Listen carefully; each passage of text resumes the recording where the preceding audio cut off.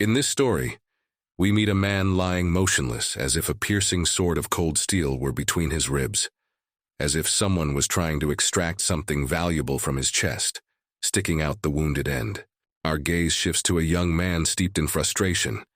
After all, this guy was facing an outcome that seemed already inevitable. There was only 15 minutes left to find a way to survive.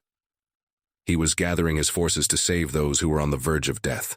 He wasn't about to get discouraged, as he had a full 35 minutes left. His main mission after the battle was over was to wander endlessly through the field strewn with bodies, searching for wounded warriors to give them a final blow and acquire some more time for himself. This story seems completely ordinary, as if it could be found in any fantasy novel. Our hero, plagued by illness in the real world, was reborn in the fantasy world, where his life took a very different direction. He discovered a world of swords, magic, and thrilling adventures where both deadly enemies and loyal friends were encountered.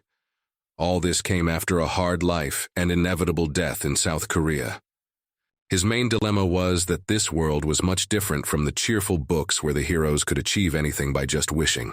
For long days he wandered these vast fields and could not find a single surviving enemy, which was contrary to his expectations. He was ready to give up now, and this pace gave him no hope of living to see another day. However, as he moved further in search of a living warrior, he found an old man with a severed leg who was coming to the end of his journey in this world, letting out his last breath. Stepping closer to him, the man whispered, "How it hurts me. Please end all this torment. Somebody help me." He begged for an end to his meaningless life. The boy gazed at him, thoughtful. Perhaps he should have helped the man after all. This could be his chance for survival if he decided to take what time he had left. Without thinking too long, the lad took his blunted blade and pierced the old man's chest. At that moment, the watch on his arm reflected the time, 8 km and 50 minutes. The man got what he had longed for so long. Left alone and emitting his last breath, he stayed alive, getting a little more time to survive in this harsh world. Nevertheless, the guy was frustrated. After all, this man was just an ordinary farmer and was only given 20 hours. It wasn't even a full day. Disappointment gripped him, for this was not enough time to do anything meaningful. To the side of our warrior came another guy who said, "I knew it. That's why there have been so few survivors in the last few days. You're getting everyone here." The man who approached him stood on the head of one of the warriors our guy had defeated, and asked, "Is this your handiwork? And did you finish them all off?" The silhouette of a rather huge man with a massive sword appeared in the background, and he began to speak. But when the fallen soldier rose and saw the sudden death of his savior, a strange joy sparkled in his eyes. The man with the sword offered, "Would you like to share the fate of this surviving soldier?" Moving closer, he announced that it was indeed very attractive and impossible to stop after the first try. Then he began to laugh evilly. Our warrior turned around, and within himself the question arose, who is this man? A rather huge and imposing warrior stood before us, his face adorned with an evil smile. He said, "You don't know who I am. You seem to be new here." He then introduced himself as Reaper of Souls Stefan. Continuing to grin evilly, he said, "Hey kid, that's not the way things are done. You killed my toy. You have to answer for that." After these words, he suddenly attacked our warrior with a shout. "I take it you are already ready to face my sword and answer for your nefarious deeds." His strike was incredibly powerful, and the swing of his sword raised dust all around. His blade was as sharp and deadly as it was ruthless. The guy still managed to draw his sword and deflect part of his new opponent's blow. However, the one turned out to be stronger, and our hero flew away from him for several dozen meters. He began to grunt in pain as he looked at his enemy and realized how strong he was. After all, with just one swing of his sword, he sent him into the air. The Reaper of Souls did not miss a moment, and quickly approaching our warrior, began to attack. The moment seemed to freeze in mid-air as swords clashed and sparks flew in all directions. His punches were incredibly strong. The Reaper of Souls gloomily glared at him while praising our warrior, for he had managed to block several of his blows. He continued to advance furiously, realizing his advantage in this fight. Looking deeper and deeper into him, The warrior rejoiced, for his opponent was not so simple. Just the kind of opponent he needed. Looking at our warrior, he noticed that he was still too young and handsome. He was looking for just such a rare toy as this young man. After that, he began to lose his mind, excitement overwhelming him. He wondered what our warrior's face would be like when he tore it apart. He couldn't wait any longer. His desire to make all these thoughts a reality had become unbearable. He began to utter the phrase, "I will kill you," but our warrior wasted no time. Noticing that his opponent was distracted, he chopped him in half, leaving him no chance. Cutting it open, our warrior was shocked. After all, he was able to defeat an opponent who was several times stronger and more experienced. However, what he saw afterward shocked him even more. The defeated opponent was run in by his comrades. An old man with a huge axe was complaining about a recently deceased warrior. After all, that madman had started doing his obscenities again during the battle. Behind us, we saw several more comrades of the recently fallen warrior. One of them noticed the boldness of the actions for a man who was a wanted man. The second man, with a scar on his face and a bandage, said he wouldn't be like this if he didn't care about what was going on. Our warrior was approached by the most experienced and respected warrior with an axe. He asked, "How are you? Are you okay? You almost got treated badly. It's worth being thankful it ended this way." However, the young man adopted a fighting stance and was ready for whatever the outcome of events might be.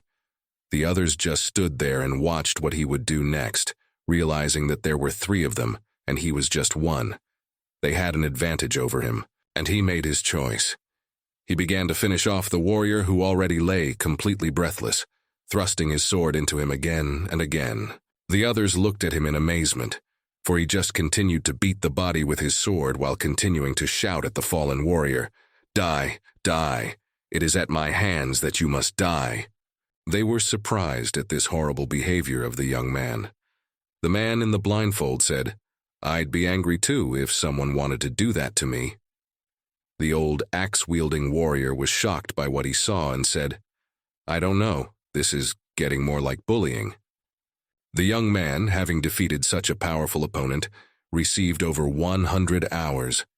All of his actions were not expressions of anger at his opponent, but rather responses of desperation. After he realized that his opponent had completely lost the gift of life, he fell to the ground and started breathing very heavily.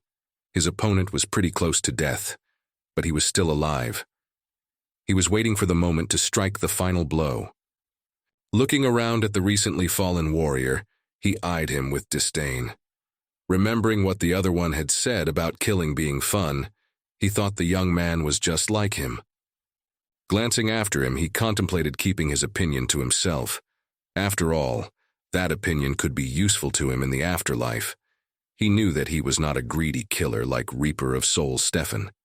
The young man had to constantly kill everyone he could, because after rebirth, he has a countdown to death. Only he can see this countdown, and when time reaches 0, his life will be cut short. He had only one way to add to his time and stay alive, and that was to take the lives of weaker enemies. However, he himself was not very happy about it. Even long after the murders, his hands shook, his head ached, and he was sickened by such heinous acts. He wondered if he should continue to live like this, or just let things go and end his life there. The axe-wielding warrior walked over to him and looked at the guy who had recently accomplished such an incredible feat of defeating a powerful enemy. He suggested he join their mercenary squad to survive.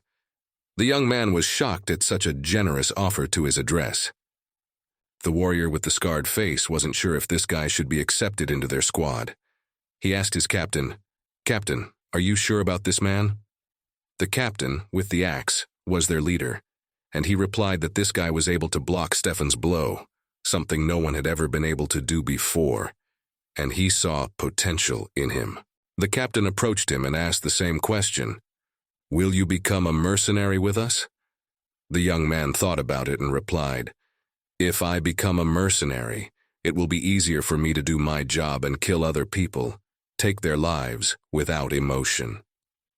The captain looked at him with a grim expression and said, That's a pretty strange question for someone who just literally miraculously survived. Looking at him with despair, he decided to answer his question. The answer was quite simple. After all, you never get used to that sort of thing. Taking a life is only considered normal for the insane, like that kid I fought. The young warrior had already begun to lose hope, for he realized that the old man's words were true, and it was impossible to get completely used to taking other people's lives. The old man went on to say that he didn't need to get used to it. The old man went on to say, "The most important thing is the end of your own life, how you live it, how you end it." He also remarked, "That isn't it to live well that they work as mercenaries." The captain looked at him and decided to give him a valuable lesson, telling him that he needed to become much stronger. Not only humans, but all other life forms have a desire to survive, and only the strongest survive. He began to tell the young warrior the reasons for becoming strong. After all, not everyone wants to become strong. They just want to survive, and in order to survive, you have to be stronger than those who want to deny them that opportunity to live. The young man, hearing all these stories, cheered up and began to rise, already agreeing to become a mercenary and go on an interesting journey. The young warrior began to familiarize himself with the new members of his team. The man with the scarred face expressed displeasure, but said that if the captain wanted to, we could try to get him on the team. The kinder and older member of the team simply welcomed him into the ranks of his company and wished him not to die any time soon. The young man has already realized everything for himself, for he does not want to prolong his life at the expense of others. Upon introductions, the others began to ask him, "What is your name, little warrior?" He answered, "My name is Levis." His gaze filled with determination, and he realized that in order to survive, he had to kill everyone and everything. At the rest of the team, he asked the rest of the team to call him Levi, realizing that for the sake of his own life, he had become a terminally ill knight. In one of the old houses, in the incessant downpour, a voice was heard, in which the words of the mysterious Reaper of Souls were glimpsed. This conversation about the Reaper of Souls takes place among ancient walls, among which an old man with a bald head and a thick beard has found his refuge. His wrinkled face reflected the years stamped by hard times. He stared at his interlocutor and said with quiet certainty that, of course, he remembered the Reaper of Death, and that memory would never leave him, even if he tried to forget. He remembered how their first meeting had taken place only a month ago, on a battlefield where bloody battles had left their mark in the form of many bloody bodies. He was then but an ordinary serf soldier serving under Viscount Barra. In the chaos of this overhead battle, his sword flashed like lightning in the midst of the battle. He stood there in a fighting stance, ready for whatever incredible events might unfold in this battle. At this moment, he also realized that he was no ordinary knight. Here, in this battle, magic was not his tool. His power was something more mysterious and powerful. Only a select few abandoned magic and resorted to the ether instead. He was one of those select few with a passion for this unusual art.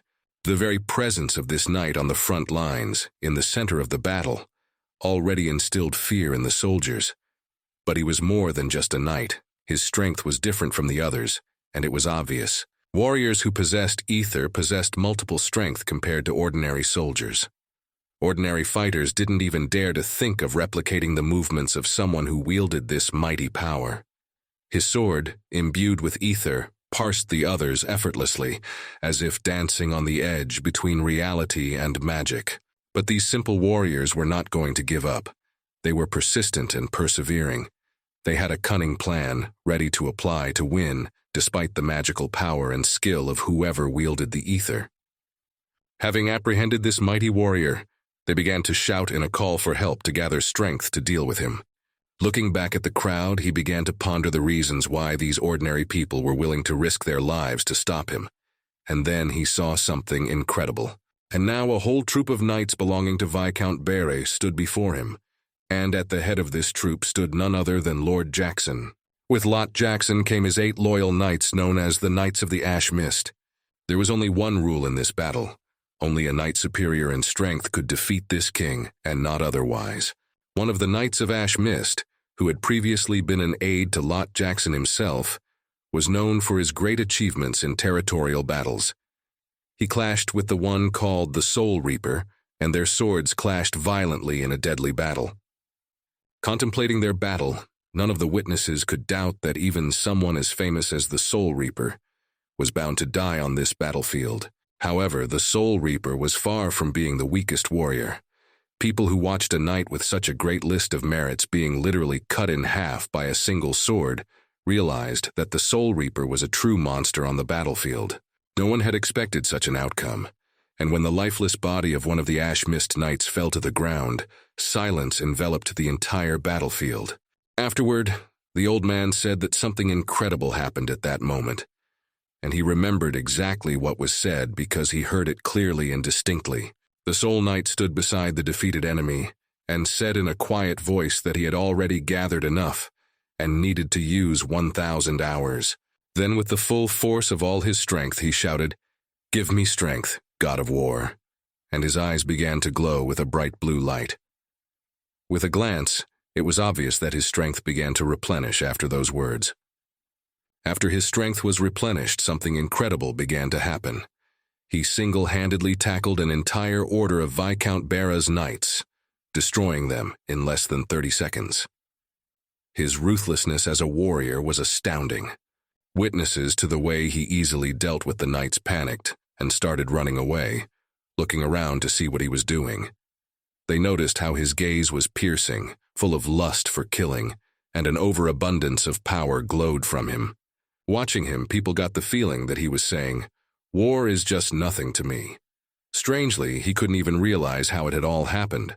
However, his story is interrupted by a mysterious voice stopping his narrative. The one who interrupted the old man appeared to be a silhouette wearing a hood and gloves. He asked the old man if he had called God's name before the battle, and inquired if the old man had seen any strange activity. Perhaps he had eaten or drunk something. The old man scratched his head and replied that he wasn't sure if he had seen anything like that. When the hooded silhouette revealed its identity, it appeared to be a man with a beard. He said, "That's how good it is," and continued, "I know the rest on my own." He then decided to thank the old man by pouring in a few coins. The old man rejoiced at this and said, "Oh my God, thank you, thank you, thank you." After he gave the coins to the old man, his identity began to disappear. However, the old man queried, "Wait a minute, I didn't even give you his name." The personality replied, "So know that person perfectly well." And he called out the name of the Reaper of Souls, Levis Delosi. This man survived and defeated all his enemies in his path using the power of God, and that was why he was also called Reaper of Souls. This mysterious person stated that previously there were only rumors about him, but now he had become a truly famous warrior. Returning to the present, we see several homes where life is thriving. He thinks it's time to celebrate his victory with his allies. Indeed, the men celebrated their victory with a gleam in their eyes, shouting, "Let's drink to victory." They supported each other by raising their beer mugs and beaming at each other in friendly cheers and celebration.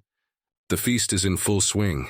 The table is bursting with an abundance of treats, and comrades are gathered around, their faces shining with smiles, their eyes glowing with happiness, hands raised with mugs of drinks.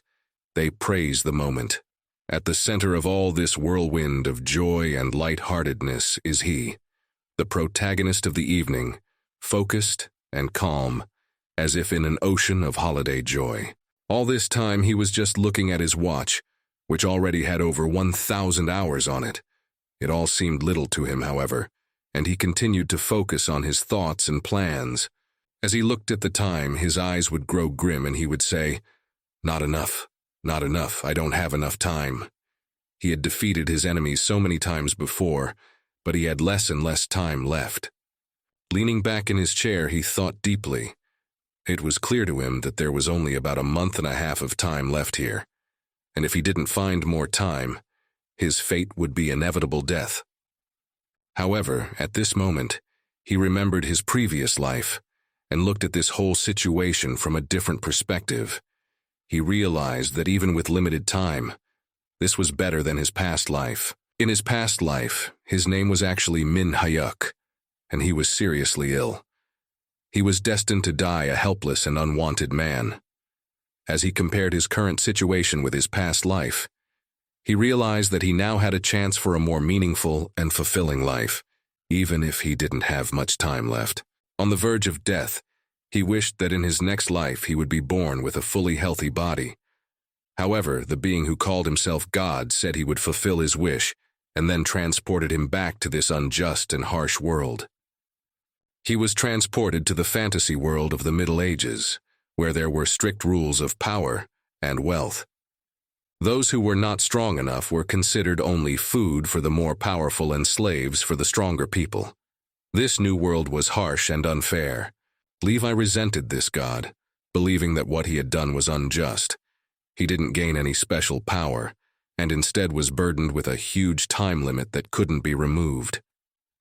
He felt betrayed and helpless in this new and harsh world.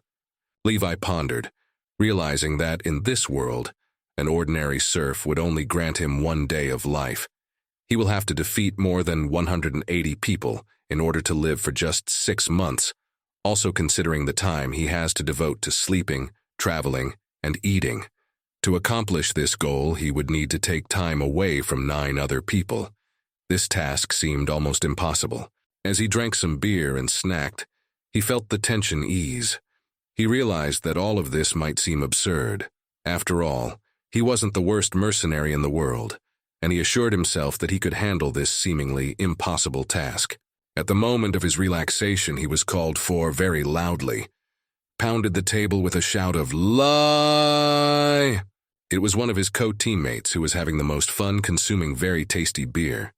He asked Levi, "Why are you sad? It went well, didn't it?" Levi looked at him and asked rather sullenly, "Have you had time to get drunk yet?" Stepping closer to him, this co-commander gave Levi a hug and said, "Of course I got drunk. After all, you never know where you might die, so you have to drink as much each time as you did the last time." Levi wasn't too happy about the idea, but just out of courtesy agreed with him. At that very time, another man approached them and said, "Enjoy with the rest of us this holiday. You've made some pretty impressive contributions here, too." The old man looked at him and said, "Well, you're starting." That man turned out to be the deputy captain, the same man with the scar on his face. Walking up to Levi, he spoke that if the best warrior was sour, the atmosphere would be completely ruined, and all the warriors would fall into despondency. The guys at the next table were also interested in this conversation and wanted to know how this battle went. When they started talking about how Levi had killed all those guys who were in the battle, the second man joined the conversation and started insisting that Levi share the whole story. The deputy captain also added, "But you have to tell me too, I'm curious too, Levi. How did you deal with them? They were all knights after all and quite not weak." Interest in Levi's story was very high and everyone was waiting to hear his story. They realized that all these knights were not supposed to take part in their battle and thought it was unfair. This was especially unacceptable for that man with a scarred face and no hair, whose name was Nell, as he had almost reached the master level and shouldn't be involved in such petty battles. Levi was not particularly happy about this attention, and was upset. He thought about the fact that they were so eager to get his secrets out behind them, and it made him uneasy. Levi has chosen the right tactics. He started smiling and saying that he was just lucky, and their words were better than their skills. He realized that they would not be able to believe that he would tell the truth, even if he told it completely. Scratching his head, Levi continued to assert that he had done nothing unbelievable. The deputy captain said, "Lucky, Levi. We're not stupid. We've seen it all for ourselves." He wanted an honest answer from Levi about how he had handled such a difficult battle. The deputy captain reminded them that members of their crew had died at the hands of this Nelly warrior, and that he couldn't be defeated by just plain luck. He implied that Levi might be withholding his real skills and experience in battle. Looking at him with a more serious look, the deputy captain repeated the question. "So, what are you hiding from your allies? After all, we may need it in the next battles." He was persistent. and wanted to solve Levi's mystery. Levi, however, just sat there and remained silent. He didn't want to tell everyone what he was actually capable of doing, and preferred to keep his skills a secret. Raising his hands, Levi said, "I'm just kidding. It was just a joke I'm going to tell you, so listen carefully." He decided to dispel the strained atmosphere and share his story. Taking a more serious look, Levi began his story, and everyone else stopped talking, beginning to listen intently to their hero. Levi was talking about what really happened. With a very grim expression on his face, Levi narrated that he had actually risked his life to win. He didn't hide the truth from them, but he also didn't fully tell them everything they needed to know. He kept some details of his abilities and experience a secret. Everyone watching was really surprised to learn that Levi had risked his life. One of them asked, "What about the story of how you defeated all of them?" He expected to hear more details about the battle and Levi's victory. After they realized that Levi had just decided to play a joke on them, they started laughing and shouting, "Of course, we're all such fools here." Then they started pelting him with beer and food, saying, "Do you have multiple lives to mess with us like that?" They took Levi's words as a joke cheerfully and laughed happily. In the midst of all this crowd, another man approached them and ordered them to leave Levi alone and stop interrogating him. He said that nothing would change anymore from them finding out how Levi was able to defeat those knights, and there was no point in continuing the interrogation. That man was the captain of the lumberjack knight squadron, Tan.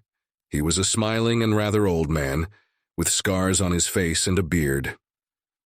Tan asked Levi to go with him to the side for a conversation. Levi happily agreed and went off to the side with Captain Thane. However, the deputy captain jokingly told him to hurry back, or they would drink all the beer, including his share. This added some humor to the situation, and Levi walked away with a smile on his face. However, Levi turned around and said that was too cruel, and asked where the deputy's love for all the squad members had gone. The deputy captain replied ironically, "Love for all the squad members? There isn't one, and there never was one." They began to walk outside the festive place, and both were silent, as if they had a rather serious conversation ahead of them. The atmosphere became more tense, and apparently they had something important to talk about. After Levi left, the deputy captain said, "Enough singing, gather round, young knights. We have important business to attend to." The old man continued to drink and asked why it needed to be done right now. The deputy captain was apparently not inclined to talk too much, and told the old man not to ask unnecessary questions. He clarified that they had a job to do, and only announced it after receiving the assignment. It was obvious that now was not the time to talk. The deputy captain seemed to have his suspicions, and expressed concern about the job. He said they urgently need to get all the business done. Levi entered the captain's room, unaware of the serious conversation. The captain was already standing at his desk, preparing for this meeting. The atmosphere in the room was tense, and Levi expected a serious conversation with his superior. Levi, walking into the captain's room, began to ask questions. "What do you want with me at this hour? What's the matter, Captain?" The captain started laughing out loud and replied, "That's a great job, Levi. You're the best warrior at the last battle, and I couldn't even guess that a newbie would become such a great warrior. In honor of such a good fight, I've prepared a great gift for you." He expressed his appreciation and admiration for Levi's accomplishments on the battlefield. The deputy captain asked Levi to sit down and offered him a drink in celebration. Levi wasn't really up for it and said he could go on his own, but the deputy captain insisted that he sit down and savor the moment. Levi was impatient and wanted to get down to business so he could rest with the team, but the captain continued to tell the long story of how Levi had come to them and what a great warrior he had become after the last battle. Levi's serious and thoughtful questioning reflects his impeccable reputation as a reliable warrior, always ready for a challenge. "Have I ever turned down a job?" The captain, pouring a delicious and strong drink, continued with a smile. "No, you never said no. But let's celebrate your victory first, and then we'll get down to business." Placing the glass on the table, he assured Levi that they had only recently gotten this great drink, and it was quite delicious.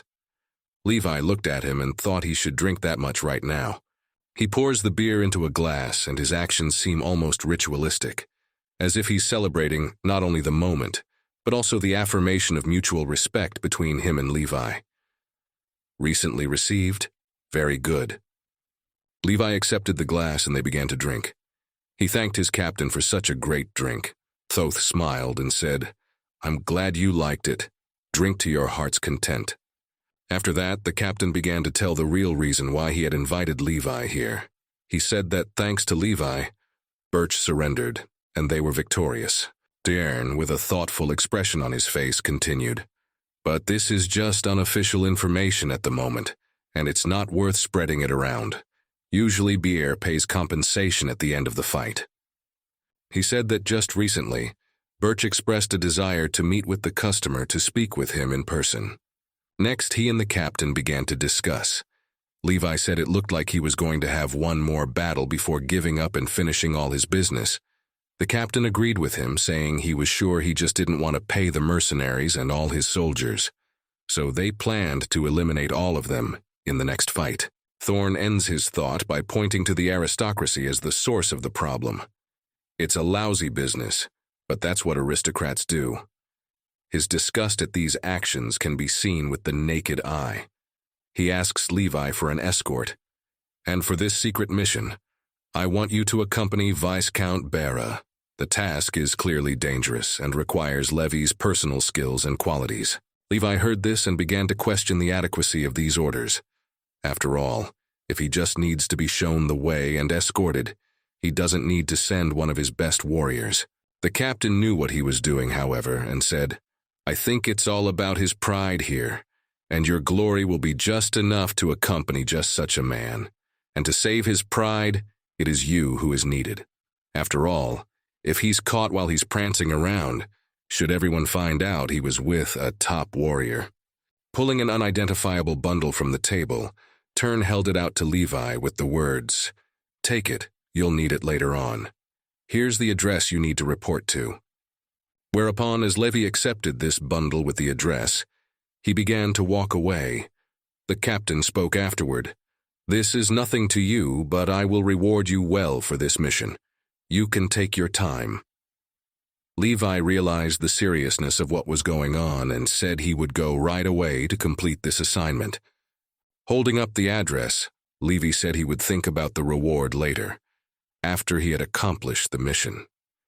He also remembered that the deputy captain must be looking for him to have one last drink with him. The captain smiled and said, all right, let's get going already. The reward is going to be amazing."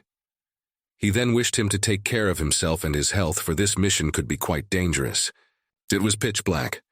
The only thing visible in the sky was the moon, which illuminated our warrior's path. After we saw Levi's silhouette, he was pacing alone through the dense forest. His reflections were profound, for he had fought on the battlefield only to live a single day. However, if someone is adding people to their doom for their own amusement and just to save money, Levi continued on his way through the thorny forest, carefully looking over his trail and taking in his surroundings. His inner world was deep and unfathomable, for he had already existed in this world for decades. However, even with all his years, and despite how many lives he took with him, Levi never mastered the art of looking down on people's lives. Moving deeper into the forest, Levi suddenly heard a voice uttering the words, "None of my business." A cloaked silhouette appeared in front of him. Levi asked, "Viscount Bera, is that you?" After a while, Levi noticed that there were other people following him as well. Several silhouettes, completely hidden under their cloaks, still slowly emerged from the dense forest. Levi began to wonder what this conspiracy might be about. The darkest memories of people he had ever dealt with surfaced in his musings. Levi examined the clothing and armor of these mysterious knights in more detail. The patterns and rivets on their armor indicated that they had been through many battles. A thought occurred to him. Judging by their attire, they were probably knights from the House of Bera. The light of the moon illuminated their faces, and several large men with grim expressions appeared in front of Levi. He asked them, "Have you come to avenge your fallen comrades in arms?" Levi, however, began to rejoice in the situation, After all, another opportunity for a battle had opened up before him that he could end in his favor. After all, he knew that because of his abilities, he would get a lot more time out of defeating them than normal humans. Levi drew his sword and was ready for battle. The phrase came off his lips, "I will finish you, whoever you are." Levi didn't have time to do anything. He was bleeding violently. The wound was so serious that his face twisted in pain, and he was paralyzed from it, unable to move. Levi falls to his knees, gripped by a sudden pain that makes him realize the fragility of his own existence and the betrayal that has just occurred. There were questions arising within him. What happened? Why is my body suddenly so weak? Coughing up blood, Levi recalled that this had never happened before. He pondered what could have gone wrong and remembered an interesting moment that could be a clue to what had happened. Levi recalled that he had recently consumed drinks that may have been laced with poison. This realization made him realize that he had no friends among his team or the rest of the people in this world. However, Levi was determined to fight to his last breath. His eyes reflected nothing but determination despite the pain and poisoning. He realized he had no one else to hope with, and his friends had turned out to be traitors. The situation escalates when the hero realizes that his comrades may be in danger. His gaze grows even sharper, and his breathing quickens from the rising tension. However, his reaction and strength were no longer the same due to the poisoning, and he didn't have time to deliver the fatal blow. Both knights pierced him, and a look of pain and incomprehension was clearly visible on his face. How could this happen? A question that remained unanswered. The knight struck blow after blow, and Levi could resist no longer. He took each blow, realizing that his life was coming to an end. At this point, he was only humbly accepting his fate. He was expectorating more and more blood with each passing moment, and the wounds to his internal organs were becoming more serious and deadly. On the verge of life and death, Levi continued to fight, but his strength was quickly running out. The knights began to draw their swords, preparing to deliver the final blow when the young man was on the verge of exhaustion, losing more and more strength due to his severe wounds. Wounded, completely exhausted and poisoned, Levi fell to the ground in front of the knights who were eager for his death. The only thought that remained in his mind was only one: we must hurry. The pain continued to grip him more and more, and he heard the words, "You, even as a great reaper of souls, are not immune to the ether-neutralizing poison. We used it to keep the upper hand on you." He realized that his destiny had been decided to use his own abilities against him. As he got closer, Levi saw one of his fellow deputy captains grinning and sneering at him. He said, "But here's great, it was worth it. We'll be able to accomplish this mission after all." Levi realized that his own comrades had turned out to be traitors and were using him for their own purposes. The second of the knights turned out to be the same old man who had been happily drinking with Levi earlier. Approaching him, the old man stated hatefully, "Don't blame us, Levi. We're not doing this on a whim. Those were the orders." Levi realized that everything that was happening was part of a bigger plan and manipulation from above. Kneeling and exhausted to the point of exhaustion, Levi asked them, "You were paid by the Viscount to do away with me, to kill me and get the money for my head? You dared to do such a thing?" He tried to understand the motives behind their betrayal. Despite the terrible agony, Levi decided to continue to resist them. Some of them surrounded him in five, and he struggled to rise, his body shaking with unbearable pain. He asked them, "Why did you decide to do this? My drink? You do realize that Captain Thurn knows about this, and you will not escape punishment?" He tried to exploit their fear of Captain Thorn. However, upon examining one of them, Levi realized that Captain Thurn was also in cahoots with them. He said, "It's even sad to think that I was hoping for your support, Captain Thurn." The disappointment and painful realization of his captain's betrayal only strengthened his resolve to fight. Glancing at his captain, Levi listened to his confession. Captain Thurn admitted, "Yes, you're quite right. I slipped you poison to break yourself, for without it we would not even have a chance to get close to your true power." Now all the cards were out in the open, and Levi realized the magnitude of the betrayal he had been dealt. Captain Thurn continued his confessions, admitting that he was the one who planned the entire operation and gave the order to eliminate Levi. The betrayal was complete and unapologetic, and Levi was stunned by his captain's revelations. He knew that the poison had been carefully chosen and planned to maximize its effectiveness against Levi. Levi realized that slipping the poison into his drink was their only chance of victory. This forced him to show his true nature and strength despite the poisoning and injuries he endured. Levi realized the full reality of what unfolded before him as he saw the captain confess his actions. He asked the question, "Captain, why did you do all this? Why did you do this to me?" He sought to understand the motives behind his captain's treachery and treason. Levi remembered every moment spent with them. They were all allies, participated in battles, and spent time having fun and friendship after battles.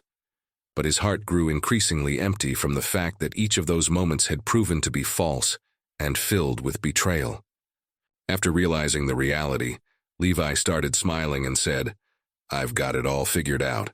I thought we were all allies." His smile was through tears of betrayal and disappointment. While Levi pondered, the captain was already raising his sword above his head, preparing to finish him off.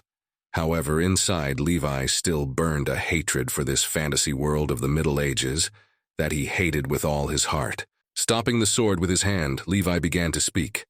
"System, I'll pay 1,000 hours. The system then gave the response, "The purchase has been made automatically, as you can only afford the blessing of Rom." It was something unexpected and mysterious to anyone who saw it for the first time. Only a few seconds passed after the purchase was made, and the deputy's sword, aimed at the captain, began to fill with lightning. The captain was stunned by this powerful force and couldn't understand what was happening. The event was mysterious and surprising. The clock continued to tick rapidly off Levi's account, and the deputy captain looked at him perplexed. He said, "You were literally just dying, and now you're rising up over me with incredible power. You were poisoned and shouldn't have had access to the ether. How is that even possible?" Magic or mysterious events surpassed his comprehension. Levi laughed more and more as Rom's blessing began to work on him. This blessing granted him enthusiasm on the battlefield and increased his fighting strength. He began to speak. "You did ask recently how I was able to defeat all those knights by myself." Finally, his true power was beginning to show. The deputy captain looked at Levi and marveled at the incredible power with which he wielded Rom's blessing. This blessing gave him additional positive characteristics, including readiness for battle, strength, and endurance. He continued to ask the question, "You asked me how I defeated the knights. Yeah, you thought I was kidding about risking my whole life." However, one panel at the time did not lie, and Levi was indeed risking his entire life. His clock was ticking faster and faster, and Rom's blessing granted him even more positive effects. All the ether indicators were changing to the sacred power of the god of war. Levi was transfixed and ready for an undoubted battle. Levi had just 16 seconds left to defeat everyone who stood in his way.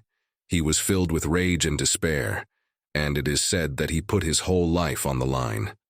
At that moment, with the force of his hand, he shattered the sword that had recently threatened his life. It was an act of strength and determination that emphasized his incredible ability to stand up to all obstacles. A sign appeared in front of him, warning him that he only had 15 seconds to live. That didn't stop Levi, however, as he had more than enough time to deal with his former partners. One of them began shouting, urging everyone to attack Levi at once, for he was now unarmed. However, Levi realized it wasn't that simple now, and his strength and Rom's blessing made him a dangerous opponent even without a weapon. The words "unarmed" only echo muffled in the silence, and in the darkness a warrior with a bloody mark on his face and a burning eye looks on. "Do you really think so?" His quiet reply hidden behind a mask of indifference. And now he stands alone on the field of the god of war, where swords are raised like prayers to the heavens, and the skulls of the fallen lie at his feet like evidence of an endless cycle of battles and victories. Amidst the blazing red shadows, The system allows the warrior to use the clan's weapons while the blessing lasts, like the light of a beacon shining through the darkness of battle. A strong hand snatches the blade, choosing a battle blade of this kind. And the price for that is 4 lives per second. Time compresses and every breath becomes a deliberate decision. The warrior grips the hilt of a glowing sword that reaches to the heavens, as if challenging fate itself to a fight. His eyes reflect the fire of battle, preparing him for his next feat. Horror covers his face as the countdown timer reaches 5 seconds. Where did that devil's sword come from? His question echoed in the void, breaking the silence before the storm. The warrior's gaze is fixed upward, his face illuminated by the light of battle. The countdown timer shows 4 seconds, each of which feels like an eternity. A whirlwind of fire and metal envelops the battlefield, each warrior's maneuver drawing hot lines in the air, emphasizing the inevitability of the upcoming clash. It's a second before the inevitable happens, and his profile lights up with the fire of determination. Let me ask you this. His voice sounds calm in the face of fate. And then, on the battlefield, where every step sounds like thunder, he asks the unanswerable question, "Who was I to you?" You ask such an emotional question. These are the words that open the door to his soul, full of battles and victories. Through clouds of dust and blood, the warrior powerfully chops his enemies, the sword in his hand writing a red area of victory. Thought we were going to be a family? His words sound like a judgment. A flash of light and heat envelops him. A sword that has gained the power of the sun is held in his hands. The countdown timer keeps going. Return of the clan's battle blade. The system emphasizes the inevitability of the moment, when power and fate will converge in a unified decision. Physical overload overtakes the warrior. The system warns of temporary weakness, even when he is on the verge of victory and defeat. Laughter erupts in the silence, a mockery of inevitability and fear. Blood streams down the warrior's face, reflecting his stubbornness and desperation in battle. He falls to his knees, tired and wounded, but not broken.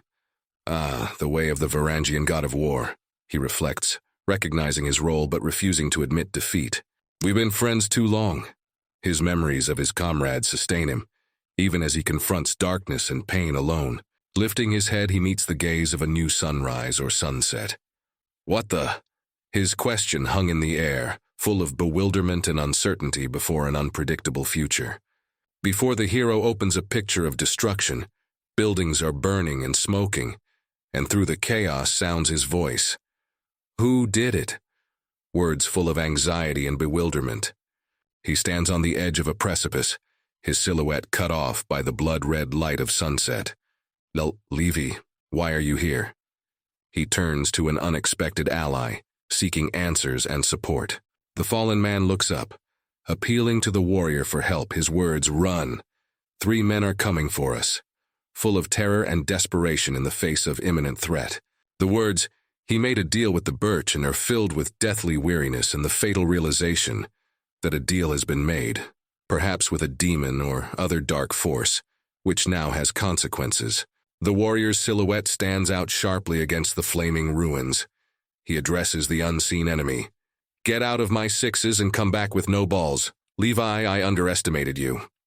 The silhouette of another man appears against the fiery sky, creating a contrast between the darkness and the fury of the flames. Or maybe overrated those irons. "Gary, you sick bastard." There seems to be a fight going on between old acquaintances. The face of one of them is contorted with anger and shocked at the betrayal. "Why did you kill your allies? You were going to kill me." The accusation is thrown in the traitor's face.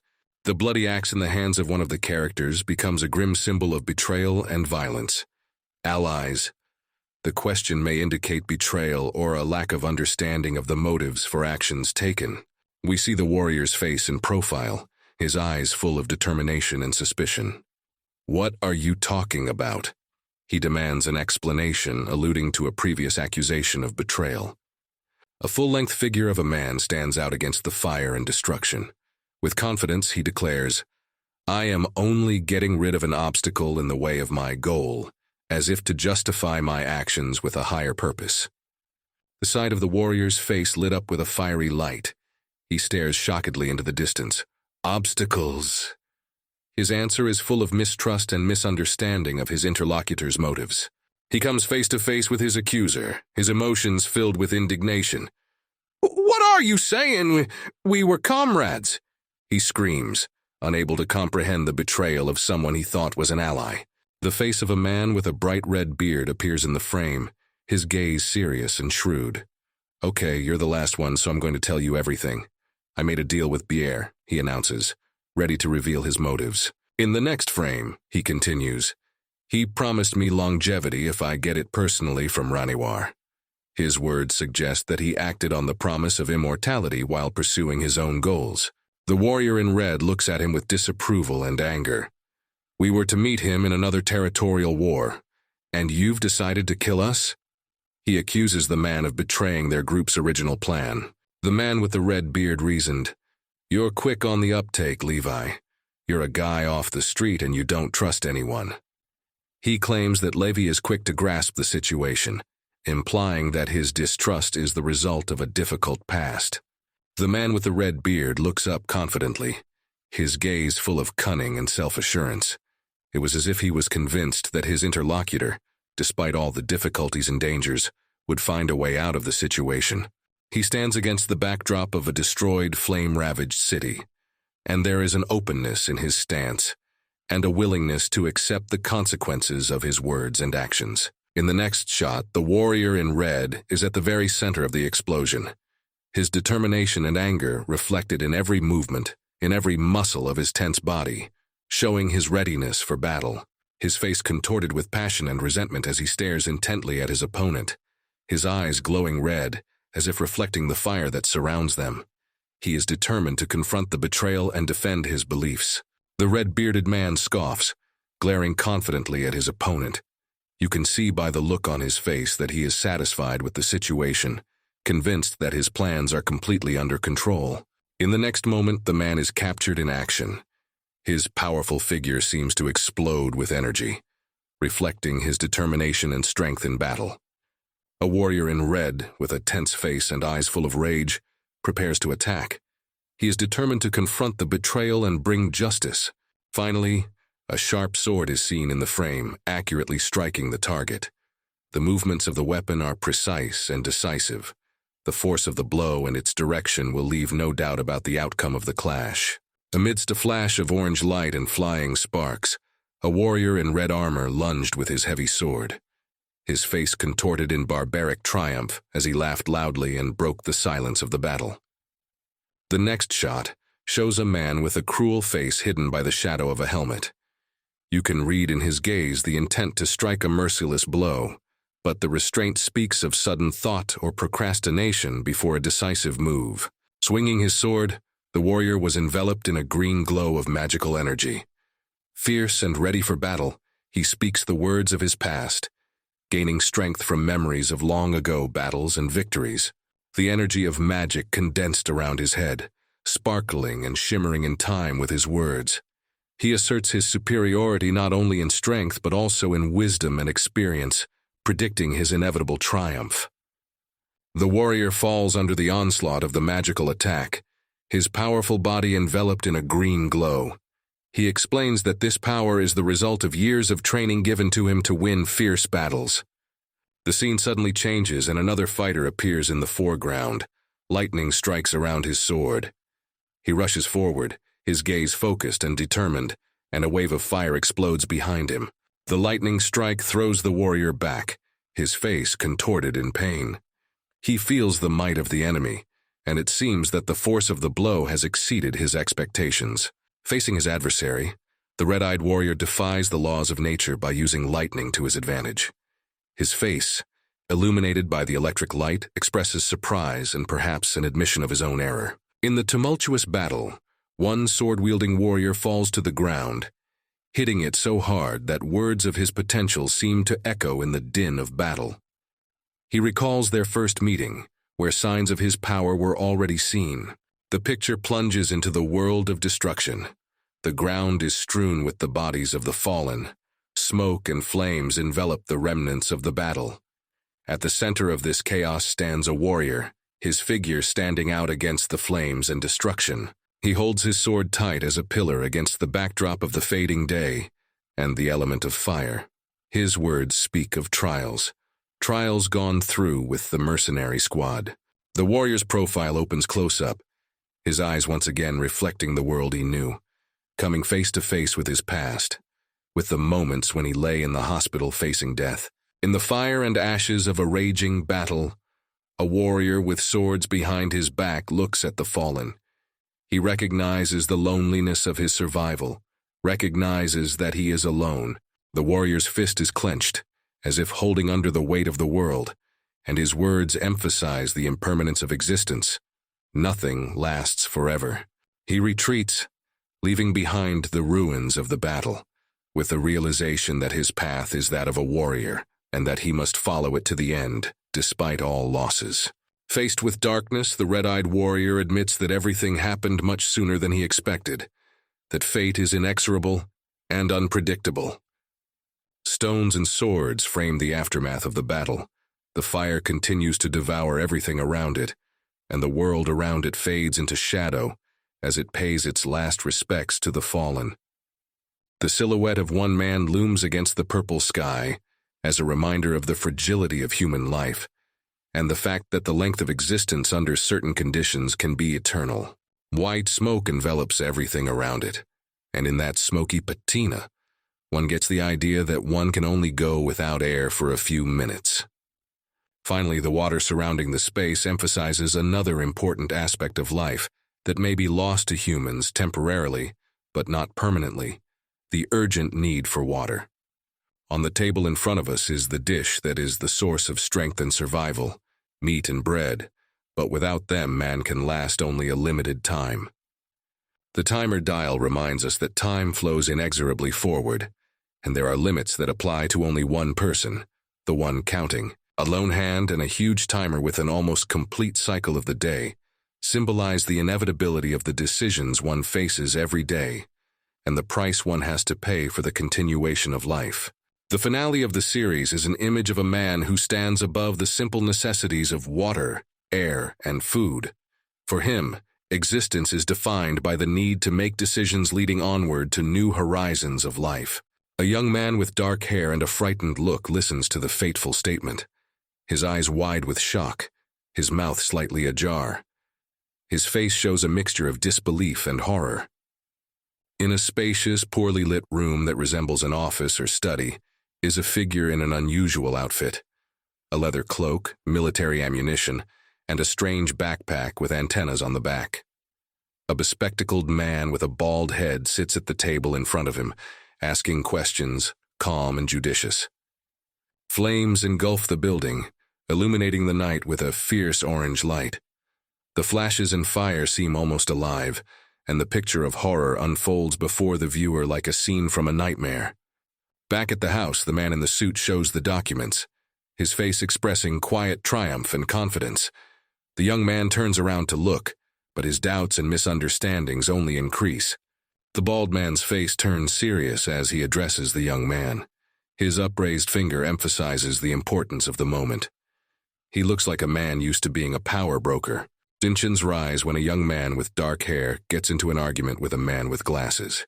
He leans forward, anger and despair unmistakable on his face. A clash of ideas and will unfolds before us. Confusion and doubt runs across the young man's face. His red eyes widen as he is confronted with an unexpected discovery, his gaze lost in the void. The scene changes, and now we see a young man in armor standing in front of a combat veteran. This bearded man seems familiar with military duties, and his casual smile suggests he knows more than he's showing. A vague sense of deception is reflected on the young warrior's face as he looks at the piece of parchment in the bearded man's hand. Perplexity and disbelief make him frown, trying to comprehend the sentence that sounds like a challenge. Returning to the dialogue with the man with glasses, the young man expresses his despair and anxiety. He feels the weight of every word, realizing that the document he signed carries much more than he expected. The young man's eyes reflect panic and confusion. He feels the situation is spiraling out of control, and his own words echo, increasing his anxiety. He stares straight ahead, as if all emotion but determination has washed off his face. You can read in his gaze his willingness to face the unknown that lies ahead. Looking at the bald man, the young warrior clutched his sword tightly. His gaze is serious and adamant, and his posture is ready for any outcome that might follow those fateful words. The document with the red cross reminds the verdict that there is no turning back.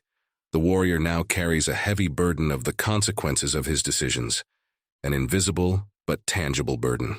The group of detractors are like ghosts of the past, ready to become a threat to the young warrior. Individual faces in the crowd seem particularly grim, as if they can already smell the hunt approaching. The bald man looks through his glasses with an impassive, almost mechanical calm. There's a cold glint in his eyes that heralds the inevitable fulfillment of a deal that can't be undone. The dark corners of the room are filled with tension. In the center stands a young man with a sword, its blade reflecting a flickering light. His gaze is hidden by shadows, but determination is visible in every feature of his face. He is surrounded by figures whose faces are full of anticipation and aggression. They are waiting for him to make a decision, but he has already chosen his path. The next shot brings us closer to the protagonist's face, where every feature of his face is depicted in amazing detail. Shadows and light play on his faces, expressing inner struggle and concentration. He wonders, and there is determination in his eyes, but also a subtle note of doubt. Attention shifts to the group of opponents. They were gripped by fear and determination. Their eyes reflect worry, and they realize the gravity of the situation they find themselves in. The anchorman's words sound like a warning, and his gaze is fixed on the protagonist, glittering with cold menace. He is calm, his speech flows smoothly and flawlessly like an icy river. He's not looking for a fight, but he's not avoiding it either. His words are not a judgment, but they are not a plea either. They are simply a statement of what could happen in the worst-case scenario. Two characters discussing a complex problem. One of them, a young man in military uniform, asks a rhetorical question, emphasizing the complexity of the situation. His look is full of doubt. The other, a bald man with glasses, looks calmer and more confident, demonstrating his philosophy through abstract answers. The silhouette stands before the hostile symbols, surrounded by a dark aura of menace. The air is filled with anticipation of conflict, and shadows hide the character's face, adding to the mystery.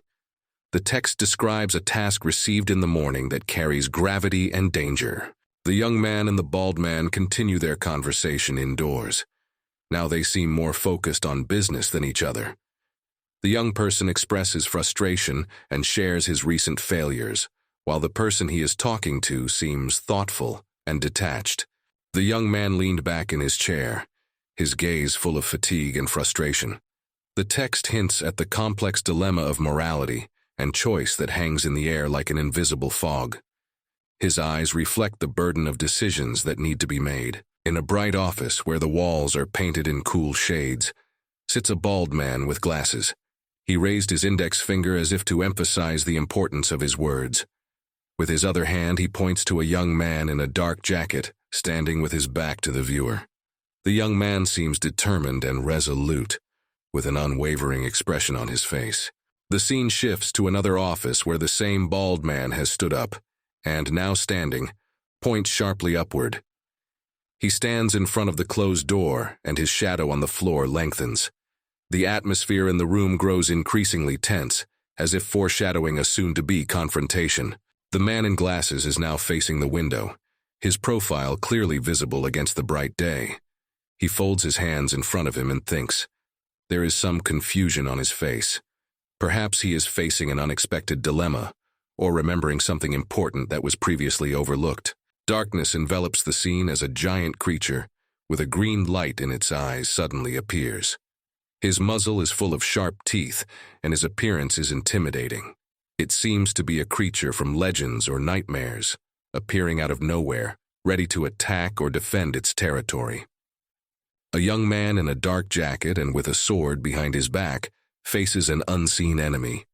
You can see the tension and readiness for action on his face. The darkness surrounding him seems tangible, and his eyes burn with determination. The next shot shows him full length, standing against the backdrop of the forest at night.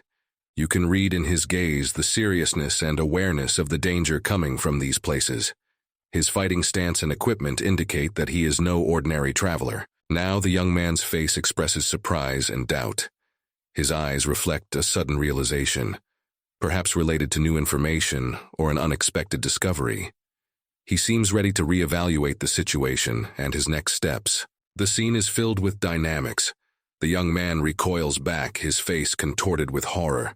Sparks flew around him, giving the impression of a sudden and overwhelming threat, something that made him lose control and perhaps even confidence in his abilities. The scene where the guy dies of rage. His face is bloodied, his eyes red with terror. His gaze lost in the void. Despair and pain are reflected in every feature of his contorted face. But the fact is that evil beings cannot live among us. The other young man raises his head, and an electric shock pierces his face. Shock and horror imprinted on his pale skin, blood staining his clothes. To survive, I have to kill living things all the time. A third character clutches knives, his face hidden in shadow, his gaze lowered, determination and heaviness visible in every muscle. That thought alone was heavy and scary. A warrior stands with his head bowed, a sword stuck in the ground beside him. The sky seems empty and quiet. The heaviness of loss and the need to carry on hangs in the air. The thought that I too would see people's lives as a burden. The image shows a lone man standing amidst the devastation. He looks at the falling warriors, among whom one holds a symbolic medallion in his hand. However, I was greatly relieved to be alive. The face of a young man, blood running down his cheek, eyes dark and full of thought, gaze staring off into the distance. No wonder that feeling came to me. A battle scene where a character deflects an attack with determination and fear in his eyes, blood splashing all around. And now, fighting demons, I remember more of what I had almost forgotten. In front of him is a huge beast, emitting glowing eyes and a sinister growl, and he stands boldly in front of it, ready to fight. See, that's not how I wanted to live my life. A young warrior ponders his fate. The bloody drops around him are echoes of his struggle and inner conflict. Are demonic beasts always like this? He stands looking at his defeated enemy, his silhouette looming against the dark sky, brooding and fatigue enveloping him. Maybe I can live without killing people. His eyes are full of hope and doubt. He is looking for another way, a way without violence and bloodshed. When I finish this job, I'm going to be an animal hunter. He decides to dedicate his life to fighting true evil, rejecting the burden of being a killer among men. Hunter, you bastard.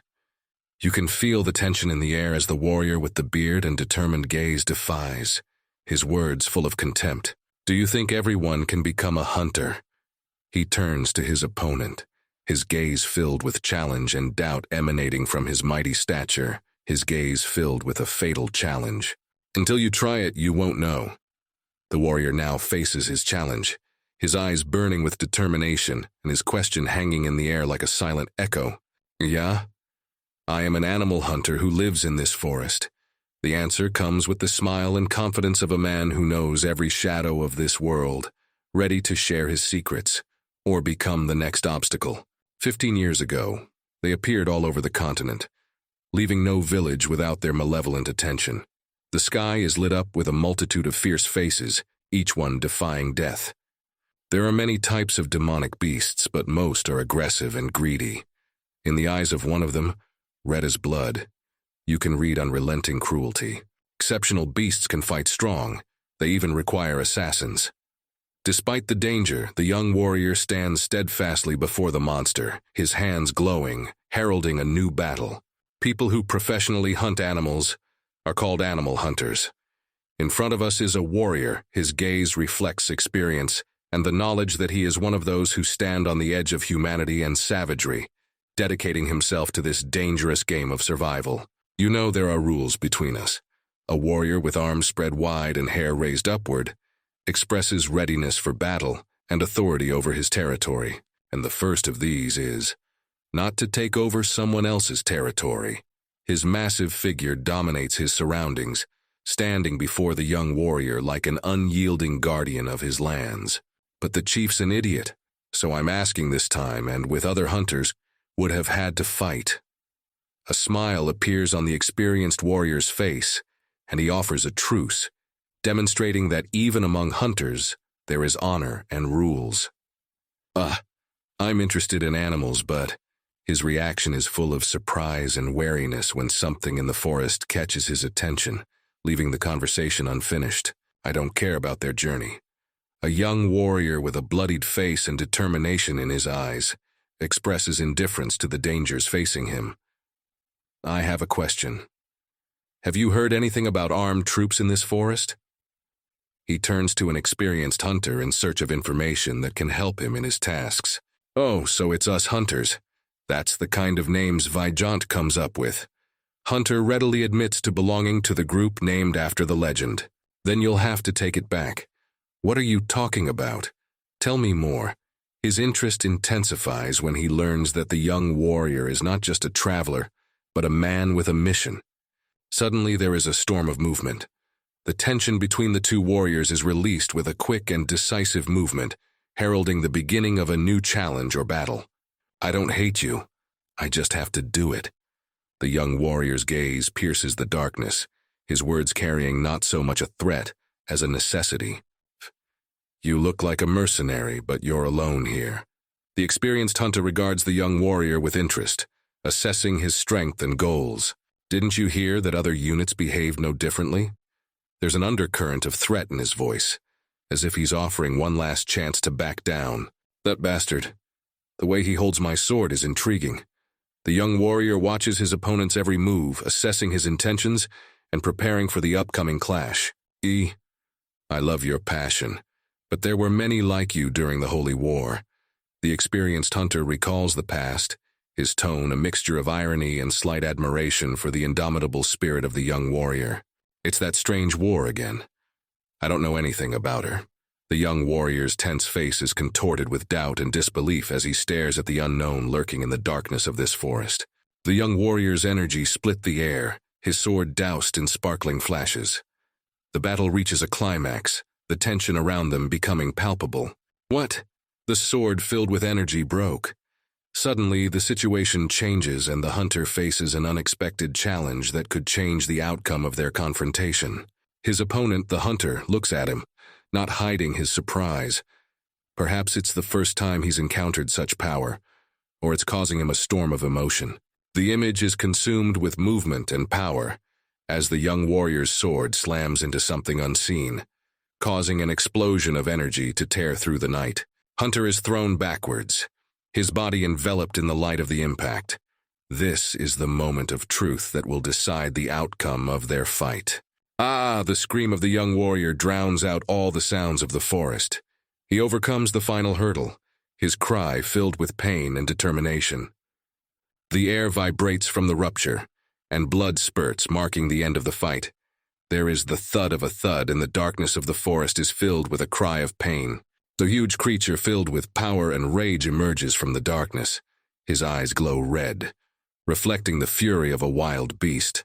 Both warriors stop before the final blow, their shadows sharply outlined in the moonlight. The fight reaches its climax when the young warrior and his opponent collide in the final dance of a battle whose fate has already been decided. The force of the blow throws shards of stone into the air, creating an aura of destruction around the warriors. The young warrior, focused and determined, gathers all his energy for the final push, his eyes burning with indomitable fire. An experienced hunter, the smile never leaves his face despite the looming threat. He is ready to face it head-on, and with no intention of stopping. I guess I got too carried away. The hunter's words express both an acknowledgement of the enemy's strength and a possible realization that the battle has reached its limit. What am I supposed to do with this? The hunter looks thoughtfully at his defeated foe, weighing the consequences of his decision. If I leave him here, the animals will eat him. His thoughts are interrupted by the sudden realization of the danger awaiting the wounded warrior in the forest. The hunter's gaze turned to his hand, to the blood that darkened in the moonlight. This wound, did I get from him? He stares at his injury in amazement, trying to understand how this could have happened. I found an interesting guy. Despite his sickly state, the hunter cannot hide his admiration for the young warrior and his strength. "I hate this world. Here I have to kill to survive." The warrior stands amidst the destruction, looming against a blood-red sky filled with desperation and determination. After the territorial battles were over, I got tired of looking around the neighborhood for unkillable. His voice reflects weariness and reluctance to continue the cycle of violence, but necessity compels him to stay on the warpath, to prolong his life a little longer. Determination intersects in his words with pity when he speaks of the difficulty of choosing between morality and survival instinct. "If it were possible, I wouldn't want to kill innocents. Ha ha, it's not funny at all when you lie." He realizes that even in this world where life depends on power, lies and self-deception cannot hide a deep-seated truth. Din? He may be half dead, but he's still a human being. The badly wounded hunter still holds humanity in his heart, even despite the death and destruction that battle inevitably brings. "You're kidding yourself, Lefty Deposit." Hunter lies wounded, his face contorted with pain and self-delusion. Is this the face of a man who hates his job? The young warrior looks at him, his expression full of irony and contempt for the hunter's lies and self-deception. Oh, he's awake. The young warrior is shocked to realize the reality of the situation, a look of fear and surprise on his face. The people around them look at the hunter, waiting for his decision. You can read in their gazes the worry and the question of what will happen next. What? Where am I? Hunter tries to make sense of what's happening, his mind still shrouded in a fog of pain and confusion after the fight. "Don't yell. You're too noisy." The warrior looks at him, his voice stern but with a note of concern in it. "Look, open your wound." He approaches the hunter, ready to help him examine the wound. "I remember he hit me and then I passed out." Hunter remembers the last moments before losing consciousness. "Chief, how hard did you hit him?" Those around you begin to realize the seriousness of the situation, realizing that something unusual has happened. Chief, you must be, Hunter struggles to remember what happened and who is in front of him. "Uh-oh, didn't I tell you before?" The warrior replies, his tone suggesting that there has already been some conversation between them. Hunter stares straight ahead, contemplating his next steps.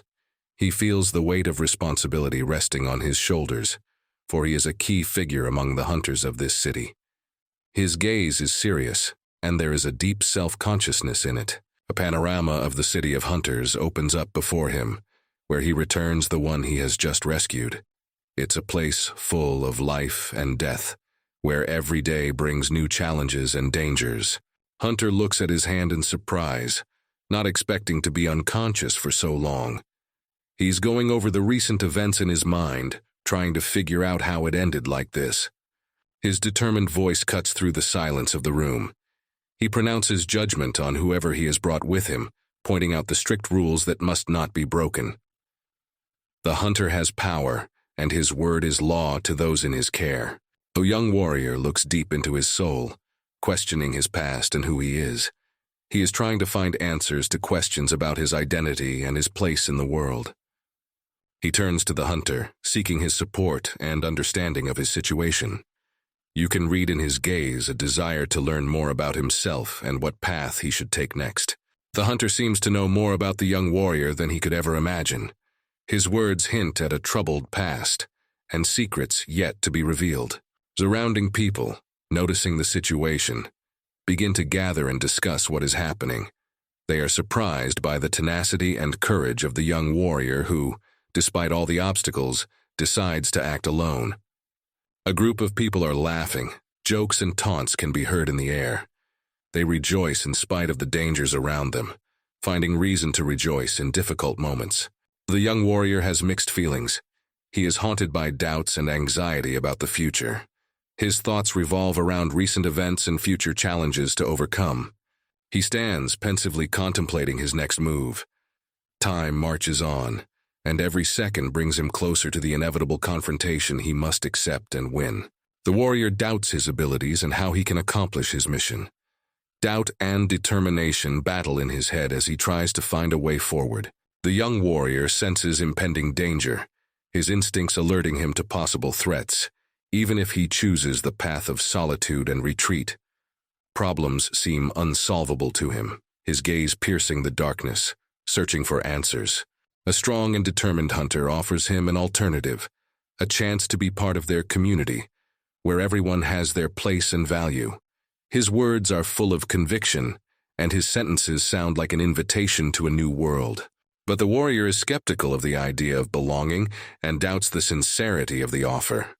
His untrustworthiness and independent spirit prevent him from simply accepting other people's terms and rules.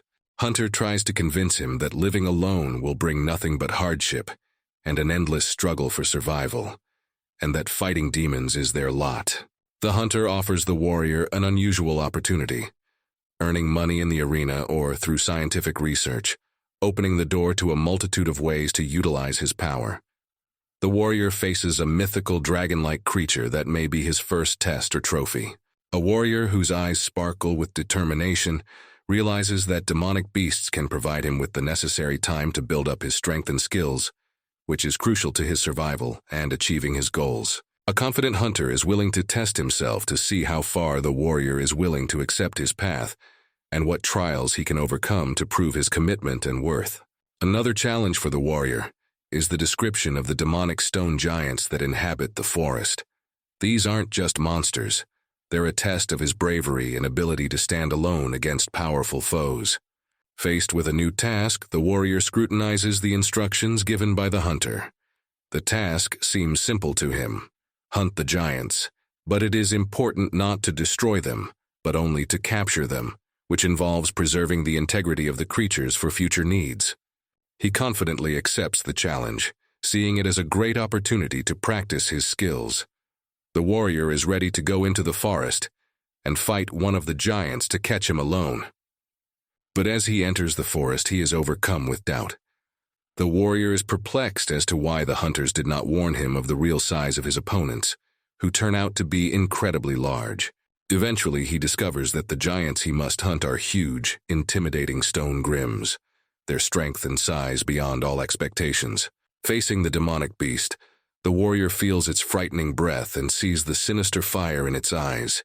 The cry of the beast sounds like a thunderstorm, filling the air with the anticipation of battle. Doubt crept into the warrior's thoughts, remembering the sketch of the beast that seemed naive and simple. He wonders who could have so underestimated the danger, now so obvious to him. Concentrating, the warrior readies his weapon, a sword that begins to glow with a cold light, reflecting his determination and fighting spirit. Finally, with a swing of his sword, the warrior sends a lightning strike towards the giant, which flashes brightly like lightning splitting the night sky. The warrior stares straight into the face of danger, his red eyes sparkling with determination, and the darkness of the night only emphasizes his focus. The light of his sword illuminates his facial features, adding to the drama of this moment. Suddenly the beast begins to fight, and its body begins to emit strange, swirling patterns. It was as if magical energy was flowing across his scales, closing his wounds and bringing him back into the fight. The warrior attacks desperately, knowing that what he has before him is not just a beast, but a creature with the power to heal. He decides to employ a new tactic, summoning all his strength and skill. With a powerful battle cry, the warrior strikes a decisive blow, using his skills and a sword that shines brighter than ever. The beast opens its mouth with a menacing growl, revealing sharp fangs. His eyes burn like embers, the glow of battle reflected in them, and the darkness around him seems endless. Lightning bolts pierce the beast's body, illuminating its gigantic size and the power it hides within. Energy glistens on the scales, as if trying to curb the force bubbling within her. The sword-wielding warrior rushes down with an arrow, his determination and speed filled with one goal: to win. His every maneuver is precise and calculated. He attacks with incredible precision, each blow aimed at stopping a powerful opponent who has decided to fight him one-on-one. The warrior stands motionless, looming against the flashes and shadows dancing around the rabid beast. "They're not as wild as I thought they would be," he thinks, noting that the monsters don't have the expected ferocity.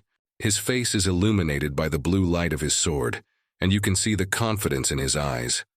"This way I can easily make time and money," he thinks, finding in this fight not only a challenge but also an opportunity.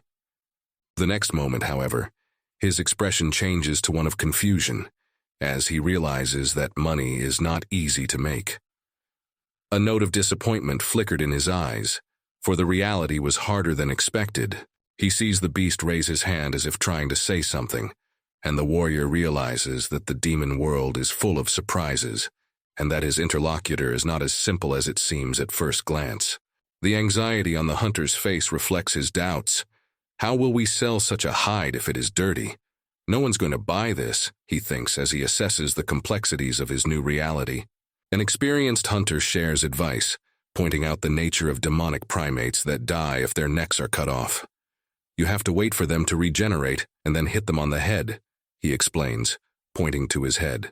The hunter in the green hood reflects deeply on his methods, realizing that habit is also the hunter's approach. Suddenly, he is faced with a choice. From tomorrow, you will learn to hunt with the devil. If you're useless, we'll kick you out, threatens the older hunter, conditioning the newcomer.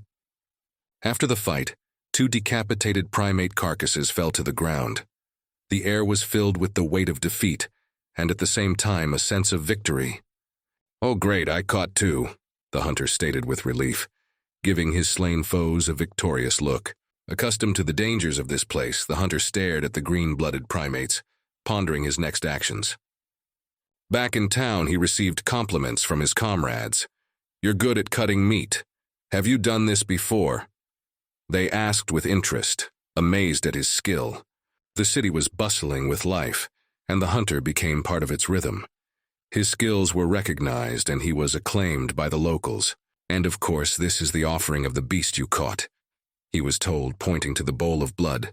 The young man looked at the bowl, his red eyes reflecting inner turmoil, but he didn't let it come out.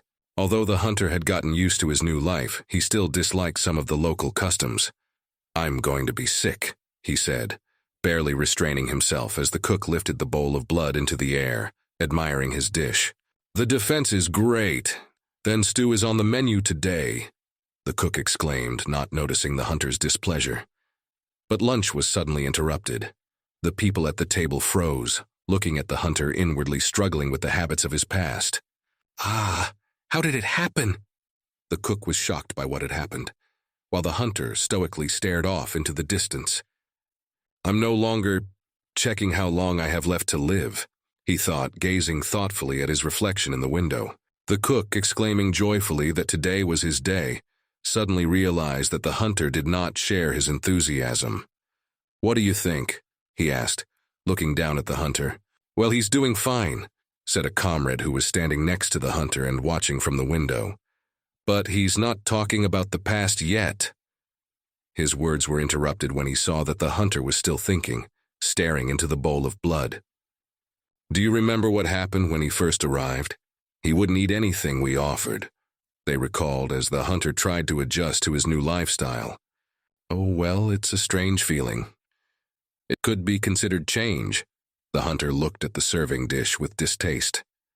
He probably thought we couldn't be trusted, the cook pondered, as he held out a piece of meat to the hunter. So you remember, he said, confirming his words. Seeing him off, the hunter looked away as he heard the cook ask, Do you think there's poison in there? The doubts that had settled in his heart did not allow him to relax. Who poisoned you? Why are you being so cautious? The mentor revealed with a sly smile that he was eating it himself, hinting at the safety of the dish. But the hunter's story wasn't as simple as the food on the table. On dark nights, when everyone was asleep, he always guarded his new home, armed and alert.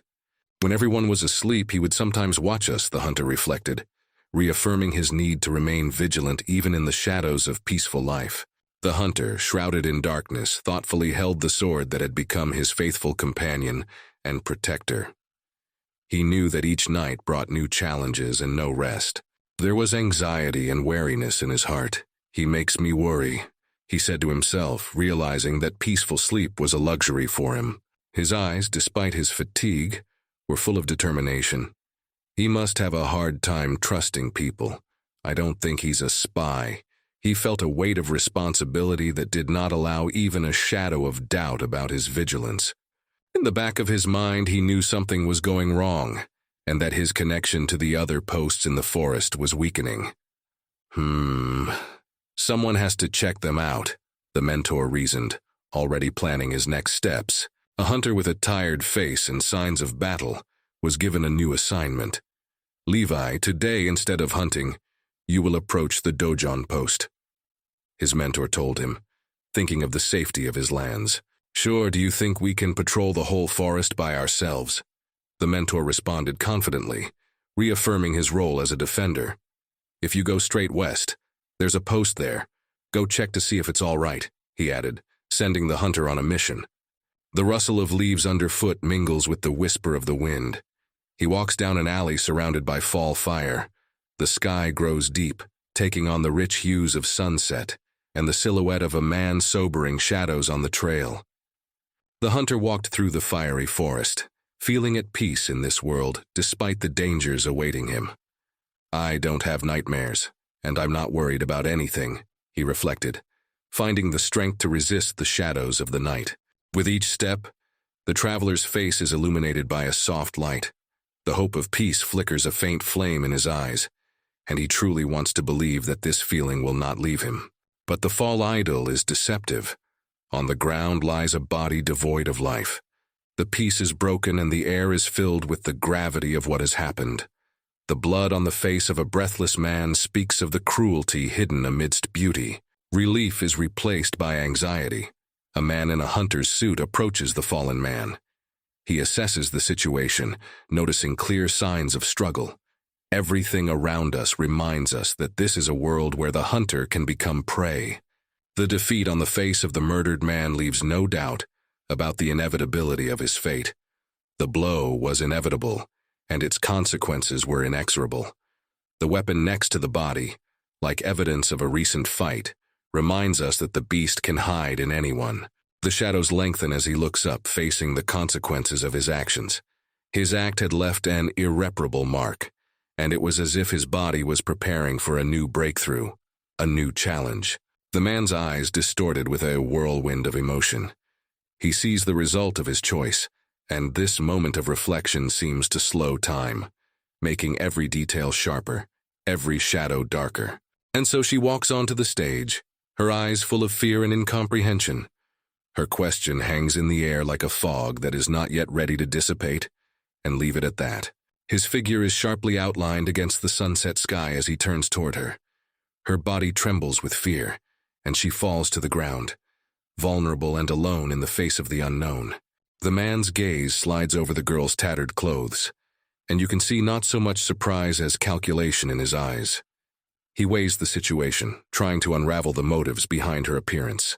She pulls back, having mixed feelings about his words. Her eyes are full of fear, and she seeks protection in him, not knowing what to expect from this oncoming path. Her despair turns to anger. The words tear out of her, and she demands an explanation, not ready to accept the chaos he has brought to her world. His anger flares like a spark in the darkness. He is dumbfounded that she has introduced uninvited guests into their deadly game, and every feature of his face expresses bewilderment and indignation. His gaze stared down at the tip of his sword, painted in the red of the sunset. He senses the proximity of a new threat, heralded by a shadow that flashes past. Hooded figures emerge from the gloom, their faces distorted with smirks. They don't hide their contempt as if nothing is sacred to them. One of them squints, trying to remember how he knows the face he sees in front of him. There was a flicker of recognition in his gaze, but nothing more. He stands motionless, his gaze dark and determined. The girl beside him is a contrast to his shadow, full of anxiety and hope for the salvation he can bring. Her eyes widen with horror, remembering stories of a man who betrayed his own and left, taking not only his loot but also his blood-earned money with him. The silhouettes freeze against the sultry sunset, creating a tense contrast between the silence of the forest and the foreboding of the coming battle. His question sounds flat, but a fire burns in his eyes, foreshadowing the impending flames of battle. Swords touch, sparks defy the sunset sky. Tension hangs in the air like the calm before the storm. Laughter echoes through the forest, full of schadenfreude and certainty of impending victory. The order taker's partners radiate menace, as if they already see their goal achieved. One of them, in a moment of reflection, asks a rhetorical question suggesting a pause before the storm. His confidence seems unshakable, but only until he meets his opponent's gaze. What follows is explosive action, where swords not only touch but tear flesh. The battle begins with brutal inevitability, each blow filled with determination. He is the whirlwind at the center of the clash, the power and speed of his every move creating an overwhelming force that collapses on his enemies. The steadfast warrior stands, shrouded in dust and blood like a statue. The sword in his hand is an extension of his determination, a crystallization of his strength. Suddenly his attention shifts to a new danger. The unknown man grabs the girl, and his rough voice breaks the silence. The threat to the girl's life hung in the air, her frightened gaze glittering with despair. The kidnapper shouts out his terms, indifferent to her fear. She falls to the ground, her posture an expression of hardship and fear. She shrinks back, trying to hide from the merciless world around her. His voice is calm but adamant as he accuses his opponent of foul play. A fighter's posture is unapologetic, even when faced with a threat. He turns away, urging his opponent to leave the battlefield if he values his life. His silhouette, full of determination, looms against the flames of the sunset. The question sounds like a challenge, emphasizing his alienation from those who threaten. He stands in two, between salvation and battle, light and shadow balancing in his decision. The girl cries out to him in desperation, her words a further danger filled with terror and pleading for help, every note of her voice demanding action. We see a panorama of bloodshed. In the background, under the cover of a sky colored in fiery tones, two figures stand. The warrior, so steadfast and mighty, turns his gaze to the fallen enemy, and the girl, seized with horror, averts her gaze. Her face is illuminated by the light of the flames, and she utters words filled with despair. She realizes that time is slipping away, and the opportunity to change the course of events is gone. His words reflect a deep, sad resonance, a recognition that all the fallen were once people whose lives had meaning and value. His gaze stares questioningly into the distance, eyes full of bewilderment and inner struggle, as if he is searching for answers to questions not yet asked. The silence of the battle is broken only by the sound of dust particles slowly falling to the ground, where the figures of the defeated are scattered. The scene is filled with a sense of the aftermath of war. Static, he stands in the center of the destruction. Around him only shadows of those who were once alive. The air vibrates with the invisible weight of his gaze. His gaze reflects determination and the realization that the battle may be over, but the war continues. His body tensed in anticipation of his next move. And suddenly his sword comes to life, flashing with lightning, reflecting his readiness for new challenges, for new enemies who may be lurking in the shadows of this bloody sunset. The power surged around him, as if a reflection of his experience and skills, illuminated his face with the green light of determination. The fighter's gaze epitomizes skill and the will to win. He claims a power filled with mystical energy, the source of which he draws from the depths of his being. It is a demonstration of strength accumulated and honed through countless battles. They stand in the midst of the destruction, surrounded by evidence of the brutal battles that have left traces on the ground, in the air, and in their own souls. Far in the distance, beyond the battlefield, a village can be seen, dying quietly, awaiting an unknown fate, on the verge of meeting the chaos of war. The body of the enemy lies on the ground, and groans of pain and fear struggle to escape his lips. He realizes that his end is near, and fear completely overwhelms him. He begged, his eyes full of despair as he realized his strength was leaving him. He asks the question, knowing that no mercy will be found. Above him stands his executioner, majestic and inexorable. The words of his enemy seem to him an empty echo. They change nothing. And finally he announces his decision, full of unshakable confidence. He's going to destroy anyone who dares stand in the way of his goal. On the battlefield, colored by the red glow of sunset, the sounds of intelligence exchanges rang out. A soldier gives his captain news from the west, of a city hidden in the forest and an unknown creature living there. The captain, his face adorned with the scars of many battles, listens to the report and ponders soul's desire. Words that carry double meanings and intrigue. He shows confidence and contempt for a possible threat, and his words convey a willingness to face an unknown enemy. The captain, hidden in the shadows of his helmet, is determined to see the mysterious creature with his own eyes, even if it is for the first and last time. His gaze is full of anticipation for the upcoming confrontation.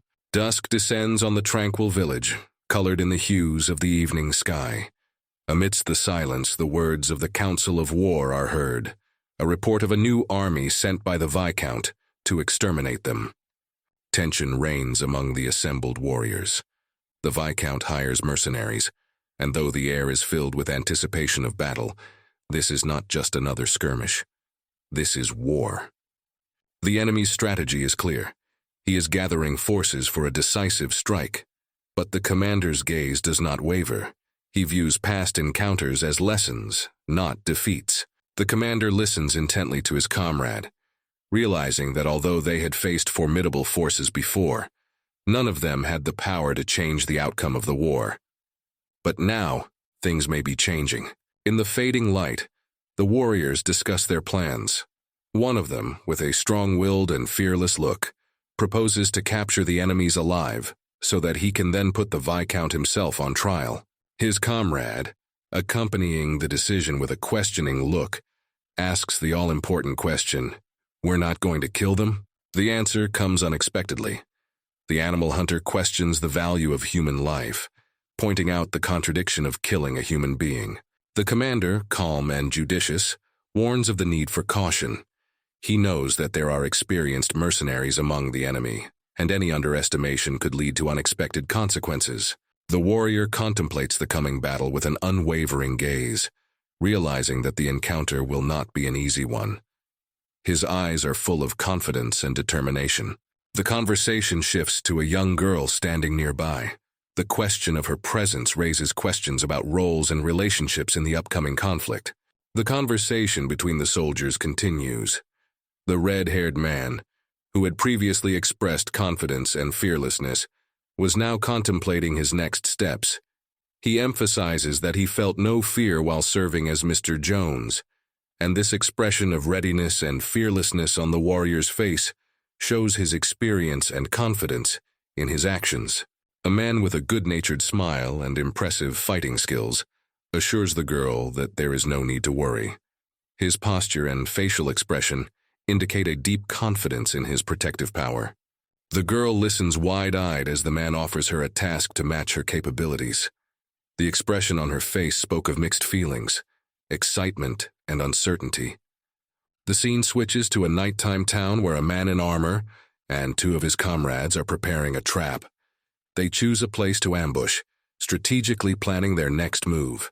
The girl, standing in front of the mysterious figure in armor, questions her role. The questioning tone of her words emphasizes uncertainty and anxiety about the task ahead. The armored warrior notes that the lure should be obvious, but not too obvious. Its camouflage and strategic position speaks to the cunning and forethought with which they plan their actions. In an open-air camp, a lone warrior approaches a campfire where his companion sits. Caution and anticipation fill the air with the question of the unknown fate of the others. Suddenly, blood splatters against the night sky, and the warrior's face lights up with shock at the unexpected aggression breaking the night silence. The body of one of the warriors falls to the ground, and his scream echoes in the darkness. The attack was stealthy and lightning fast, leaving no chance of escape. A young warrior steps out of the shadows, his gaze fixed on a small figure hidden behind a log.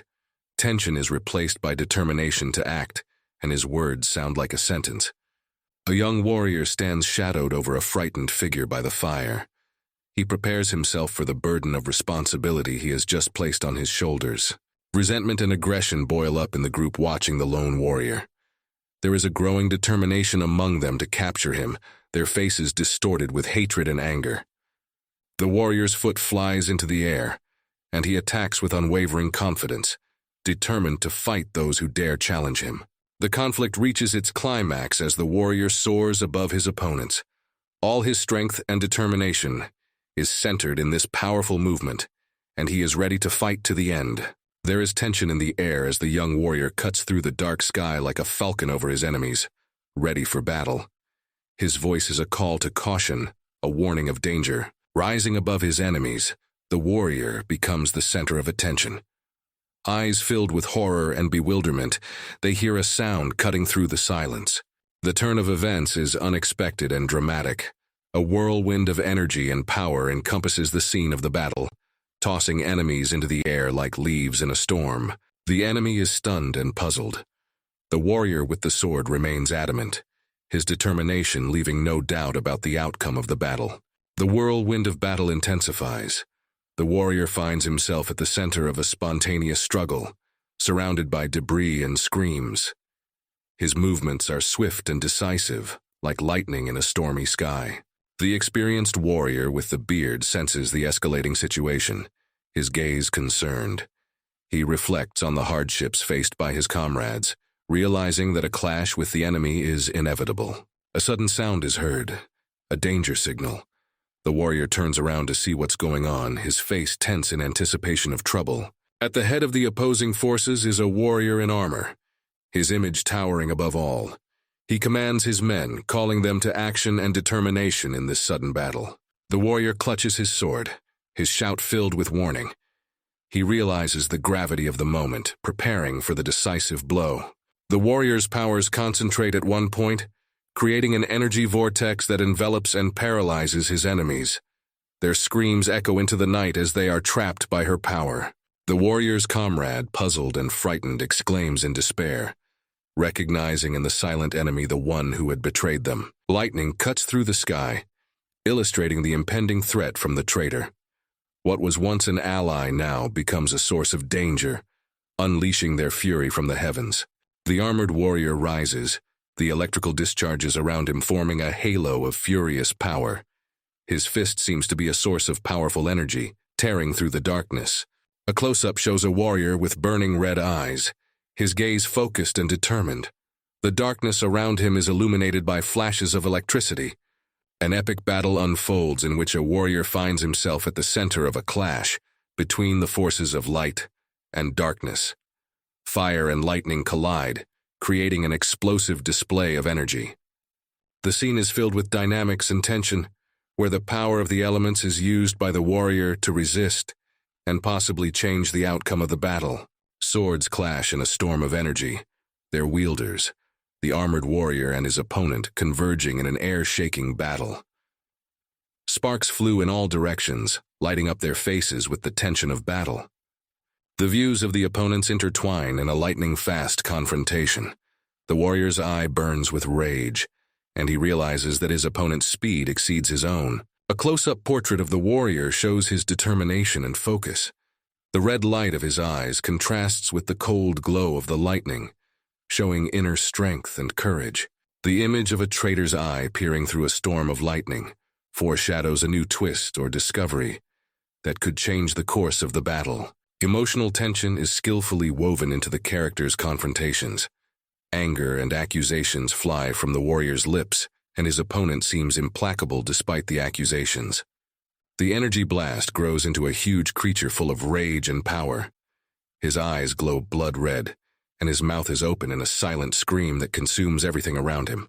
The warrior's eyes reflect amazement and fear as he comes face to face with an unexpected demonic presence that challenges his strength and resolve. The tension reaches its climax when a warrior in armor battles an unspeakable monster who seems to embody an ancient and sinister evil. Terror and helplessness are written on the warrior's face as he realizes that the beast is now blocking his path of escape. His comrades go into a stupor from the surprise of the attack. The huge beast rises, its eyes glowing with a bloody light, and directs its fury at the warriors. He represents the furious force that tears the earth and sky apart. The warrior commander, despite the resulting chaos, tries to organize a defense. He orders his men to stop and prepare to fight for their lives against this mythical creature. Doubt and bewilderment are reflected on the warrior's face as he weighs the situation, trying to figure out how best to respond to the unexpected turn of events. The battle continues as the warrior's strength and determination cause the storm to collide with the attacking creatures. His comrades are stunned by the force he has unleashed upon his enemies. The beast, seized by rage, directs its power directly at the warrior. The monster's onslaught brings destruction, and its power threatens to consume everyone. The soldiers panic, but the commander calls them to order. He knows that only unity and courage will help them survive this battle. A warrior commander, full of determination, leads his men. He encourages them to be disciplined and calm, despite the chaos around them. Perseverance and mutual support is their path to victory. At the very epicenter of the battle, the warriors encounter a giant beast. Its powerful dark outline dominates the space, creating a sense of overwhelming force. The warriors' swords clank in their hands, their blows lightning fast, but the beast does not relent, locking them in the battlefield with its huge body. The warrior commander shouts with concern in his voice to his warriors about the need to evade the beast, now attacking from different directions. His eyes widen with shock at the magnitude of the threat that has appeared. The next moment, when the beast makes another attack, the warrior in armor calls for unity, emphasizing that fear and panic are their real enemies. His look speaks of a determination to resist no matter what the circumstances. Finally, a shot of the warrior's powerful sword strike causing an explosion of energy, speaking of his unwavering will to fight. This moment is the climax of the confrontation, where the warrior, using all his strength and skill, takes on the challenge of the beast. The two warriors' gazes meet in close contact, their faces tense and determined. Electricity sparks between their swords while one of them with burning red eyes utters the word, "fun," which may indicate his superiority or mockery of the situation. The moment of the massive explosion. Surrounded by electrical flashes, the beast lets out a loud roar that cuts through the noise of the battle. Its gigantic silhouette occupies the entire space, dominating the battlefield. The beast is then shown in flight, its face contorted with rage, its eyes white and unglazed, and the energy surrounding it creates a sense of unbridled power and strength that it directs at its opponents. A force field or protective barrier created by one of the warriors. This act of desperate defense demonstrates the desire to resist the enormous power of the beast, to protect not only himself, but also his comrades. The power and destructive energy enveloping the battle scene. The beast, surrounded by lightning, rushes to attack, and the warriors barely have time to counter its onslaught. Electrical discharges piercing the air heighten the drama of the moment. One of the warriors, probably a general, rushes into battle with great strength and determination. His figure against the background of lightning looks heroic and inspires fear. The commander paused to gather his thoughts and assess the situation. His gaze is full of concern, and he speaks wistfully of the unusual creatures that don't usually leave their mysterious forests, which adds to the mystery of what's going on. The next shot shows the commander giving orders to his soldiers, preparing them for defense. He tells them to build walls and keep the beast out, emphasizing the importance of unity and strategy in this battle for survival. There's an odor of fear in the air. The man looks up, his face contorted with horror. He encounters a giant blue beast whose sinister eyes glow red. The creepy creature growls, and the air around them seems to vibrate with its power. Shadows fall ominously to the ground as the beast opens its maw, preparing to attack. At that moment, a word filled with echo and rage flew out of the monster's mouth. Animal bugs. Like a spell or a curse, it floats in the air, reinforcing the seriousness of the moment. The character at the bottom of the painting asks a question that seems rhetorical in his desperate situation. Where did such high-born creatures come from here?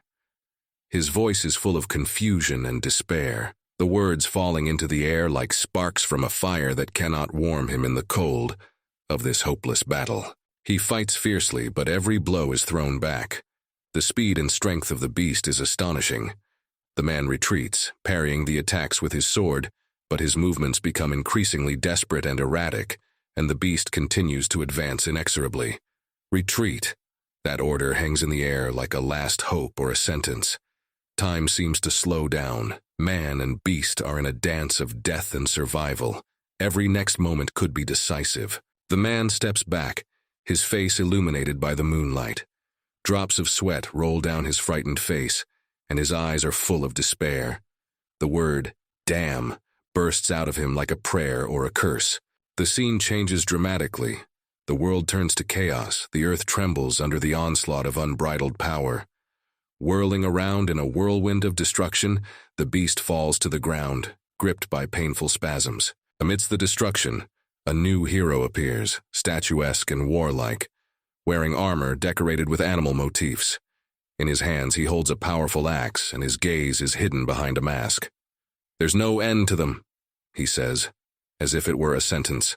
And there it was, the climax of the battle, an animal's eye full of rage and pain. His pupils reflect the battle, and every vein in the whites of his eyes screams misery and anger. It is the gaze of death itself, and it captures attention, leaving no room for doubt about its power. The battle reaches its climax. The beast makes a muffled, desperate sound, like a last cry before the inevitable end. Huge shadows stretch across the ground, and a hero in armor stands in the face of the unknown. The energy discharges all around, creating an aura of power around the warrior. He attacks with a shout, his axe flashing with lightning, and the beast retreats under the onslaught of his fury. "We'd better team up, that's what," comes the sentence, reflecting strategy and calculation. War is as much about strength as it is about intelligence, and now is the time for alliances and plans. Looks meet, determination evident in the words of the hero in armor. "Rock monkeys regenerate until you chop their heads off.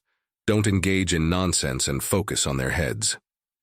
Advice sounds like law in this chaotic world where every move could be your last. The man in armor and his companion exchange determined glances. "Yeah, I was going to do it without you," declares the warrior in a voice full of determination and concern.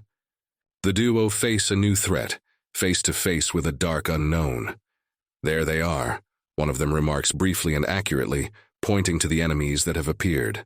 The young warrior's eyes are sharp and focused, his gaze dark as night. "Don't die, I have business with you," he says quietly but clearly, voicing his intentions and deep connection to his comrade. The battle continues with renewed vigor, and the axe-wielding hero cuts through the darkness with his weapon. "Don't die," breaks out his call, full of despair and hope in an instant, while he rushes into battle with an implacable foe. The warrior mask discharges with energy. Of course, his words sound like an echo in a raging thunderstorm. The power contained within him is ready to burst forth. It stands as a monument to power, shrouded in glowing lines of energy reminiscent of flames. His armor seems indestructible, and his body is ready to fight despite the forces bearing down on him. The light of lightning cuts through the darkness as if cutting through the sky. Forces collide in a violent whirlwind, foreshadowing a devastating outcome. A close-up portrait of a man, his eyes reflecting mental fog and firm determination. The reflection of light falls on his face, revealing an internal battle between strength and vulnerability. The whirlwind of battle builds up, lightning illuminating the scene where the hero faces a monstrous foe. Light and shadow fight for dominance in an air filled with electric tension. The hot air shakes with energy exploding all around. The intensity of the clash between the two warriors paints a picture of apocalyptic proportions. Figure emerges from the depths of destruction, surrounded by a blazing halo. He stands unwavering, representing strength and indomitable will in this blazing inferno. "You're right. They don't recover from a severed head. Like puppets, so are you." The words of a warrior reflect the ruthless truth of combat, where decisions are made in the blink of an eye and every blow can be the last. The warrior's mask reflects the glittering fire of magic. You can feel the tension of the impending clash in the air. The power centered in his stance is directed at the enemy. The young fighter's hair fluttered with a powerful flow of energy. His gaze is stern and determined. "I'm giving you your first and last warning. If you attack from behind, you will meet your death," he says, sounding a stern warning. The mask, as if ready for battle, freezes in anticipation. Energy gathers around her, creating a barrier before the inevitable battle. A warrior in armor with a sword on his shoulder looks surprised. "I didn't expect that," he admits, a notorious soul reaper who rarely gives warnings. A young warrior stands nearby, his profile expressing determination. These aren't games. I knew it. His quiet voice is imbued with seriousness and intent. The dialogue continues, and a note of doubt can be heard in the young man's voice. My father didn't tell you about me? He asks, turning to the older warrior. The older warrior replies with a soft smile and a tear in his eye. Yes, I am Marco, your son. His words are filled with bitterness and warmth, despite the harshness of the current moment. The one you killed. These words carry the weight of the lost, and perhaps irretrievable. The young warrior looks at his interlocutor, his gaze full of seriousness and suspicion. The old man has had a son? His question hung in the air like a sword. The older warrior replies with a smile, but there is hidden pain in his eyes. Revenge? Of course not. I'm grateful you got through that stuff. The words sound relieved but heavy. He continues, his voice softening, a note of bitterness in it. He didn't tell even the best mercenary he treated as his own about me. The revelation of the past bursts out of him excitedly. The older warrior turned away, his face contorted with despair and inner struggle, as if he were preparing for the final act of this tragedy. The older warrior's face filled with horror and bewilderment. What? He bursts out as the ground beneath them begins to shake, making an alarming rumbling sound. The young warrior looks around, his silhouette cut off by a sudden burst of energy rising from the ground. A huge creature emerges from the bowels of the earth, mouth wide open in a sinister grimace. What kind of animal is that this time? The question sounds like thunder in the silence before the storm. The older warrior desperately pleads for help, his eyes full of fear as he faces a new, unexpected threat. The horror of the situation is emphasized by the suddenness of the attack and the power of the enemy.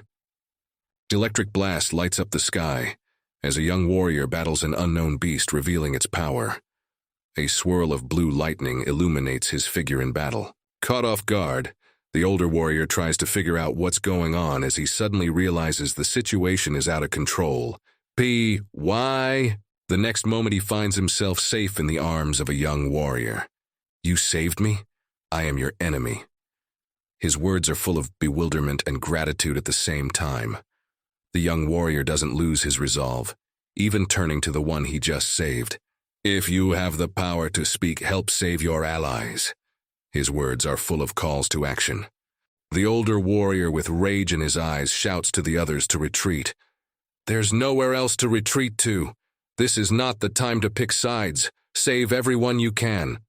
His voice sounds like an order as he prepares for his final defense. The young warrior turns to his recent savior with a perplexed and questioning tone. Gilfora, are you out of your mind? They are our enemies. His voice is full of confusion as to the older warrior's motives. The older warrior's reply sounds like thunder. Don't judge a man by how he can be used, Levi. His words are a cry for justice and humanity. The young warrior's face is filled with confusion and disbelief as he listens to the words of the older warrior, who insists that no reason is needed to save people. Realization comes to the young warrior, his facial features softening as he says, Sure, it's common sense. His words express an acceptance of the universal human duty to save others, without expecting a reward. The young warrior, with sword in hand, turns to the elder, his words full of conviction. Are you saying we need to save people? He embodies the ideals of morality and duty, which are paramount in his world. There is a powerful energy in the air, he says, and he continues, In my world it's called morality. He embodies the power to protect one's neighbor, not for profit, but for the very act of salvation. His resolute profile emphasizes the seriousness of his words. But neither in a past life nor in this one. He rejects his old ways, pointing to his new hero's journey. Lying on the ground, he humbly acknowledges his new role and his chosen duty. None of it. His words are an acceptance of his new life and the new responsibilities he has chosen to fulfill. The silhouette of a man looms against the sunset sky, blood flowing from his hand, staining the ground. I've never seen these rules in practice. His words sound like an epitaph, an echo of battle and loss. The young warrior looks at his fallen comrade with eyes full of pain and despair. Pelora, he's right. The first real lesson I've seen in this world. His words lit up with bitter knowledge. His gaze is dark and brooding as he says, "Bullshit, bullshit." His face reflects the gravity of the decision he has made and the consequences he will have to live with. The older warrior reminds them of more important things with a quiet rebuke. Your superior doesn't know how to use people. His words question the morality and motives of the battle and salvation. Warriors face an onslaught of monsters, and a man on the front lines shares his thoughts. Look at them, even if we try to save them. His words are drowned out in the noise of battle. The animals don't seem to accept attempts to help, continuing their frenzied attack. They still can't handle any animals. The situation seems hopeless, and the struggle for survival becomes a ruthless reality. In response to the chaos, the senior warrior decides, in such situations, the strong deal with the problem of loss mitigation. It offers a pragmatic and decisive approach to salvation. The young warrior stops suddenly, his voice full of determination. Stop if you use this skill here. He has a premonition that his next actions could change the outcome of the situation. A man stands against an apocalyptic sky, looming against the sunset light, holding a sword in his hand. Your subordinates will die too, he says, his voice full of bitter reasoning. The next shot shows him standing confidently while chaos erupts around him. I know, he says, accepting the inevitable losses that may follow. It's a way to save the many, he explains, suggesting that sacrificing a few to save the rest is a terrible but necessary decision in their world. The forces collide with a deafening energy, and the man prepares a mighty blow. His actions are the epitome of struggle and determination. You can read the accusation in the young warrior's face. You degenerate. Do you really care about the lives of your comrades? He stands, surrounded by the energy of battle, his eyes full of judgment. The older warrior, his face lit by fire, meets the younger one's gaze, perplexed. What are you saying, Levi? His answer is full of surprise and denial of any guilt. With understanding and bitterness in his voice, he explains his position. I never tried to kill my comrades. These guys are just tools. There must be some use for them. He expresses his view that some casualties in war are inevitable. And in the last frame, he concludes with disappointment in his voice.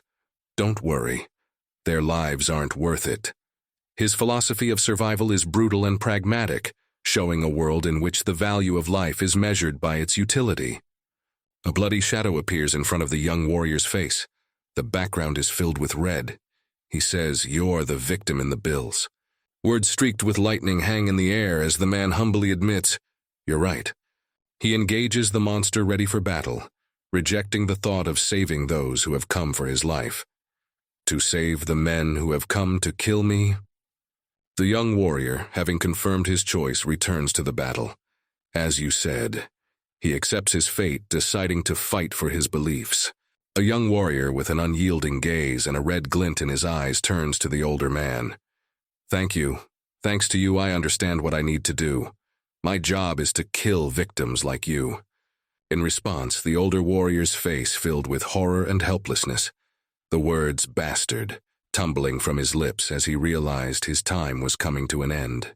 The silence is broken by the sound of a ticking clock indicating 9:40 hours, the time counting down the minutes to the imminent finale.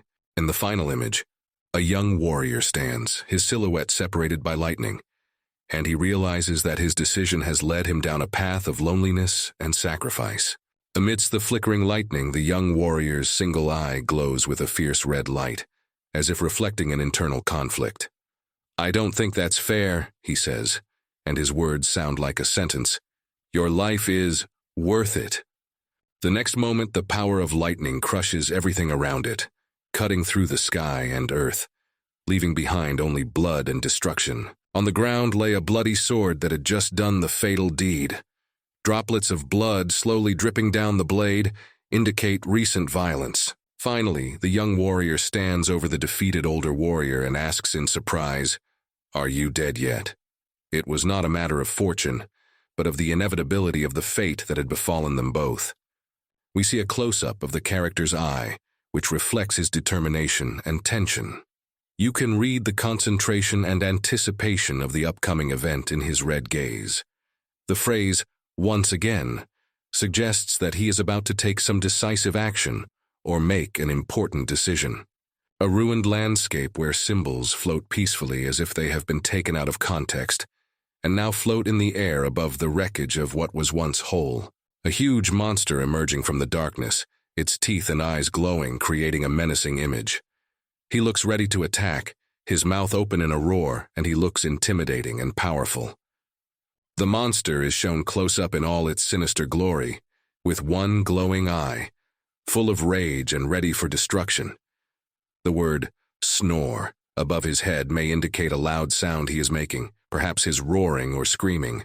A huge monster resembling a mythical dragon, with dark purple scales and many glowing red eyes. A stream of light bursts from his forehead, emphasizing his power and menacing energy. The sky in the background is colored in warm sunset tones, creating a contrast to the cold glow of the monster. We see a warrior standing with his back to us, looking at the army preparing for battle. Silhouettes of warriors armed with spears and in armor loom against the blue sky. The warrior's gaze is serious, and he seems determined. The frightened look of the very same warrior, whose face reads terror in the face of the unknown, and the power of the monster. His eyes are wide open, and his expression reflects shock at what he's seen. We see another character looking up in horror and screaming. His facial expression and open mouth emphasize the strength of his emotions. He calls the monster Red Bear, referring to his nickname, Blood Mountain, which adds context to the situation. Atop the misty mountaintops, the air envelope seems alive, vibrating with the unknown. It comes down from the mountainsides. The wind whispers, carrying a mysterious anticipation of events. Somewhere in the depths of this world, silhouettes of ancient ruins flicker through the veil of fog like ghosts of the past. What's going on? Resonates in the heart of the hero who has set foot on this land with the intention of unraveling its mysteries. Breaking the silencing, a powerful flash of light strikes from behind the rock like lightning cutting through the night. Is this a harbinger or a warning? The young man's face reflects the tension of the moment. His eyes are determined, and his muscles tense in anticipation of the inevitable. The gaze pierces the darkness, blazing a storm of feeling. The silhouette flies into the air, pushing off the ground with such force that drops of blood fly around. "Oops," he shouts, and it sounds like a challenge to fate. Darkness envelops him, and then his arm rises, mangled and bloody. Impossible," he whispers through the pain, facing the harsh reality of his situation. A huge shadow stands before him, unshakable as a rock. "I'm going to cut off his arm and stab him in the chest. How is he still alive?" The big guy thinks with a ruthless look. "What's that hand?" The question hung in the air, heavy as an impending storm. The arm seems as impenetrable as the armor of a stone primate. "How dare! Private Mercenary!" resounds in the giant's voice, sarcastically noting the unexpected courage of the enemy in the face of such a terrifying threat. The opponent's face expresses rage, powerfully drawing in air with his movement. "Iggy!" The sound shatters, ending in the midst of an unseen battle. Anger flashes in his eyes, shining with a fierce light. "Call me a mercenary?" He doesn't just challenge with words, he shouts them in the face of fate. When the bottle falls, it's as if time slows down, foreshadowing the inevitable outcome. It floats in the air, reminding us of the fragility of the moment. The face of the enemy, marked by the blood running down his features. He has the stigma of battle written all over his face. The giant rises, his strength fully evident in the confident movement of his axe. "Coo-coo!" His voice is frightening, echoing throughout the neighborhood. "You can't block a punch like that. You're trash." The contempt in his voice is as heavy as the weight of his weapon. He looks at his opponent, waiting for his reaction. The enemy is stunned, his gaze filled with bewilderment and pain. "Shit, can't you see something?" He seems confused, trying to comprehend what's happening. "Terrible old man, do you want to crack your son's skull open?" Mocks the giant's opponent by using his own words against him, emphasizing the absurdity of the situation. The giant responds with contempt, his face calm and adamant. You, swords often bounce around during combat. Stop complaining and get your ass up. He's always confident in his superiority and ready to keep fighting. Stunned but not broken, the man with blood running down his face turns to his opponent. And if you don't want to, you can die like garbage. His words are full of challenge and determination, reflecting an indomitable spirit. The enemy, a giant warrior, stands motionless, narrowing his eyes and looking down like a judge. That bastard relishes garbage, he expresses, showing his utter contempt for his opponent. With a note of sarcasm, he continues, "The son of a mere mercenary became a knight? You're kidding." His confidence in his superiority seems unshakable, and he doubts his opponent's abilities. The man's back is turned to the viewer. Ahead of him is a bright doorway. Do you know why the Viscount took the enemy to himself? It's because his father sold his dogs, comes the final sentence outlining his fate and past. The man's gaze filled with pain and disappointment. The son of such a shitty father can only learn nonsense, he says, as if rejecting anything to do with the past and ancestors. In the next frame, a stately man in a majestic pose, his eyes staring somewhere in the distance. This is Viscount Berg, a man shrouded in an aura of power and strength. A warrior on full alert is the determination with which he is about to face reality. This is how you choose to treat knights. Marco, son of a coward, the words full of contempt rained down upon him. Two mighty warriors stand before the Viscount, who addresses them with orders. The Viscount asked you a question. Answer me, trash. The commander's voice sounds unapologetic, emphasizing hierarchy and authority. The crossed spears of the warriors are like a frame for the disdainful gaze staring down. The word trash suits you better, it sounds from there, blaming those who bowed to authority. The giant raises his head, his eyes full of anger and frustration. What have the knights from noble families been doing until now? Didn't they all die on the battlefield when the honor of the Viscount was at stake? He asks a rhetorical question, questioning their loyalty and valor. Suddenly the frame is filled with light and power. The man is illuminated by electric flashes. How can you insult me? His words are full of bewilderment and indignation, a challenge from fate itself. The Viscount, his face lit up red, filled with shadow and seriousness. You speak as if things would have been different in your case, heralds the scene of reflection, and maybe even doubt in his words. The giant's eyes sparkle with challenge as he says, "Of course I'm better than those assholes." His confidence and contempt for those before him leave no doubt about his self-esteem. He continues, "Because I'm strong. Don't the bodies behind me prove it?" His words emphasize the victories he has won and serve as proof of his strength. The Viscount, standing before him, replies sarcastically and reproachfully, "So you killed them to prove your worth? It's stupid and arrogant." His words raise questions about morality and the value of human life. The Viscount's words penetrate the darkness. But that is what a warrior should be, Marco, son of a coward. He sets the standard for a warrior, despite the irony of his position and background. The warrior looks on with arrogance and triumph. "From this moment on, you become the head of all the knights here," he declares, accepting a new role full of power and responsibility.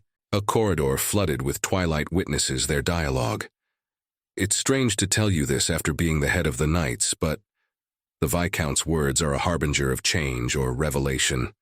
The giant answers thoughtfully, his gaze full of thought. "Actually, that seat should have been taken by your father." The words hidden behind his silent gaze are imbued with deep meaning. And the Viscount, as if expecting this question, answers, "Is that why you gave me this position? That's not the only reason." There's a premonition of ulterior motives and inevitable events in the air. The bloodied warrior asks in bewilderment, "Didn't you hear the news? The third one's dead." His face is filled with horror and incomprehension of the tragedy. "He was murdered?" His eyes widen with shock, and there is a glimmer of fear and disbelief that something irreparable has happened. A young warrior stands in the hall, his silhouette heavy and sullen. "We don't know for sure, but the entire mercenary squad was wiped out. Only Reaper Levi survived." His words are harsh and reflect a bitter reality. With a proud and sinister laugh, the giant confesses, "I get a lot of good things from him. He straightened out not only those knights, but the tiger as well." The giant's laughter sounds like praise and recognition of the great power he sees as the instrument of his interests. The Viscount, looking calm and collected, says, "You have just learned of your father's death, but you don't seem to be sad." His words raise questions about the giant's true feelings and motives. The giant, with an expression of amazement on his face, listens. "My father used to say that people die like trash if they're weak. Apparently he died because he was trash." This statement, full of contempt for the deceased, emphasizes his violent philosophy. With disdain and coldness, the Viscount continues, "I have no time to mourn for trash.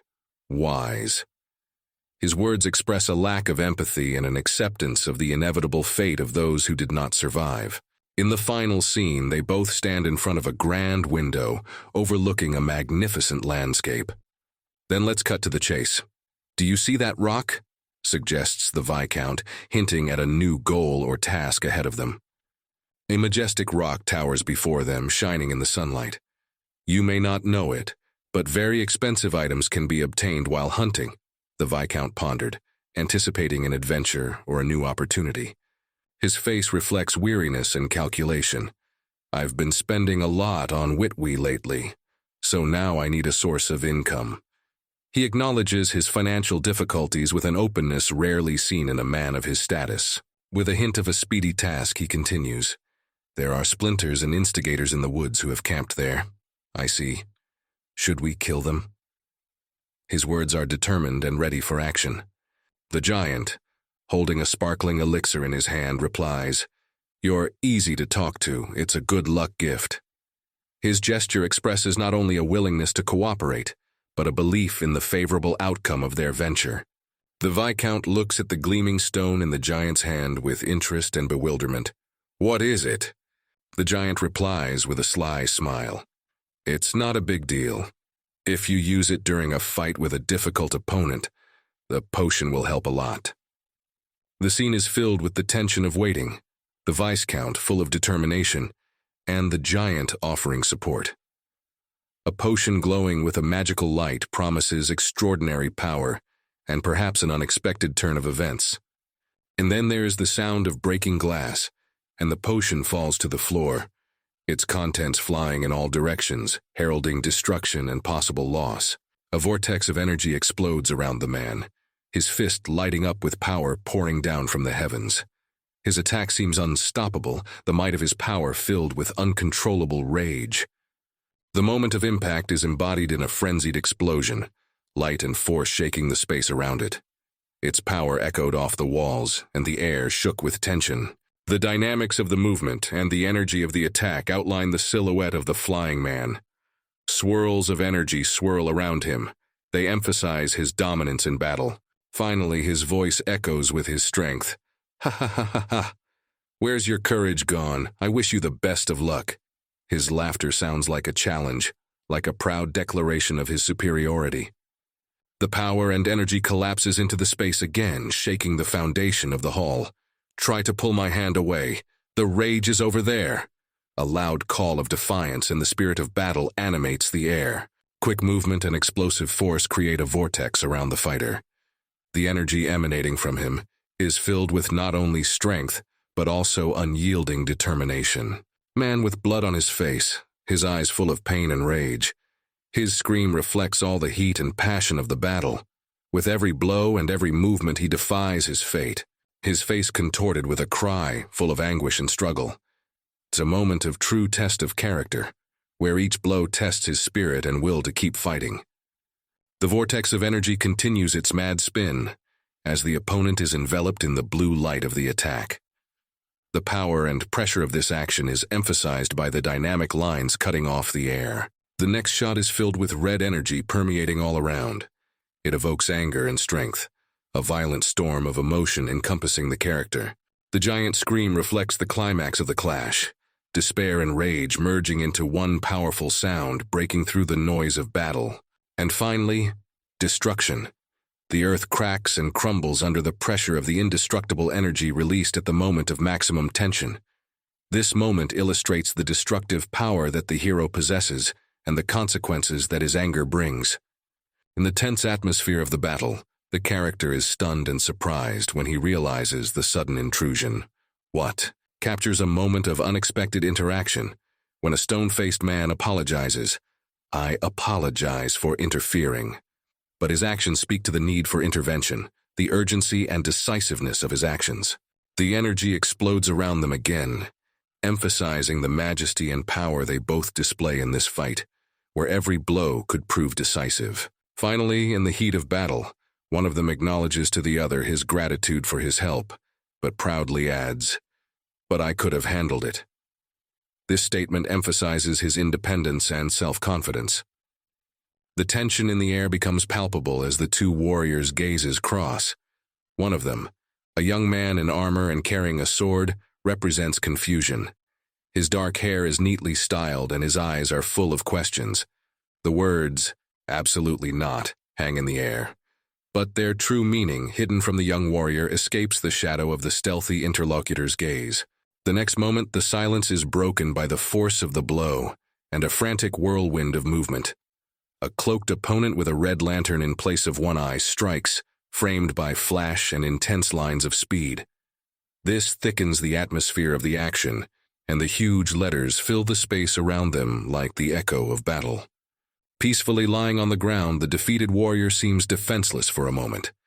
The words, "Sorry, maiden," melt on his lips like a parting cord before the inevitable.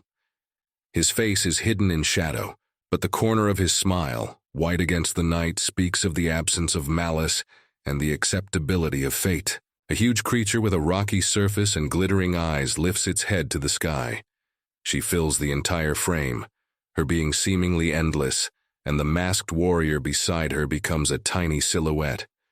The anticipation of confrontation is in the air, the sense of impending battle enveloping everything around like a thundercloud ready to burst into a storm. The escape begins with chaos and confusion. The three fighters, carried away by the hasty retreat, fill the scene with anxiety.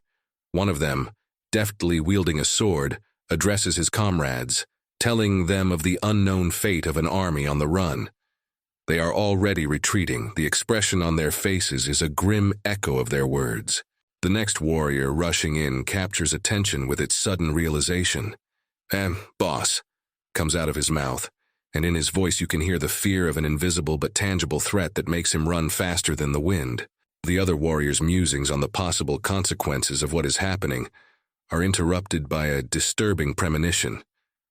"Devi won't be happy when she finds out what happened." His thought cuts off, and he looks over his shoulder as if expecting doom to have already caught up with him. The center of attention becomes the leader of the group, majestic and decisive. His like-minded friends gathered around him, their faces reflecting concern and determination. "We will repay them in coin next time." His words are as strong as a rock and convey an unwavering belief that they will choose their own time of defeat. The townspeople gathered together, gazing up at the sky where something unsettling loomed above the trees. "Do you know what would happen if something like that came out of the woods?"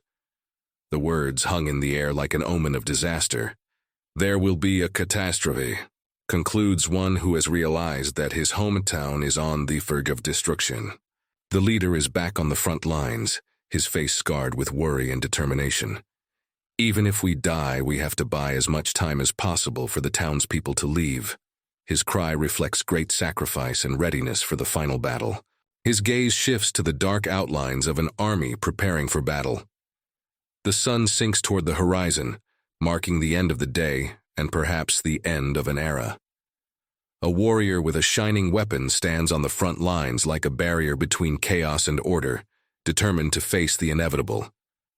The last warrior, the epitome of strength and will to fight, stands firm, ready for a battle that will go down in legends. His eyes burn with the fire of determination, and the words, "This future war shall be called a holy war," sound like an oath reflecting the weight and significance of the coming battle. Against the backdrop of the rising sun, Warriors of different races cross arms, a symbol of unity and struggle. Their union is a testament to a common goal. In the end, their will to win was stronger than their differences, and they emerged victorious in this protracted battle. However, the victory came with a heavy burden. Almost all but one of the races were destroyed, leaving behind a void filled with only echoes of past conflict. The remaining swords rise as a monument to the fallen and a reminder of the price paid for peace. After the war, a new horror gripped the continent. Unidentified demon beasts filled the empty lands, their eyes glowing red as a new symbol of the fear and danger that now lurked in every shadow. The Emperor, Lord of War and Guardian of Order with unshakable power, sits on a throne, his silhouette framed by mighty columns. The fate of the world is now in his hands, and he intends to share the burden of responsibility for defense against the beast demons among the survivors, striving to maintain the delicate balance between order and chaos. A phalanx of heavily armed soldiers in red armor take up a defensive post, preparing to defend their city from an unknown threat. Their faces are hidden behind their helmets, but the tension in their postures speaks to the seriousness of the moment. No. The whispered refusal of one of them fills the air with the gravity of the coming confrontation. Their determination to fight is at odds with the order to retreat, which is reluctantly given. Responsibility and duty collide with the instinct of self-preservation, and the imperatives of the high command echo in the empty hall. One of the commanders in gray armor orders, "Hold on," and his words stop the movement. His gesture demonstrates the strength and at the same time the indecision inherent in those forced to make difficult decisions in the face of unknown danger. The Emperor, majestic in his splendor, stands, addressing his soldiers with a question that challenges the very basis of their actions. "Then why are we sacrificing young shield-bearers?" His words resonate with doubt and criticism, suggesting a deep conflict between the aristocracy and those who actually bear the burden of war. The majestic throne room serves as an arena for intense dialogue. A warrior with fiery hair addresses the Emperor with a question, piercing and full of doubt. "Is that really what you want?" The echoes of his words echo off the walls, laden with the weight of the impending decision. The Emperor, great and impregnable, is silent, his silhouette on the throne unwavering and mysterious. The absence of an answer speaks louder than words, and silence carries deep meaning. The counselor in black, with a concerned and stern face, exclaimed in a burst of loyalty, "How dare you contradict the Emperor? Giver, you want to go on this mission yourself?" His indignation is sharp, like lightning piercing the air of the throne room. The warrior, deep down already accepting his role, stands surrounded by his comrades. He realizes that it is now his destiny to be a hermit, but there is no room in his heart for regret. His decision is firm and final. In the face of imminent threat, the fire-haired warrior announces his bold intention. "Even if I die today, I'll take at least one huge demonic beast with me." His voice is full of determination, and his gaze sparkles with resilience. He challenges a pack of ferocious beast demons, each several times larger than he is. The electricity of his magic crackles in the air as it collides with the power of his monstrous opponents, their blood-red eyes glowing with an ominous light. The battle unfolds in all its fury. A warrior, one against many, uses his amazing abilities to fight monsters. He throws lightning bolts out of his hands, and his every movement is a dance of death and survival. With each lightning strike, the warrior proves his strength and bravery.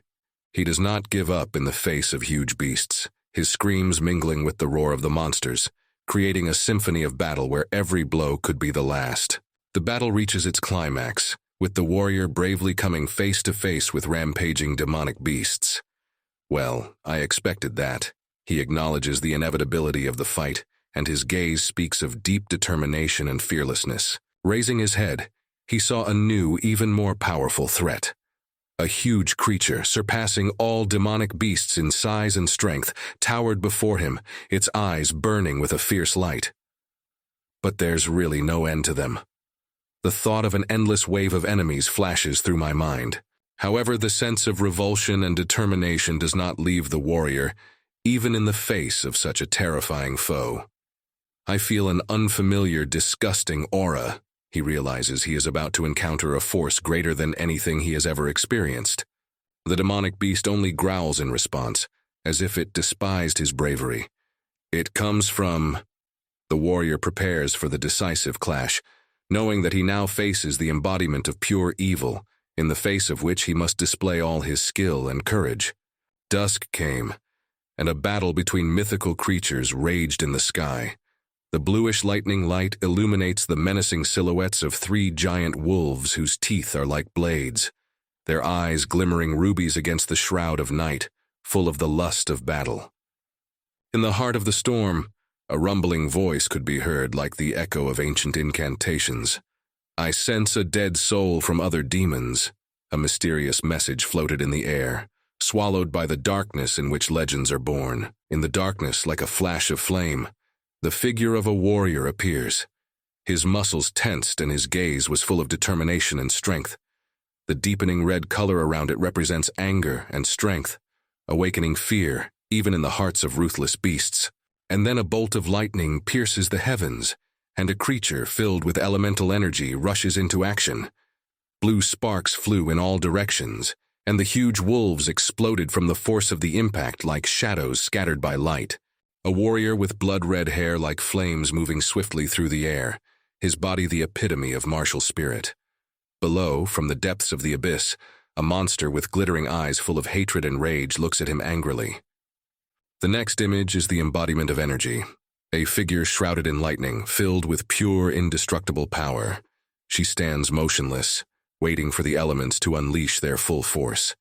The battle reaches its climax as the warrior, surrounded by lightning, rushes into the center of the storm. A whirlwind swirls around him, the force of the blows knocking the animals off their feet, causing them to flee. And in the end, amidst the chaos, the warrior becomes the very embodiment of destruction. The forces of nature converge in his fist, and he strikes that the roots of the earth quake, like a prophecy of the end of the world whose echoes will echo through the ages. Silence envelops the battlefield for a moment. "Become!" A mysterious call rang through the air. A majestic and intimidating creature stands before the warrior, its huge eyes burning like embers in the night. However, the warrior does not give up. His gaze, through his mask of pain and determination, shines through one eye like a star in a dark sky. "I don't know what this soul is," he whispers, acknowledging the unknown in the face of the unknown. Lightning once again defies the darkness, so you'll have to find out for yourself. Determination seems to flare in the heart of a fighter ready to confront any mystery. And in the climax of this epic, the collision of power and magic generates an explosion of power and light. The beast, shrouded in lightning like the embodiment of a storm, reaches the final frontier of battle. The battle reaches its climax when, from the depths of the earth, a huge crystal soars into the sky, its color resembling fire, within which lies the very essence of power. The warrior looks at the crystal calmly, his eyes reflecting surprise and understanding. "So there was such a thing in your body. I'll break it in one blow." He could hear his determined voice promising to solve the riddle. And then the warrior's eye narrowed, a reflection of the crystal flickering in it, a flash of realization. He asks, "Ah?" The power of the crystal surges outward, dazzling light filling the entire area. The blast of energy felt even through the image. After the outbreak, things get better. A comet-like pillar of fire rushes toward the ground, and the peaceful forest landscape seems unfazed in the face of recent chaos. The character in the hat looks at the apparition with confusion. What was that explosion? Concert City, is it going to be okay? You can hear the worry and hope for the best in his voice. The next shot is of the warrior's closed eye, which, as if reflecting events, gradually opens, foreshadowing a new chapter in the story. Where am I?" Bewilderment in the voice of the hat-wearing character, while his attention is distracted by the figure of a warrior quietly creeping up behind him. "God damn it, motherfucker, where are you taking me?" A rude exclamation rang out, foreshadowing the new adventures and uncharted trials that awaited them. The warrior turns to the old man with a concerned face. "Gigora, you bloody old man. Why did he do that?" His gaze is full of bewilderment and hidden anxiety. The old man, with an expression of surprise and slight irritation on his face, replies, "D-girl, are you awake yet? What? Did you really think I was gonna pass out for 4 days again?" The old man gathers his wits and looks the warrior straight in the eye. "Devi, I don't have much time, so listen carefully. The giant demon beast you saw is called the Red Bear." And then it becomes clear that inside the giant bear is a mirror imprisoned in a magic stone. The size of this formation is so large that it can be called a catastrophe. A warrior looks off into the distance against a backdrop of a blazing sky and peaceful warriors. "Gigora said we couldn't involve you in our problems and asked us to get you out of the forest," he reflects aloud, pondering his role in this conflict. The old man, grabbing the warrior by his clothes, asks point blank, "What are you saying? If you're in danger, then I must fight too." His determination is unquestionable. The warrior, with eyes full of brotherly love, convinces the old man, "We are comrades. Look, Fedya, I know it's hard to believe." The warrior stops, his words hanging in the air. "But if the devil has a few more demonic beasts, then I can—" His speech is cut short, foreshadowing new difficulties in their path. The warrior gently places a hand on the old man's shoulder, urging, "Please, Davy, just get the men outside the forest and warn the Empire." Suddenly the footage is filled with violence. Blood spurts in the air, and the old man looks at the warrior with bewilderment, as if not believing what is happening. In fact, our struggle is designed to— Instantly the warrior's gaze is full of shock and pain, blood streaming down his face, the aftermath of the attack becoming a reality. The old man lies on the ground, his gaze rising heavily to the demonic beast looming over him. The only thing he can say is F. The scene freezes, leaving the story open. Despair shakes the air as the warrior screams, "Fennel!" His eyes are full of fear and disbelief, and his face is contorted with the pain of loss. The demon beast looks at the old man with disdain, his voice full of coldness. "Heh, you should have seen your face. Too bad I'd have crushed you if it hadn't been for that old man." The beast's merciless red eyes glow, reflecting its cruelty. "Well, such is the fate of the weak. They only live for the strong," he proclaims as a law of nature. The warrior, holding the old man in his arms, cries out his name in desperation, blood running down his chin, as if to symbolize the depth of their bond and the tragedy of the moment. "Fennel. K-k-kak." His voice trembles with bitterness and hopelessness. The fading light of consciousness, the old man struggles to utter, "Ha, Elevi." His voice is barely audible, and blood slowly flows from his wounds. A warrior looking at his fallen comrade seems lost and broken. "Run! Levi, save yourself." These words of the old man sound like a last request, filled with concern even in the face of death. The old man's body lies breathless, his face resting against the bloody background. The world he knew was leaving with him, a demonic beast standing over the warrior, taunting him. "Are you saying that the weak live to be used by the strong?" His words seem to echo the previous statement, the truth he seeks to prove. With blood on his face, the warrior, broken but determined, admits, "You're right." The blood-drawn silhouette of the old man reminds us of his existence one last time. "Fnil, your life will not be given in vain," the warrior whispers in a prayer of desperation and promise. The demon beast, with a mocking smirk on its face, intertwines mockery and cruelty. "Ha ha, you're killing your own. It's better to think of yourself rather than a drowned comrade." And in response to his cruelty, the demon beast hears the warrior's quiet words. "Let me ask 2 things. First of all, I didn't do it just for Fennel." These words carry the weight of unspoken promises and intentions. There's tension in the air. A hero in traditional military garb, full of determination, faces a powerful adversary. The monster, studded with patterns and symbols, emits its deadly breath. The warrior gathers the rest of his strength and confesses, "Second, I don't have to worry about myself, because now you're not my equal."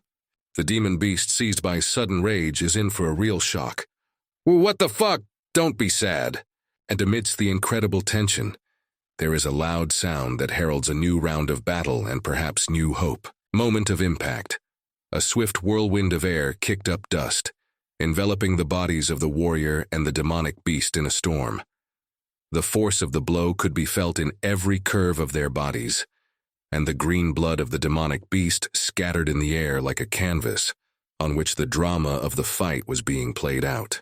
So with a simple fic, you can't reintegrate. Your ability to recover and the time I've been given. There's a cold certainty in his voice. The warrior looks directly into the eyes of the beast, asking the rhetorical question, can humans gain the power of monsters? He doesn't wait for an answer because it doesn't matter to him anymore. Turning away, he finishes his speech. Screw it, it doesn't matter. Deal with this giant. There is no doubt in his words, he is determined to go all the way, no matter what the next moment brings. The hero stands back, contemplating the result of the battle. Time, as if he realizes the importance of this past confrontation. Your death will have to be postponed, carries the promise of a return, hinting at a postponement of the inevitable. The hero soars into the sky against a backdrop of a flaming sword, leaving behind a trail of spilled blood and a storm. The sky splits in two with his powerful movement, taking him away from the viewer, deep into the next chapter of their unfinished story. The hero's eyes glow red, reflecting his inner fire and unwavering will. He's willing to use the life-shortening technique, but admits, I can't leave now. Determination and sacrifice intertwined in his gaze. The hero fell to his knees, his body swept by the energy of the fight, sparks of passion and tenacity flaring around his fists, as if he was gathering the last of his strength for a decisive blow. His smile diffuses the tension, and his words, ha ha. It would be dangerous if I hesitated, carry the threat and expectation of confrontation. This part of the story ends with a scene where a powerful enemy looms over the warriors. Man, can he even be killed? Echoed through the air, creating a sense of the impossibility of the task in the face of such a powerful being standing before them, full of strength and menace. A huge blood-red creature resembling a giant wolf, with an endless row of sharp fangs, growls covering the sun. His eyes shine like two little suns, distorting reality with his blazing gaze. The monster's shadow falls over the city, promising unprecedented terror. The next scene shows a group of men ready to face the inevitable. At the head is a man with a beard and a determined look, shouting to the teams not to be afraid and to attack together.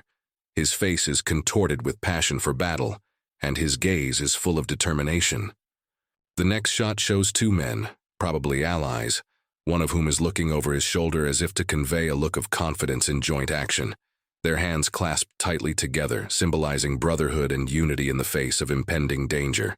One of the men releases lightning bolts from his hands in a flurry of combat, aiming them directly at an unknown enemy. His face is contorted with rage and focus, and the energy of his attack illuminates the scene with a fierce blue light, promising a devastating clash.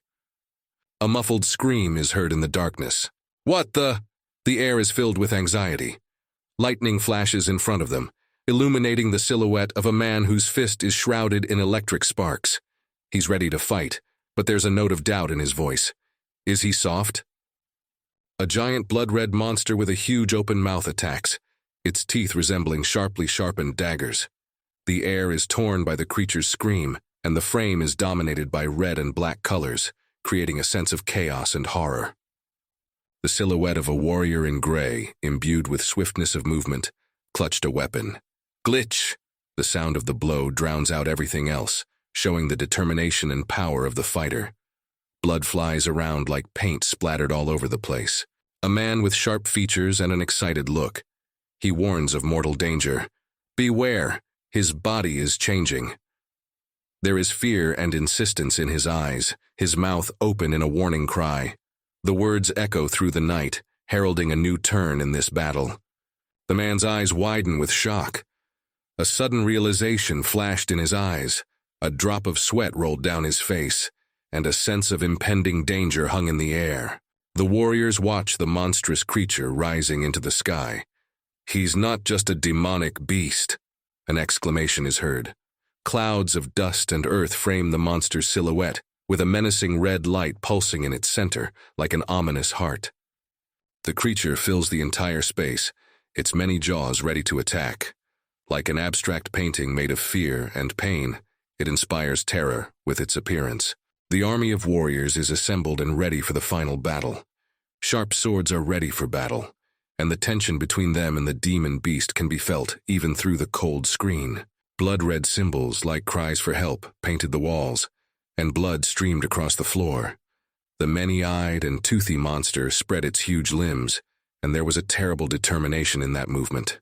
A man with a beard and fear in his eyes recalled the horrors of war. His gaze was full of recognition and horror, his lips pressed together in a grimace of anger and determination. He had seen such evil before, and realized it wasn't just a beast. The monster towered against the bright sun like a giant from ancient legends. His body shimmered with scarlet tones of blood and power, and dazzling energy burst out from his mouth. It was the epitome of chaos, ready to consume the entire world with its madness. At last the fighter against the foul, full of determination and passion for battle, rushed to meet his fate. His cry of challenge and defiance cut through the air like a sword. "We can't win if we don't beat him." His heart beat in unison with these words, representing the will and hope of victory. A whirlwind of movements and swiftness of attacks encompass the stage. The hero pierces the air, his body an arrow aimed at the heart of the disaster. The red symbols all around seem to capture this momentum, emphasizing the explosive dynamics of the moment. The monster's huge toothy maw opens as if to embody the abyss itself. There is darkness inside, and only white sharp teeth in a row, ready to tear or devour. The man gritted his teeth and prepared to fight. His gaze is hidden by shadows, but even they can't hide the tension and focus emanating from him. He is the epitome of determination, a man on the threshold of confronting the unknown. And then there's a roar. Monster and man are two adversaries colliding in a storm of passion and despair. The hero does not give up. His cry reflects a strength and will that knows no fatigue in the face of such a powerful evil. Lightning bolts like snakes from ancient myths coil around the hero, reflecting his fury and power. His eyes burn with determination, and his clenched teeth indicate a willingness to do whatever it takes. "Fuck you." His words are sharp and full of fighting spirit. Light glittering like a strong man, cutting through space like a sword falling on the heads of enemies. His journey is inevitable, and in that brilliance, there is destruction and hope at the same time. White light envelops everything around, erasing the boundaries of the world in nothingness. This is the peak of the battle, the moment when the outcome becomes uncertain, like the future hidden behind a shroud of uncertainty. And that's when the force of the blow reaches its target. The energized monster seems smaller and more vulnerable to this brutal force. An explosion of light promises the end of fear and the beginning of a new era. The hero, like a lightning bolt, cleaves the skies with his flight, filling the air with the electricity of battle. There is a whirlwind of energy around him, and he tends to the monster that represents the hope of victory over horror, reaching out to the world with its bloody tentacles. "If you wait, the losses will be greater." It sounds like a sentence in his head. The hero knows that every second of slowness is a step toward defeat. Focused on his goal, he gathers all his energy into one decisive blow. "We need to finish him off with one punch," he thinks, and the light of his power falls on the monster, promising an end and redemption. The force of the hero's strike rips through space, enveloping everything around it in a sparkling glow. The clash of energies is like a decisive battle where every blow can be the last. He put all his energy into that punch, but even that doesn't seem to be enough. But even after the greatest effort, there is a look of horror on the hero's face. "Impossible," he whispers, faced with the reality that evil is not easily defeated.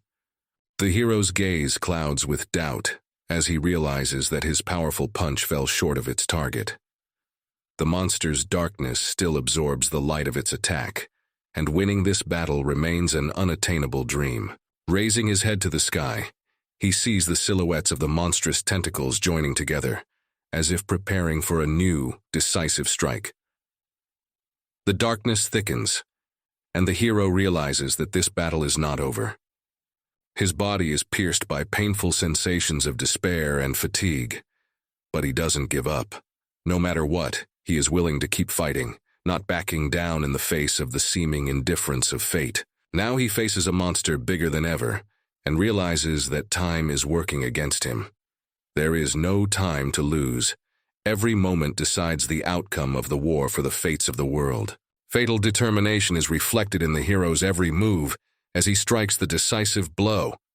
"We've got to end it all here and now," sounds like an inexorable decision in his head. Gathering his last strength, he crashes into the monster's body, creating a vortex of energy and despair around him. The echo of his blow echoes through space like thunder. His face shows signs of struggle, blood and sweat, but there is an unquenchable fire in his eyes. "Wait!" he shouts, pushing away the fatigue and sickness, preparing for his next throw. And again he rushes to the attack, as if in a last dance with fate. His battle-swollen body knows no fatigue, driven only by the desire to protect all that is dear. The hero's face is distorted with anger and determination.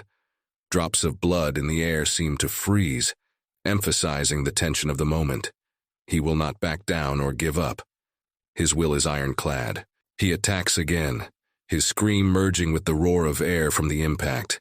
His every step, every movement is a challenge to the fate that is inexorably trying to break him. Is this the end? Is the question in his mind as he strikes what may be his final blow. It was as if the whole world was frozen in anticipation of the outcome of this clash. The words, "I'm not afraid of death," flash through his mind as he prepares for a possible final battle.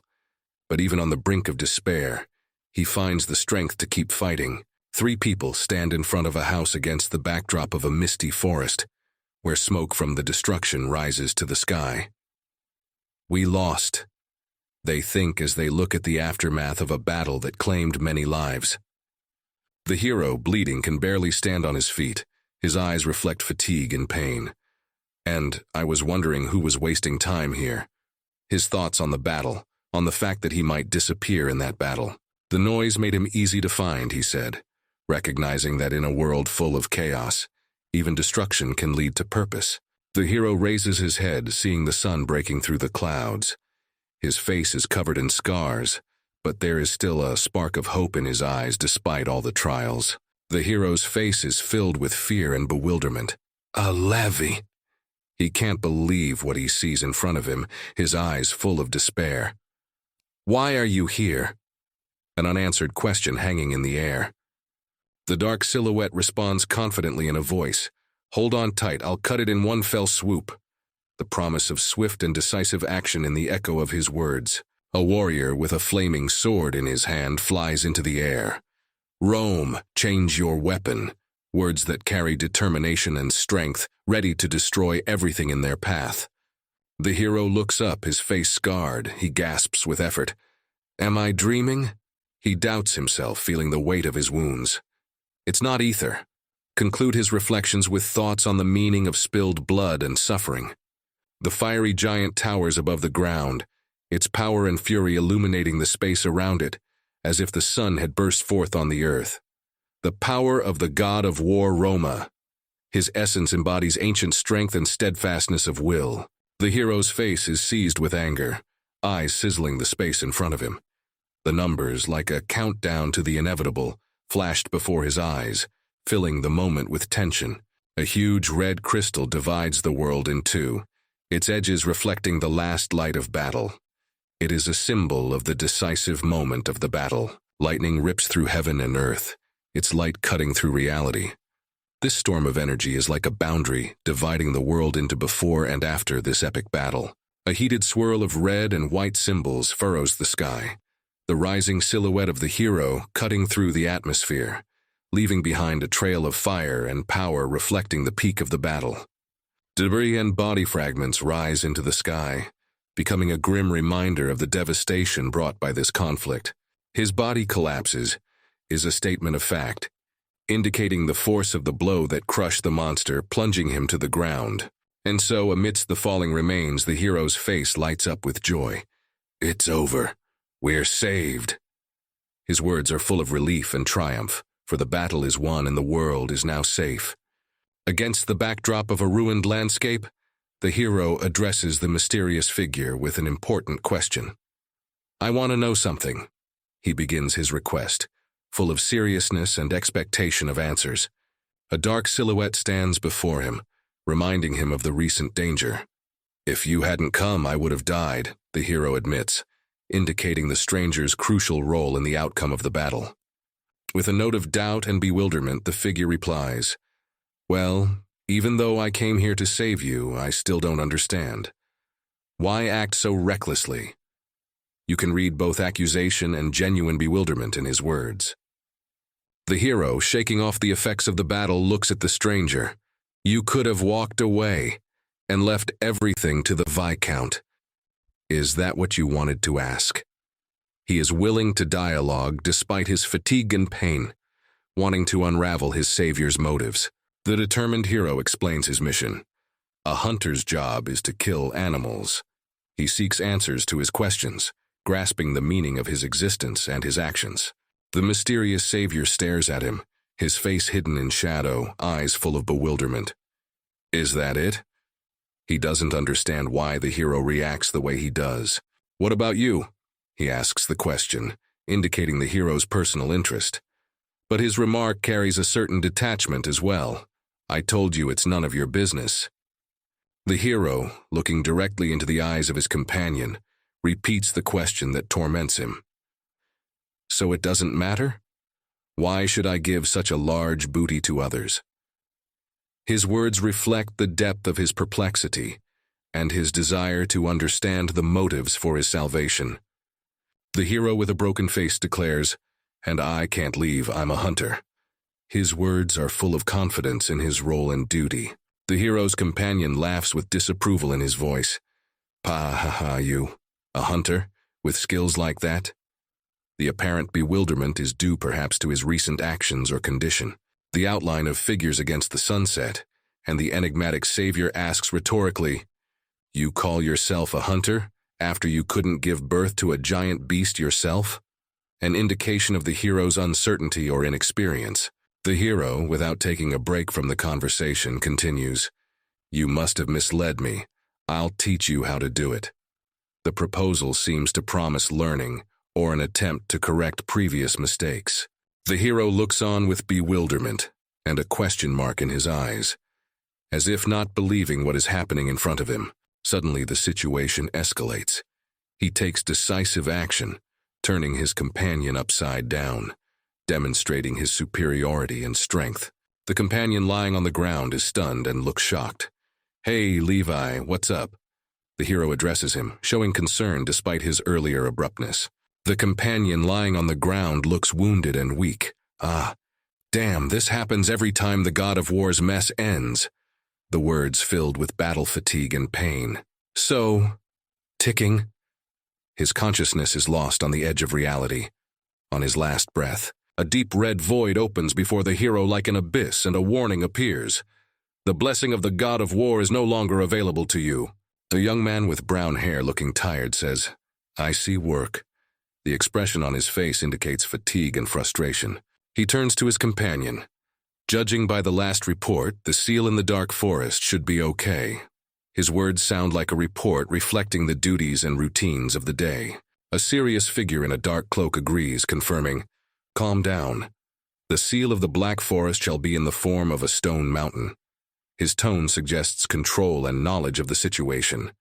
Ominous lights appear in the darkness and a warning is sounded. "If it collapses, disaster awaits us." These words portend bad consequences. The blonde-haired man in the trench coat responds ironically to his companion's comment, confirming his willingness to work despite the risk and stress. Serious and focused, he continues, "Judging by the last report, the seal in the dark forest should be okay. And for that I had to come all this way?" His words express doubts about the rightness of his actions. The cloaked companion, focused and calm, concludes, "All the mana of the seal will come out and blacken everything around it." It represents the voice of reason realizing the consequences of events that may occur. Before us is a picture of green waves of magical energy washing over hills strewn with skulls. Nothing will ever grow there again. That place will become the Valley of Death. The young man in the cloak touches his chin in a sign of contemplation and concern. And the smell will be terrible. I get sick just thinking about it. His companion, also in a raincoat, says in response to his doubts, "Well, I don't think you'll have to come." His words convey a sense of relief that their duties are coming to an end. Next, we see them driving down the cliff, and the first one ponders, "I think it's over." But the second one asks with a note of doubt, "Ah? Seriously?" This suggests that despite their confidence, the outcome is not yet fully determined. In the vast depths of twilight looms the shadow of imminent threat. The young warrior's soul recoils with fading vitality. He anxiously contemplates the consequences of the destruction, realizing that the world he knew may be lost forever. A lone figure stands on the edge of a cliff, looking out at the landscape before her. There is a vague premonition in his heart that something has happened here, among the ruins of the past, that will change the course of history. The man's face lights up with a sudden epiphany. Something interesting has happened here, he guesses. There is a readiness in his eyes to unravel the mysteries of the place, as if he takes what has happened as a challenge to his mind and spirit. Exploring uncharted territories continues all day long, despite the growing uncertainty and possible dangers at every turn. In the end, all efforts lead to one discovery that embodies all the answers and all the questions at once. A forest that was once full of life is now marked by dark changes. Nature is fading away, taking with it animals whose numbers have plummeted, foreshadowing the impending emptiness. Something huge, like a beast, rises from the bowels of the earth. Even an old man, skilled and experienced in the mysteries of the world, feels alarmed at the sight. There is a foreboding sense of an approaching storm in the air, but the real problem lies deeper. The young warrior's gaze is heavy and full of realization. The real threat has yet to reveal its cards, remaining hidden and all the more dangerous. The silence is broken by a warning. You can no longer use Ram's blessing. It's like a sentence that strips the characters of the protection and support that was their backbone. The words float in the air, leaving questions unanswered and hearts uncomfortable.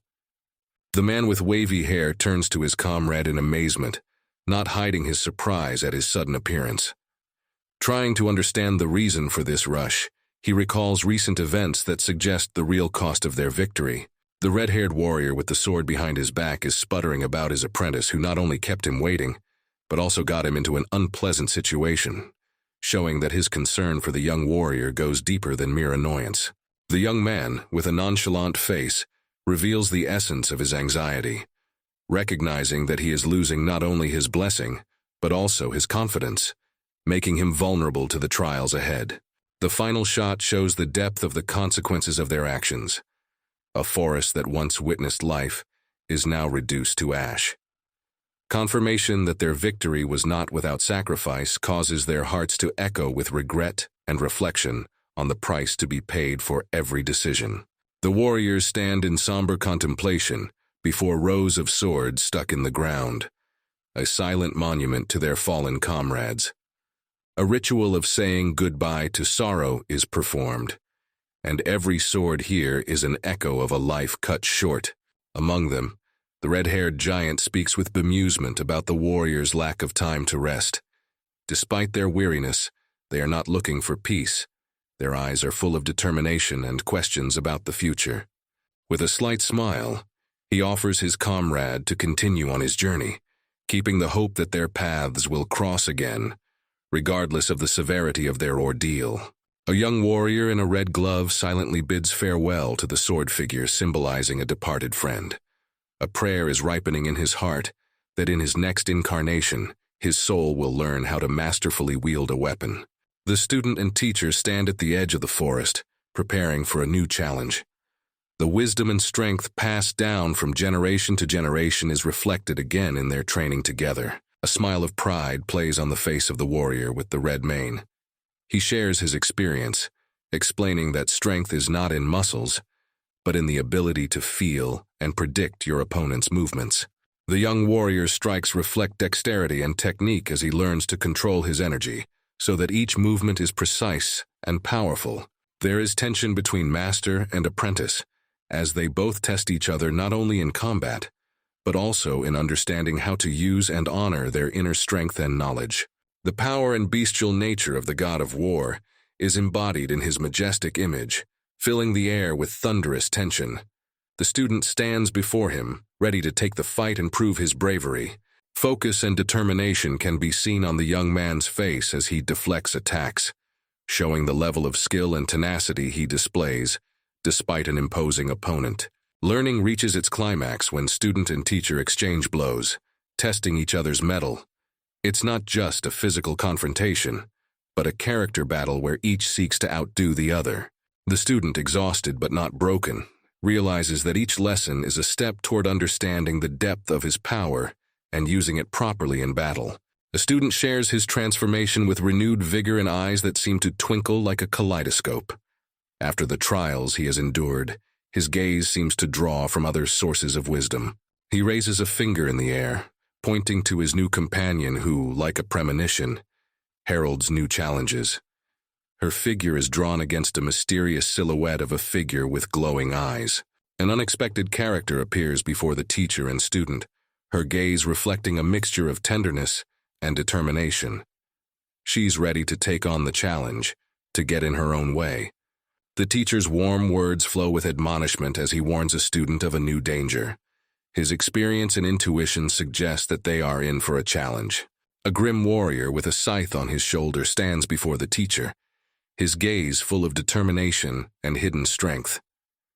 This is no ordinary person, the teacher thinks.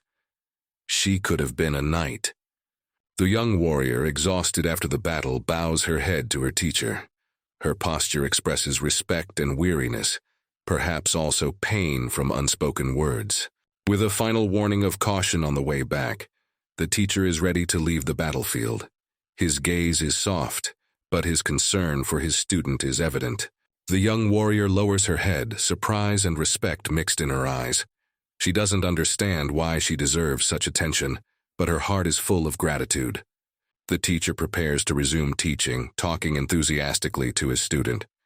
"Let's try to feel the ether again," he says, and the student seems unhappy with the upcoming lesson.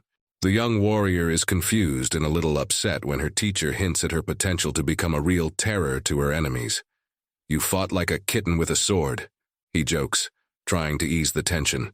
The student's gaze is downcast, his thoughts drifting to the past. The memories of the battle are still fresh, and he feels that every moment of the fight has left its mark on him. The teacher, taking the young warrior by the shoulder, tries to cheer her up.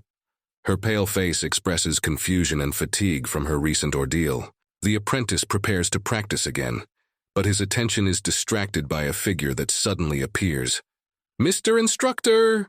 he exclaims, but his teacher has already noticed the guest and is glad they are alive and unharmed. The surprised warrior turns to the teacher, apparently not expecting him to be here. "What's the matter?" Her gaze is full of bewilderment, and she seems confused by his presence. The mysterious newcomer speaks to the student with a slight chuckle, like an old acquaintance. "I was just passing by and missed you." His calmness contrasted with the young warrior's anxiety. The teacher introduces his business partners, and there is a tense conversation between them and the student, full of unspoken words and the student's heavy glances at the new but clearly important faces. The appearance of strangers arouses suspicion. "Merchants, I don't see their weapon," argues one of them, noting that the guests arrived unarmed and unaccompanied. The instructor doesn't seem surprised by their arrival, though he answers questions ironically. Hey, you don't believe me." There's no particular reason, but the student senses a deeper context. Is there a man here who uses the power of a god? His gaze is serious and piercing, as if he is searching for a hidden truth. The teacher doesn't seem to fully grasp the seriousness of the situation. His response is flippant. "What?" He doesn't realize the importance of the moment. The hooded blonde man's calmness contrasts with the tense atmosphere. "I mean, what? So is there such a person here?" His confidence makes others think twice about what he says. Tension builds as the teacher, shrouded in the blue light of the runes, realizes the gravity of the situation. His student and girlfriend are also shrouded in a magical aura that emphasizes their growing anxiety. The girl anxiously looks through the magical symbols surrounding her like a protective barrier. The suddenness of the situation makes her heart sink with worry. The student, confused and bewildered, looks at his glowing hands, searching for answers to his questions. All of this creates a sense of impending magical collision. The young man with red eyes is distorted with disbelief, his gaze full of doubt and bewilderment. "What's that containment magic?" he whispered under his breath. The mysterious hooded blonde man manipulates the energy with ease, his voice calm and confident. "I apologize for the rough measures, but this is serious business." The warrior with wavy red hair panicked for a moment, feeling the power of the spell hitting him. "Bastard, set me free." His voice is full of anger. The mysterious blonde man calms the situation down again, his voice sounding convincing. "Hush, hush, I'll explain everything, so listen carefully." A huge crystal appears in front of the group, emitting heat and light. It's more than just a stone. It's a seal stone shrouded in mysticism and power. The blonde hooded man shares his knowledge of the stone, claiming that it can only be destroyed by the power of God, and cryptically adds that someone has already done it. The serious expression on the red-haired warrior's face shows his intention to find out whether the evil god's power is important to him or not. If the speculation of a non-human force is confirmed, the group will have to deal with what is happening immediately, realizing the gravity of the moment. The red-haired warrior, surrounded by magical symbols, suggests that similar events have happened in the past, with hints of a long history and recurring threat. The blonde man in the hood, standing with his back to the interlocutors, ironically notes that cases of destruction of such stones by the power of God have already taken place, but for some reason did not hurry to share this information. The red-haired warrior, addressing the silent figures in blue cloaks, regrets that knowledge of the stone could have prevented the unnecessary sacrifice of many people. The focused and heavy gaze of the red-haired man speaks of deep thoughtfulness and the realization that if they had known of God's power in advance, they could have prevented many tragedies. The blonde-hooded man turns to face his interlocutors and slyly admits that he was sure of their suspicions, playing on their trust and perhaps hiding his true motives. The red-haired warrior, grinning through gritted teeth, admits that he kept silent about the stone so as not to lose his source of income, suppliers of monster remains. The blonde-hooded man speaks of suppliers with genuine amusement, but points to many other sources ready to replace those lost. The dark-haired young man raises the question of keeping his job with amazement and discontent in his eyes, to which the blonde-hooded man replies that there is no cause for concern. The red-haired warrior's sudden resentment builds as he realizes the blonde is toying with him, for he is adamantly opposed to the violence that is beginning. The power and fury of the red-haired warrior fills the air as he clenches his fist and prepares to fight while energy flows around his hand. He emphatically warns his opponent that he is ready to attack, his voice full of determination and strength. The red-haired warrior aims at her target without wasting a second, ready to throw her magic dagger, and her gaze is filled with cold confidence. The dark-haired youth, his eyes flashing red from the sudden realization, blocked the enemy's attack, defending himself with the mysterious energy embodied in the blue runes. The whirlwind of battle is suddenly interrupted by the appearance of an unexpected ally. The warrior is at a loss as he watches the red-haired warrior with the mirror sword deftly parry the attacks. Her combat technique is unique, and she radiates a power that can change the course of a battle. She possesses a skill rare in these lands, and her sword glowing brightly is the blade of Sheez's legendary sword. There is only one clan in this continent that uses this technique, he thinks, realizing that it is a warrior from a distant and powerful clan. The courage and confidence of a warrior is overwhelming. "If you wish, you may call me the Emperor's third sword," she says as she introduces herself, her voice promising victory and support in the battle that awaits them both. Her gaze is discerning, and she notes, "I'm uncomfortable with being called the laziest sword." This remark conveys the weight of a title that may have been thrust upon her in the past, but now she is ready to prove her true skill and strength on the battlefield. Hearing the warrior's words, the fire-haired warrior cannot contain his loud and infectious laughter. Uncomfortable. Ha ha ha. That's it, dear. His reaction indicates that he finds not only tension in the situation, but also some genuine humor. He makes an encouraging call to her. Let's see what you can do. A call that indicates his desire to test her skills in combat together.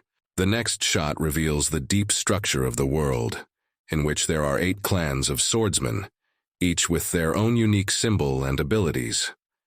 3 of them are highlighted in gold, signifying that they are clans that enjoy the blessing and recognition of the Emperor, making them the leading forces in this world. This information emphasizes the importance of the warrior, her belonging to one of the privileged clans, and foreshadows the importance of her role in the events that will unfold in the story. The sky explodes with lightning energy when a fiery-haired warrior wielding the power of lightning collides with the might of a mysterious enemy. His sword, symbolizing his clan, is illuminated by an electric light, foreshadowing a destructive force. The power of lightning explodes, revealing the warrior's unrivaled skills and ability to control the elements, transforming him into the embodiment of thunder on the battlefield. A red-haired warrior with a mirrored sword also demonstrates her skills, the light of her weapon shimmering like a reflection in an infinity mirror, ready for another strike. A spell is revealed before us, creating a temporary weapon of pure energy, confirming the unique abilities of a warrior wielding the power of lightning, and now they join forces to confront the darkness around them. A warrior who has mastered lightning magic concentrates on creating a sword glowing with electric light out of thin air. His movements are limited, but the precision and power he puts into each spell set him apart as a master of his craft. The laziest sword, as the warrior dubbed it, proves to be unexpectedly powerful and unpredictable, its potential in combat undeniable. Concentrated energy rises into the air, rippling around his body as he prepares to deliver the final blow. Tie as much as you want. His challenge reflects the limitless possibilities of his strength, his willingness to take the fight regardless of the number of opponents or the difficulties that may arise. With each passing moment, his strength grows and the electrical waves surrounding him become more and more intense, promising an incredible spectacle of the skill and power he is about to display. A warrior full of lightning, full of determination and aggressive energy, preparing for the final blow. Sooner or later you will reach your limit. He sets the tone for the battle, warning his opponent of his unlimited capabilities. I'll break them all. His confidence doesn't waver. The red-haired warrior stands like a statue in front of a blast of energy that carries great potential. Her body is tense, ready for action and waiting for the perfect moment to make the next move. What? The warrior's eyes read unwavering intent, and he senses that the climax of the battle is approaching.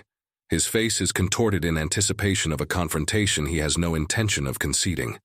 Magic burst from his fingers, creating a tear in the very fabric of reality emanating from his hand. A powerful punch, seemingly enough to change the outcome of the fight, is ready to break at any second.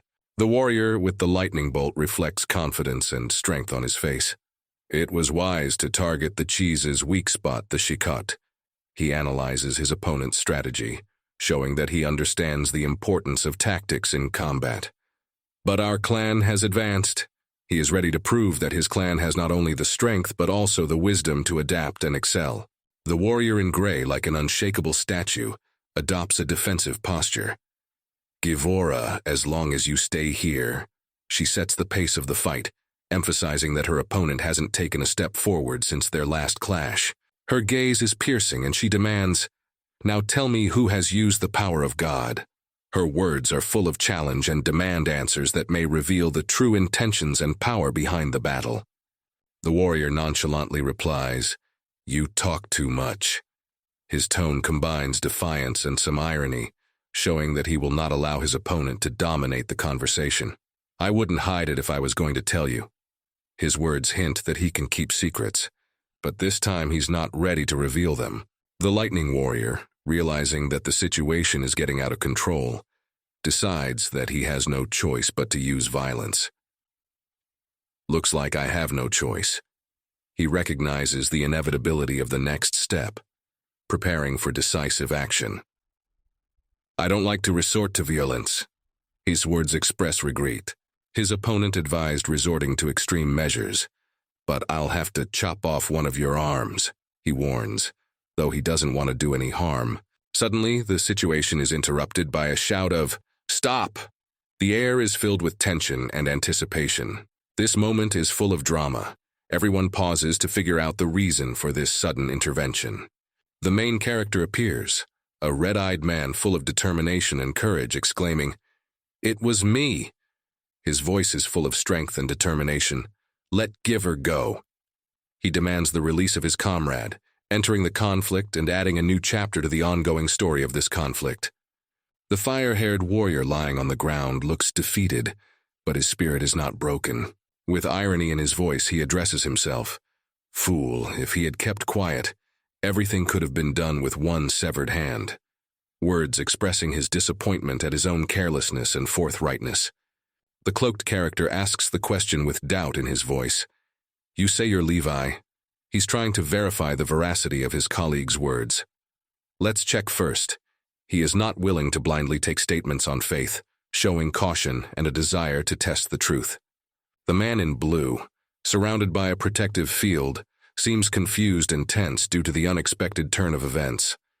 The look on his face suggests that he was in the spotlight, even though he didn't want to be there, emphasizing the complexity and confusion of the situation they all found themselves in. In the face of inevitable conflict, the cloaked character uses his magic with focus. With his actions, he creates a magical barrier surrounding the blue-colored man's body, like a protective shell, preparing him for the upcoming clash. There is tension in the air as every movement of the cloaked character's hands fills the scene with anticipation of the outcome of the magic act. No matter how powerful the energy used, it always leaves a mark. The magical symbols drawn in the air represent power and mystery, promising consequences that can change the course of events or reveal something hidden and important to the story in which they all participate. The man in blue looks stunned by what is happening. His face is distorted with surprise and bewilderment, and the magical symbols around him become more and more vivid and saturated, intensifying the atmosphere of mysticism and waiting for the denouement.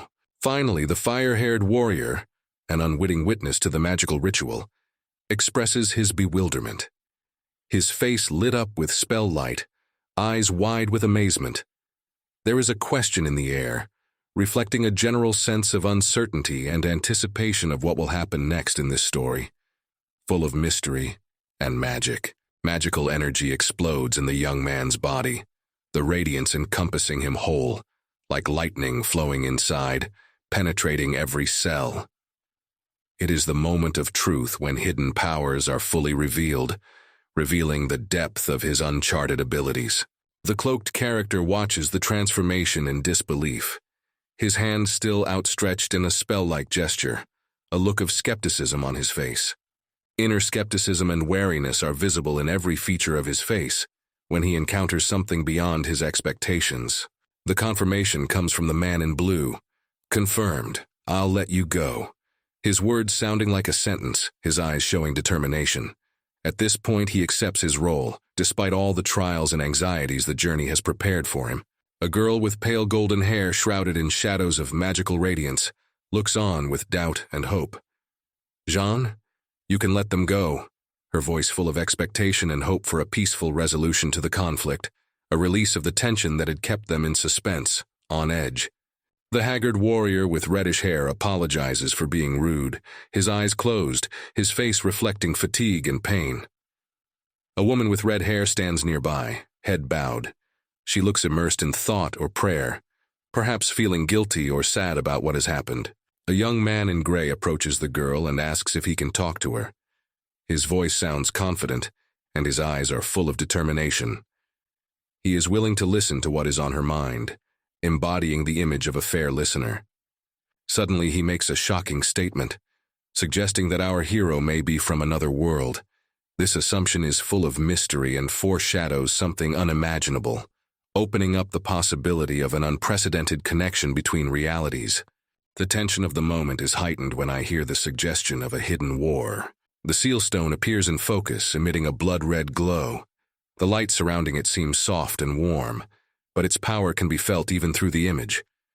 Created as a result of war, this stone was a tool of the gods to stop the magic of demons, emphasizing its high importance and power.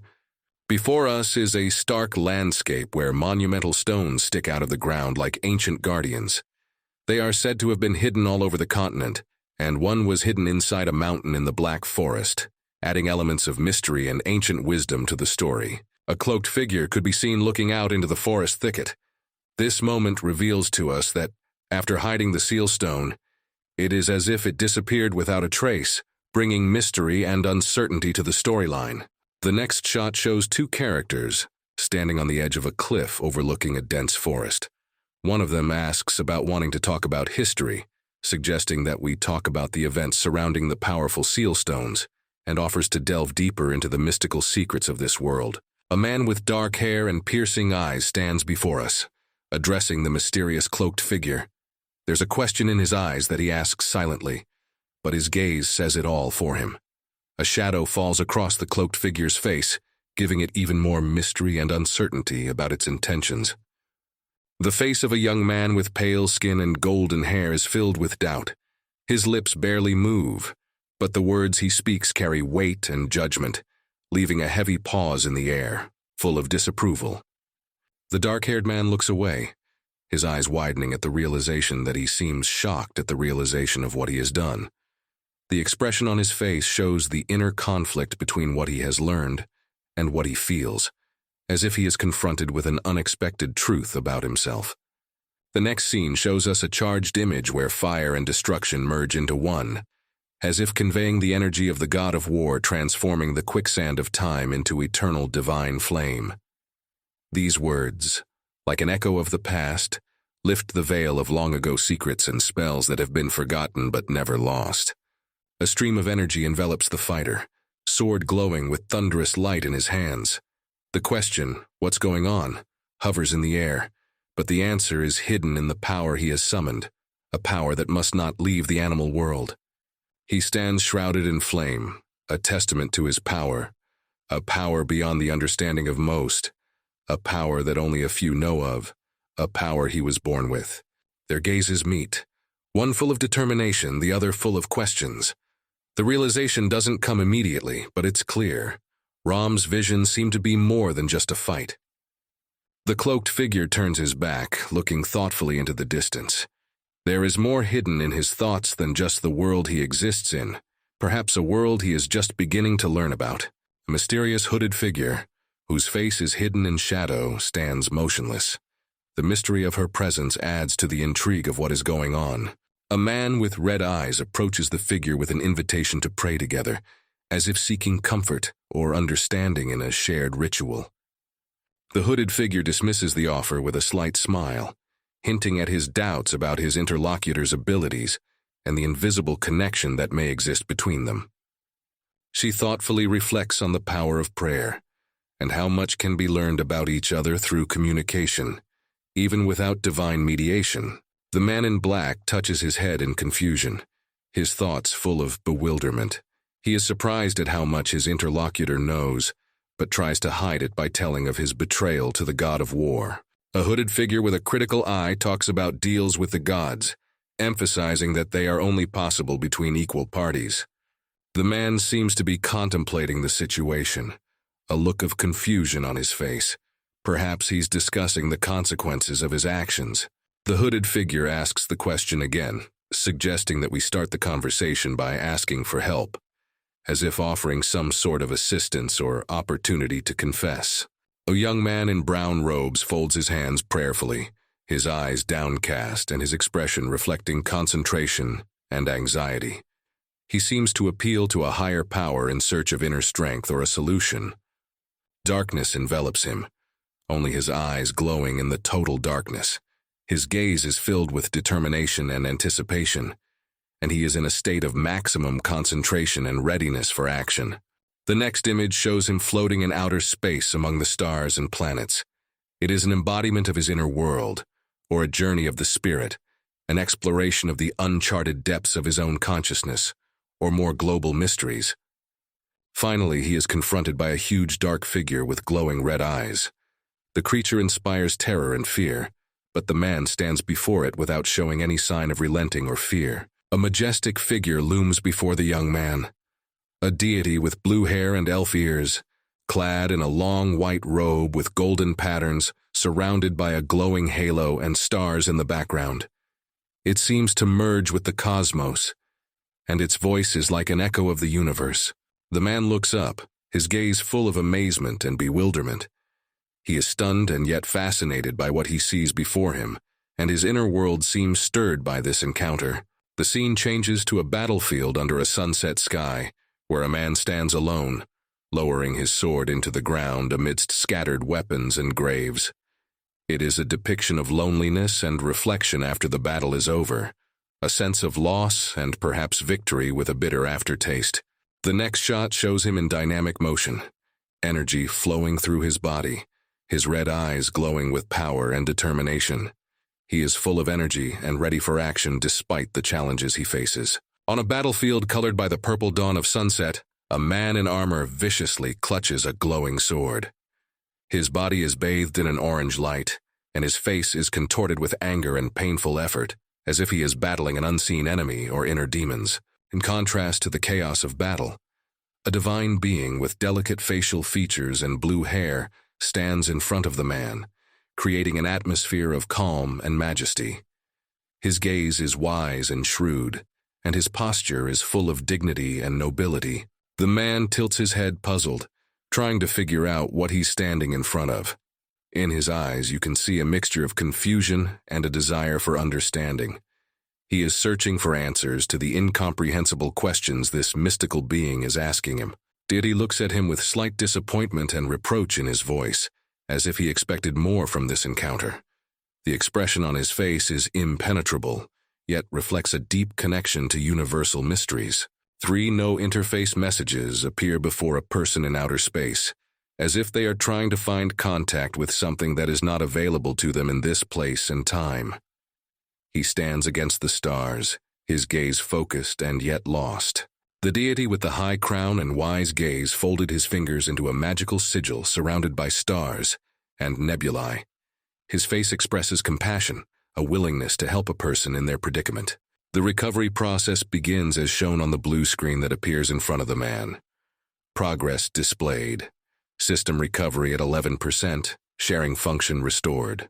The man stands among the stars again, his gaze filled with confidence, and the screen shows the restoration of stats and the beginning of the 7% quest recovery. There was a new strength and determination in his stance. A man with piercing eyes and blood on his face sees a message announcing the start of a major quest involving the removal of a restricted life system, indicating an important event or transition in his history. A woman with a surprised expression on her face and shock in her eyes realizes the impossible, perhaps related to a recent discovery or development that has turned her world upside down. A light halo surrounds the man, engulfing his essence, connecting him to the divine power of Mercenary, symbolizing his unique connection to this powerful source of strength. An ominous red silhouette with an angry expression on its face, as if personifying anger and power, foreshadows the new trials and possible conflict that lies ahead for the hero. Against the background of a magic circle with celestial symbols and stars, a palm shrouded in mystical light is depicted, symbolizing an incantation or an attempt to communicate with divine forces. A powerful, majestic being shrouded in smoke and fire, with an evil expression, perhaps an antagonist or key element in the mythology of this world, possessing great strength or power. The shadowy silhouette in front of the monumental figure, illuminated by the divine blue, emphasizes the difference in power and the possible upcoming confrontation or interaction between the two forces.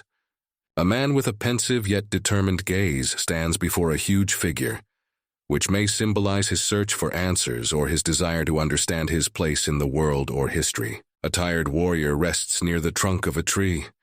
His body is tense, reflecting pain and fatigue, and his eyes are closed, as if he is immersed in thought or suffering. Sadness and pain overpower him as he puts his hand to his forehead, as if trying to deal with a headache. or overcome internal discomfort. Two silhouettes appear before him, a woman and a child, looking at him with concern and compassion. The woman probably asks about his condition, but he responds with a smile, trying to hide his true condition. In conversation, the warrior asks a question that reflects the importance of the events of the world and his role in them, indicating the depth and complexity of the world in which they all live. A woman with red hair and deep-set eyes stands with her face turned away, her profile expressing determination and mystery. She seems determined to follow her path despite external pressures. She turns to the seated warrior, her face serious and her eyes full of intent. It appears to be prepared to face possible threats despite its perceived vulnerability. The warrior squeezes her shoulder tightly as he listens to her, a mixture of weariness and gratitude reflected on his face. His eyes are closed, as if he's accepting her words and support. When he opens his eyes, his gaze is heavy and full of determination. He will no longer be a former knight of the empire. His new path is one of struggle and self-determination. A warrior with red hair and a face contorted with painful tension stands against a pale blue sky, his silhouette surrounded by a halo of light, as if in answer to a prayer. A woman with red hair stares straight ahead, a look of bewilderment on her face. You can read in her eyes the realization that she has before her a power far beyond human capabilities. The warrior bows his head, his grimace expressing a mixture of weariness and despair. He feels weak and helpless despite his former confidence and strength. The woman approaches the boy with blonde hair, her gaze full of determination and protection. She is willing to share information even despite the red-haired warrior's fears and displeasure. Opened palms with magical symbols on the inside of each hand look like a window into another world, where ancient rituals and spells come to life. The red-haired warrior addresses the child, his stern look and surprise at the simplicity of the name, Seal, contrasting with his warlike image.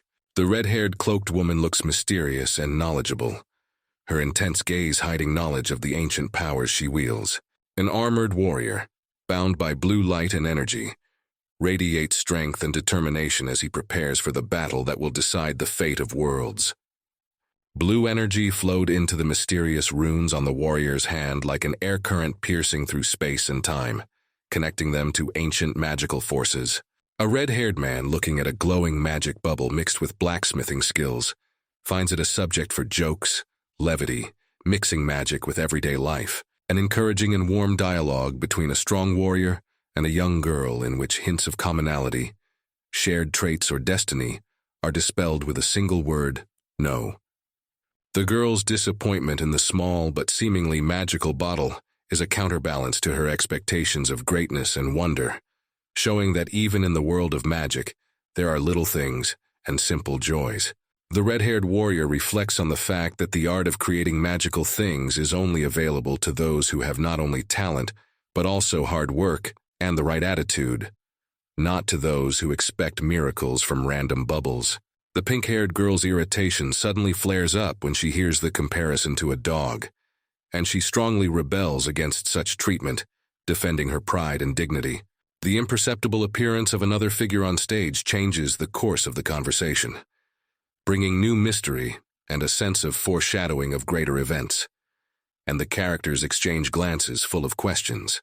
The girl's sudden interruption of the conversation and her unexpected behavior surprise the warrior, making him think that even in serious circumstances there is a place for lightness and childlike directness. The man in the gray robe questions the decisions made by their group, especially regarding the use of divine power. His doubts are shared by the pink-haired woman, confirming that the decision has indeed been made. Two travelers in cloaks stand against a forest backdrop, pondering the question of man's ability to touch divine power. There is mystery in the air, and their looks are full of seriousness and hidden wisdom. The words that flow from them are profound and full of hidden meaning. Among the assembled group of people stands out a man with a confident posture, his eyes staring into the distance. He speaks of a man who has not only earthly powers, but also the capacity for divine things. His words immerse his listeners in reflections on the limits of the human and superhuman. A close-up of the face of a man who has a mark on his eye that seems to be the key to his extraordinary strength. He offers to unravel the mysteries, hinting at the connection between the gods and man, whose destiny is closely intertwined with the celestial beings. In the semi-darkness, someone talks ironically about searching for traces of the deity who created mankind. His facial expression skillfully combines skepticism and insight, as if he knows more than he's willing to admit. Two warriors, one with brightly colored hair, the other with a sly smile, banter, exchanging remarks full of self-confidence and insolence. Their friendly, mocking dialogue creates an atmosphere of friendly rivalry and adventure yet to come. A red-haired warrior with a distinctive scar on his face addresses someone off-screen, asking a rhetorical question. You can sense a note of irritation in his voice, but at the same time curiosity. The answer comes from a young man who, pulling back his hood, tells of the falsity of the gods and the man who destroyed the seal. His tone is light and cheerful, as if he has found the answers he was looking for, and now he has a discovery to share. The conversation is cut short as attention shifts to the ruin shrouded in green mist.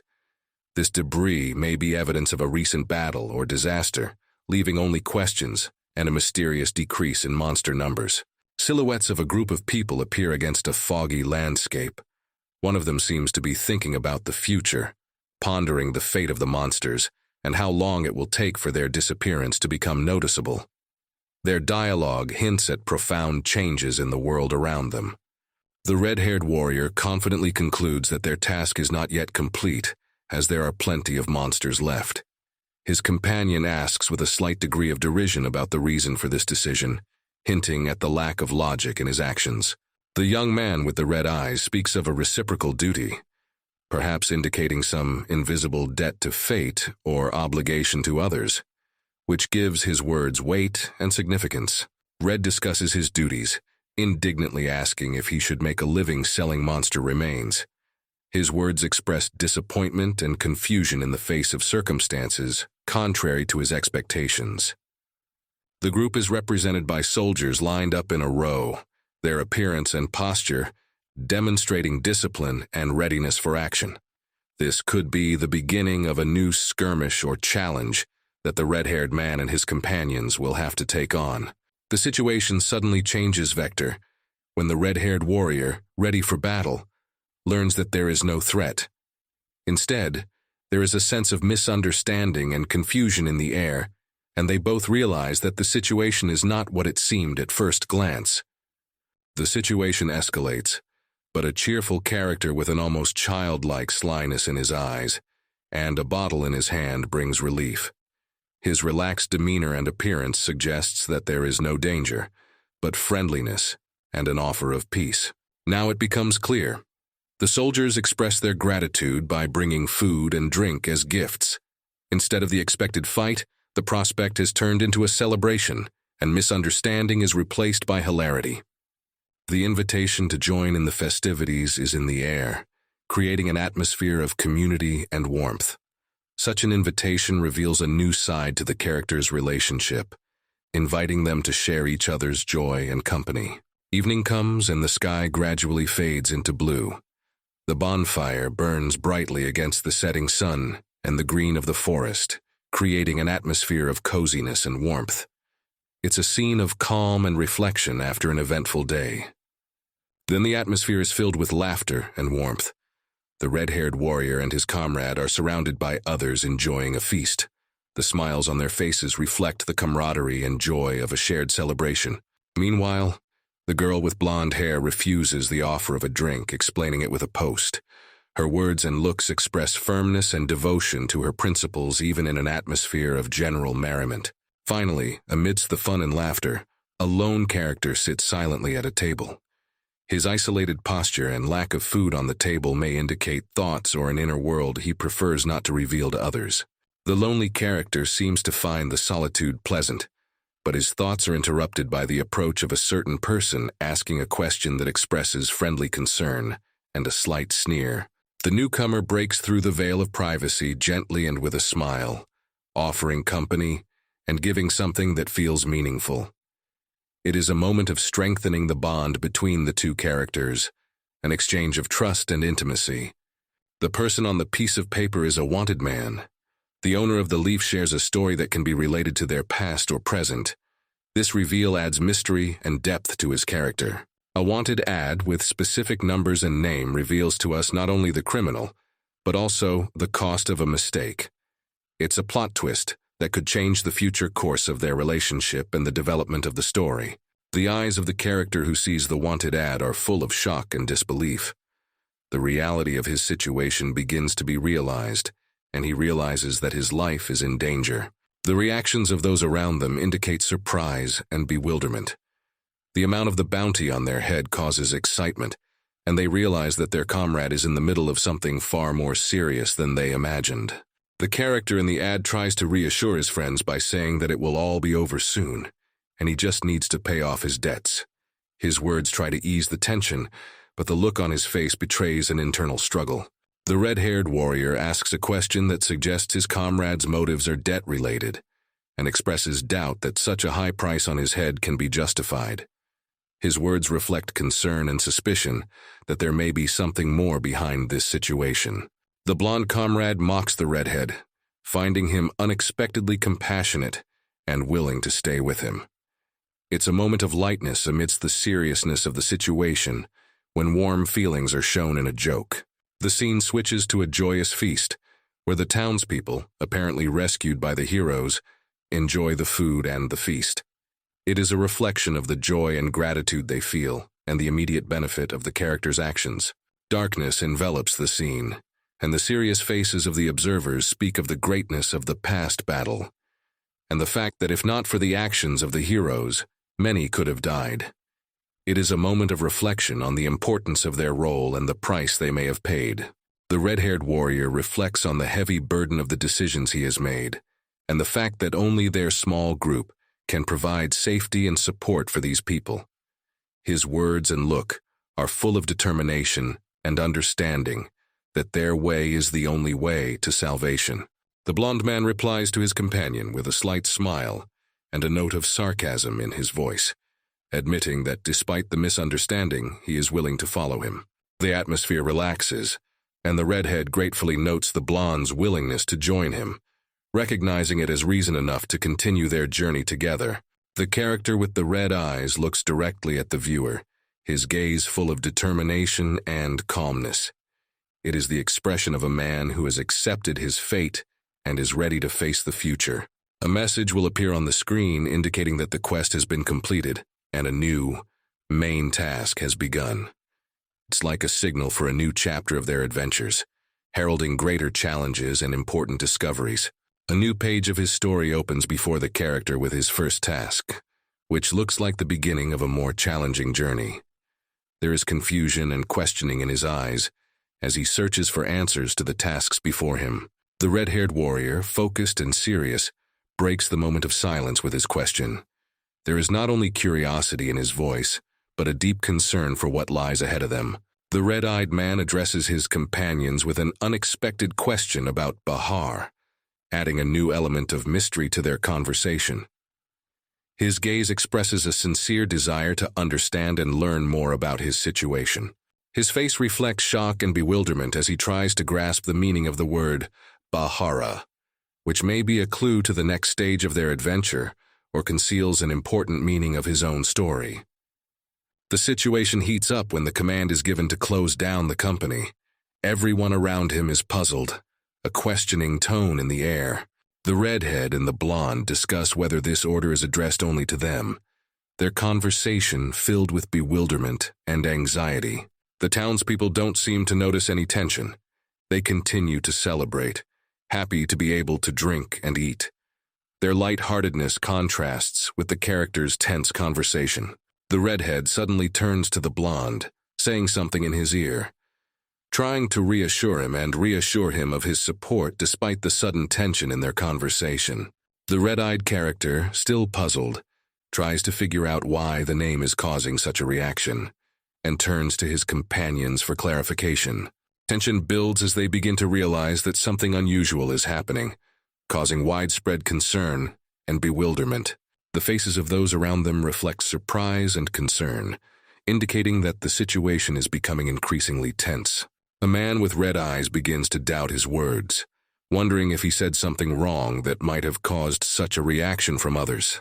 The red-haired man emphasizes the seriousness of the situation, trying to figure out what's going on and making sure that even Luce himself doesn't seem to be aware of what's going on.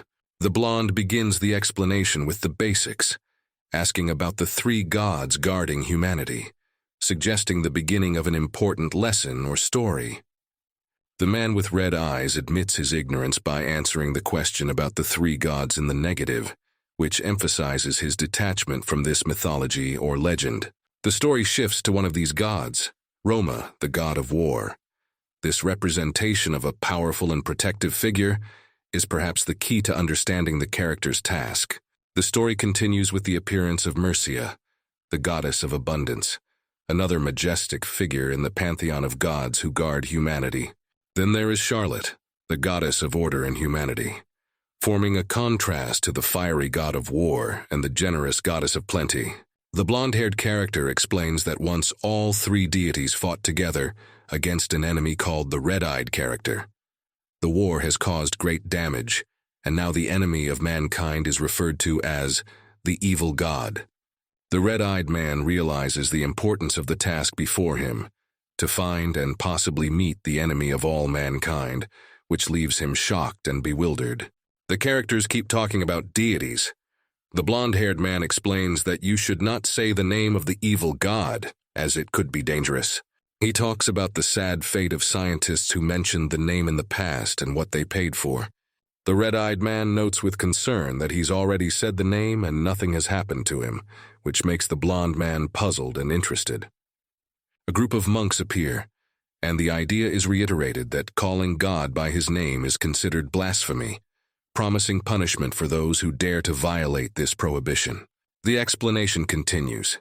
If the blasphemy is confirmed, the perpetrator will face a terrible execution, which emphasizes the seriousness of the taboo against speaking God's name.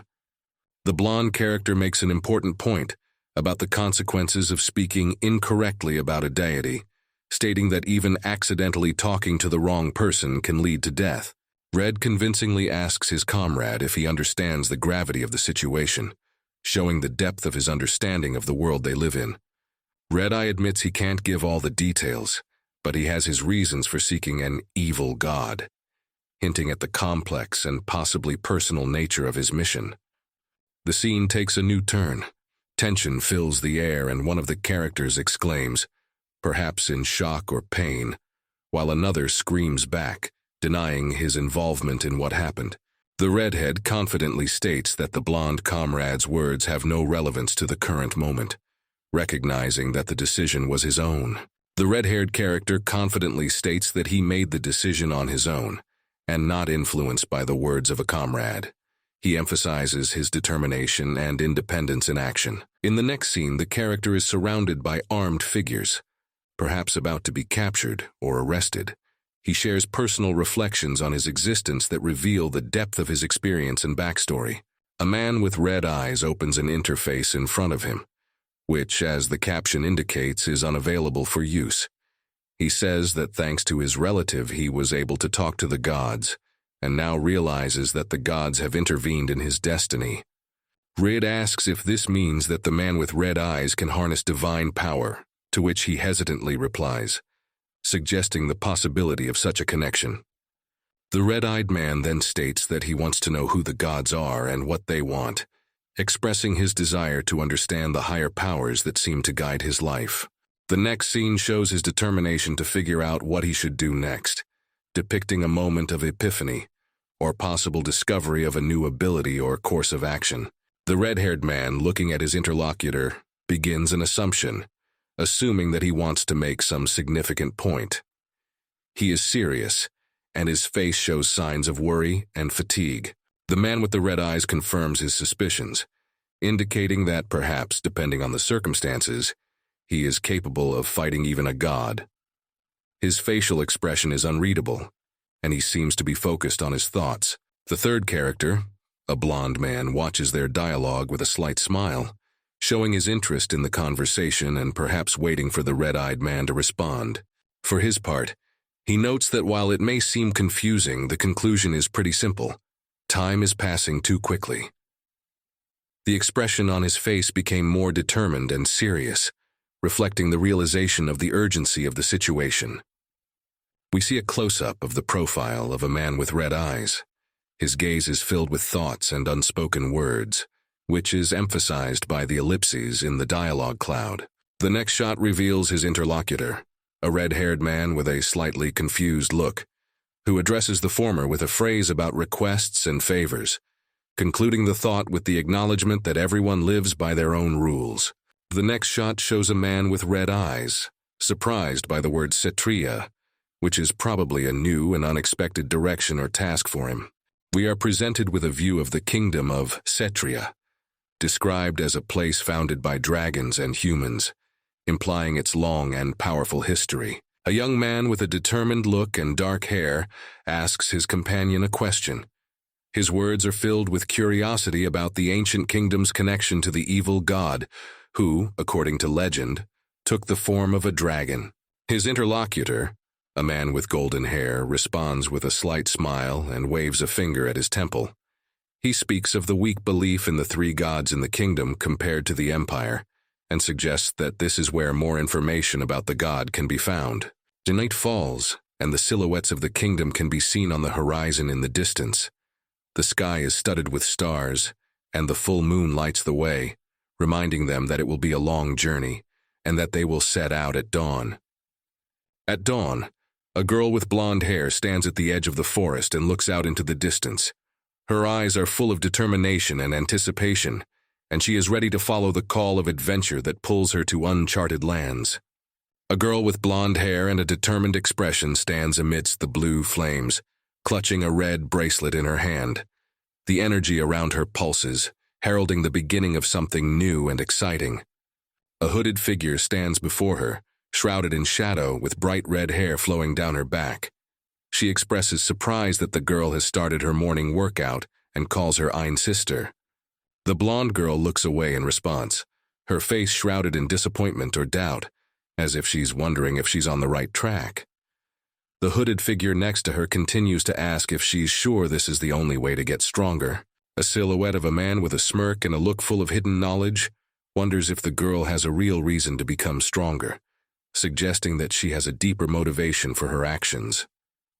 The blonde girl in gray clothes explains that her desire for power comes not from a desire to command others, but from a desire to be independent. She doesn't want anyone to have power over her. She dreams of wielding a sword as skillfully as the great warriors, but for now she can only rely on her fists in battle. Her movements are energetic but not precise enough. A man's hand appears in front of her, holding the shining sword she has desired for so long. She experiences mixed feelings of surprise and joy at the unexpected gift. With admiration, she weighs the sword in her hands, feeling its weight and strength. Her eyes light up with joy and gratitude for the opportunity to experience the true wielding of the weapon. The girl gratefully accepts the sword, gleaming blue and powerful. Her face glows with joy and she freezes in anticipation of her new abilities. A woman with red hair wearing a cloak stands nearby. Her gaze is serious and shrewd, looking at both the sword and the girl as if weighing the situation. Suddenly, the sword in the girl's hands disappears with a loud sound, leaving her shocked and with her mouth hanging open. There is fear and confusion in her eyes. She doesn't realize what has happened. Two figures can be seen in the background, one of whom has her hand on the other's shoulder. They look toward the girl, shrouded in mist and mystery. The red-haired warrior grudgingly reminds the young apprentice to be careful when using energy, especially when it comes to sword fighting. The young man, feeling uncomfortable, seems to be already tired of these instructions. Suddenly, the tension in the air becomes palpable as the warrior raises his hand from which lightning bolts fly out, demonstrating the power of the power style. He warns that premature use of this ability could cause the weapon to malfunction. The dark-haired young man, vaguely aware of what has happened, admits that he was simply using this very energy, which raises questions from his mentors.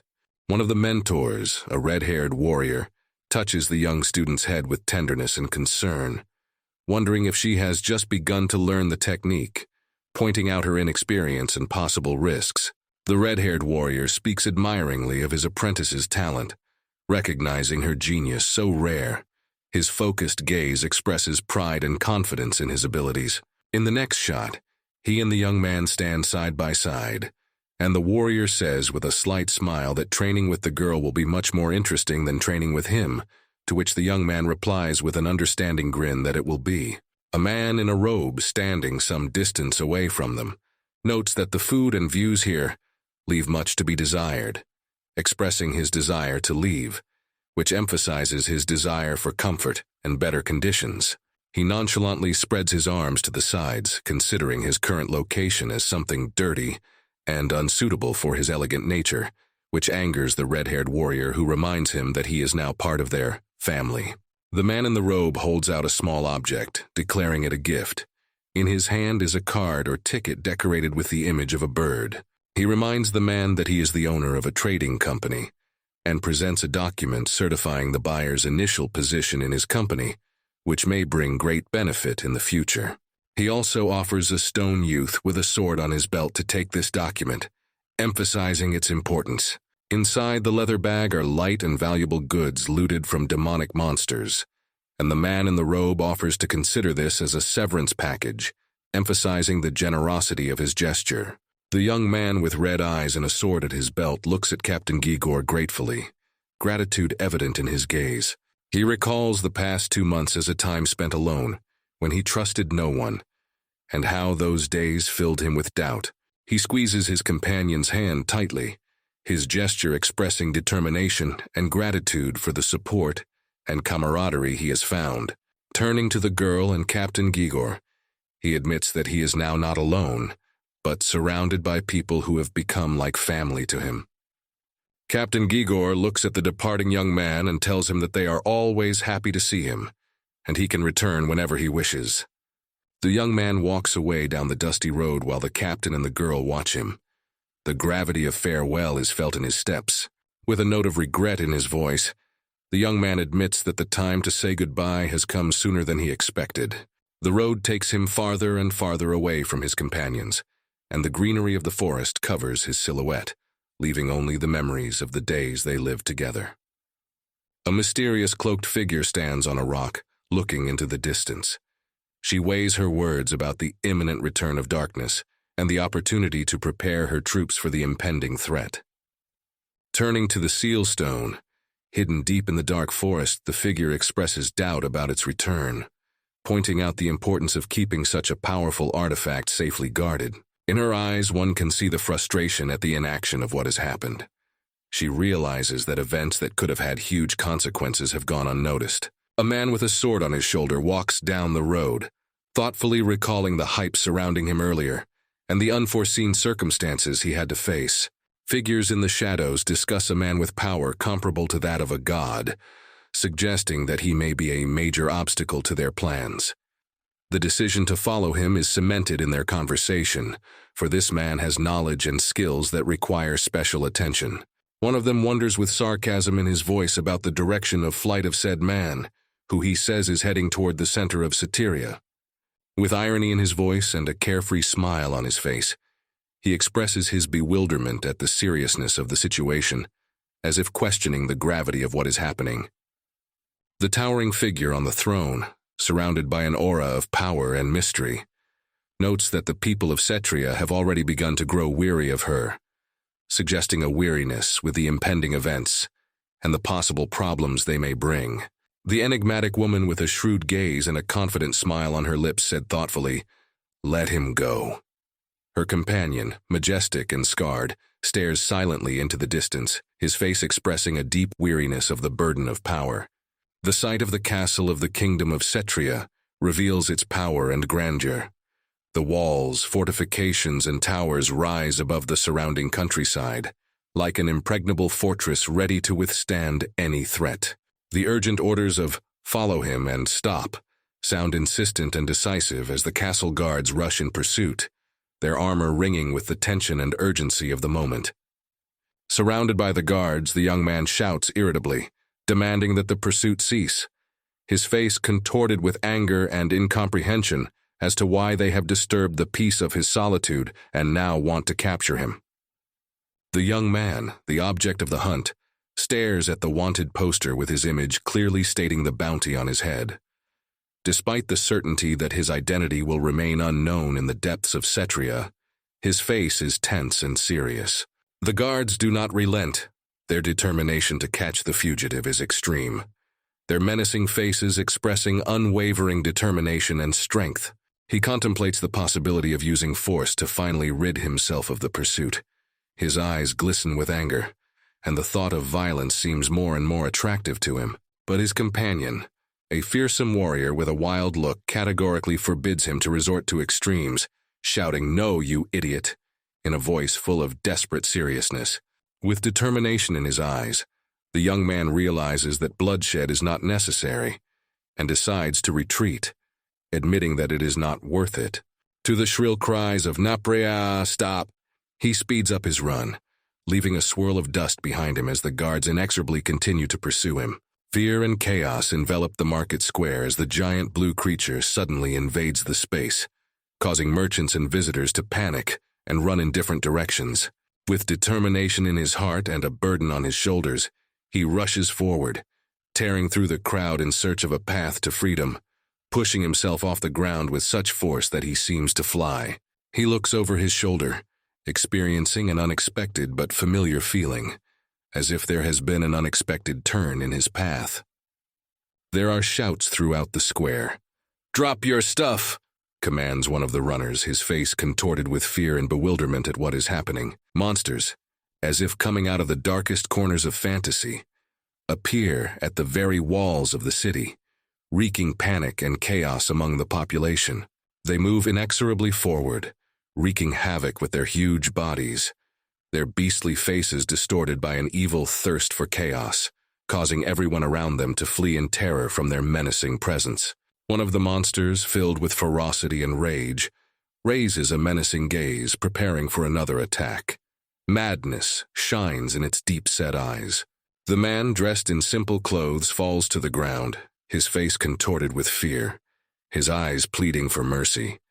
He doesn't want to believe the terrible things that are happening. The sword that was merely a weapon of defense suddenly becomes an instrument of death in the hands of the defender, as he disdainfully cuts off the beast's head in one decisive move. The stone-faced man stares at the scene of carnage with a cold and calculating gaze. If Cetria's troops have truly come to their senses, then it is time for them to engage the monsters. Suddenly, armed men appear in front of the hero, their faces expressing determination and readiness for battle. At this point, they are unexpectedly confronted by the monsters. One of the warriors, gripped by the excitement of battle, laughs as he looks at his uninvited guests. He is ready to fight them, as if it were his only goal. With relief and hope in his eyes, the man he has just rescued promises to reward his rescuers generously if they secure his property. The protagonist's gaze darkens with doubt when he notices the mercenaries. His gaze is full of suspicion and disbelief at this unexpected turn of events. The hero is puzzled by the absence of Cetria's army in the city. Their presence there seemed self-evident to him. One of the warriors calls for a retreat, noting that their enemy is worth a lot of money and poses a threat. The gravity of the situation increases when the hero questions the role of the local army and its absence at the critical moment. He boldly attacks the monster. His movements are decisive and quick, and he shows his superiority in battle.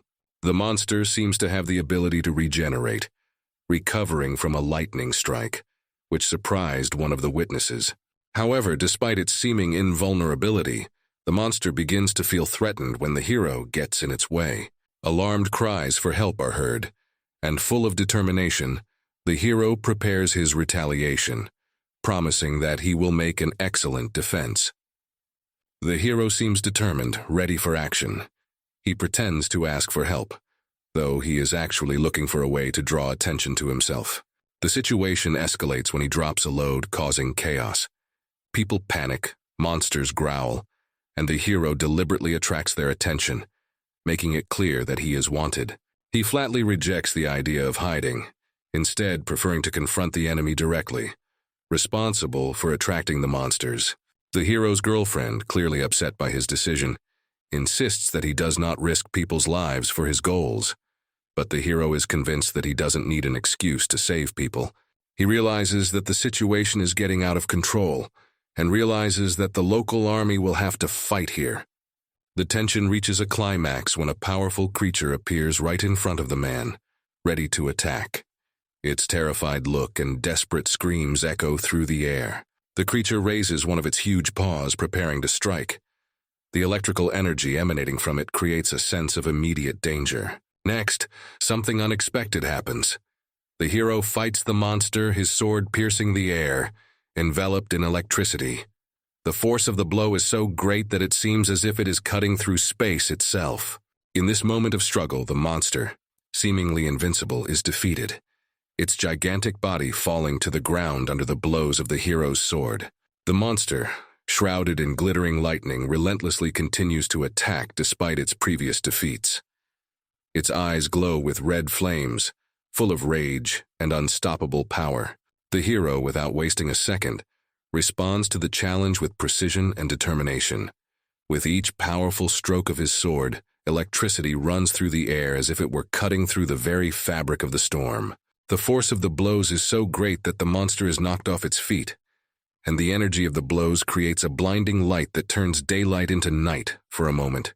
During this time, the hero figures out how long it will take him to defeat the monster, wondering if it's less time than the time spent in the previous fight in the dark forest.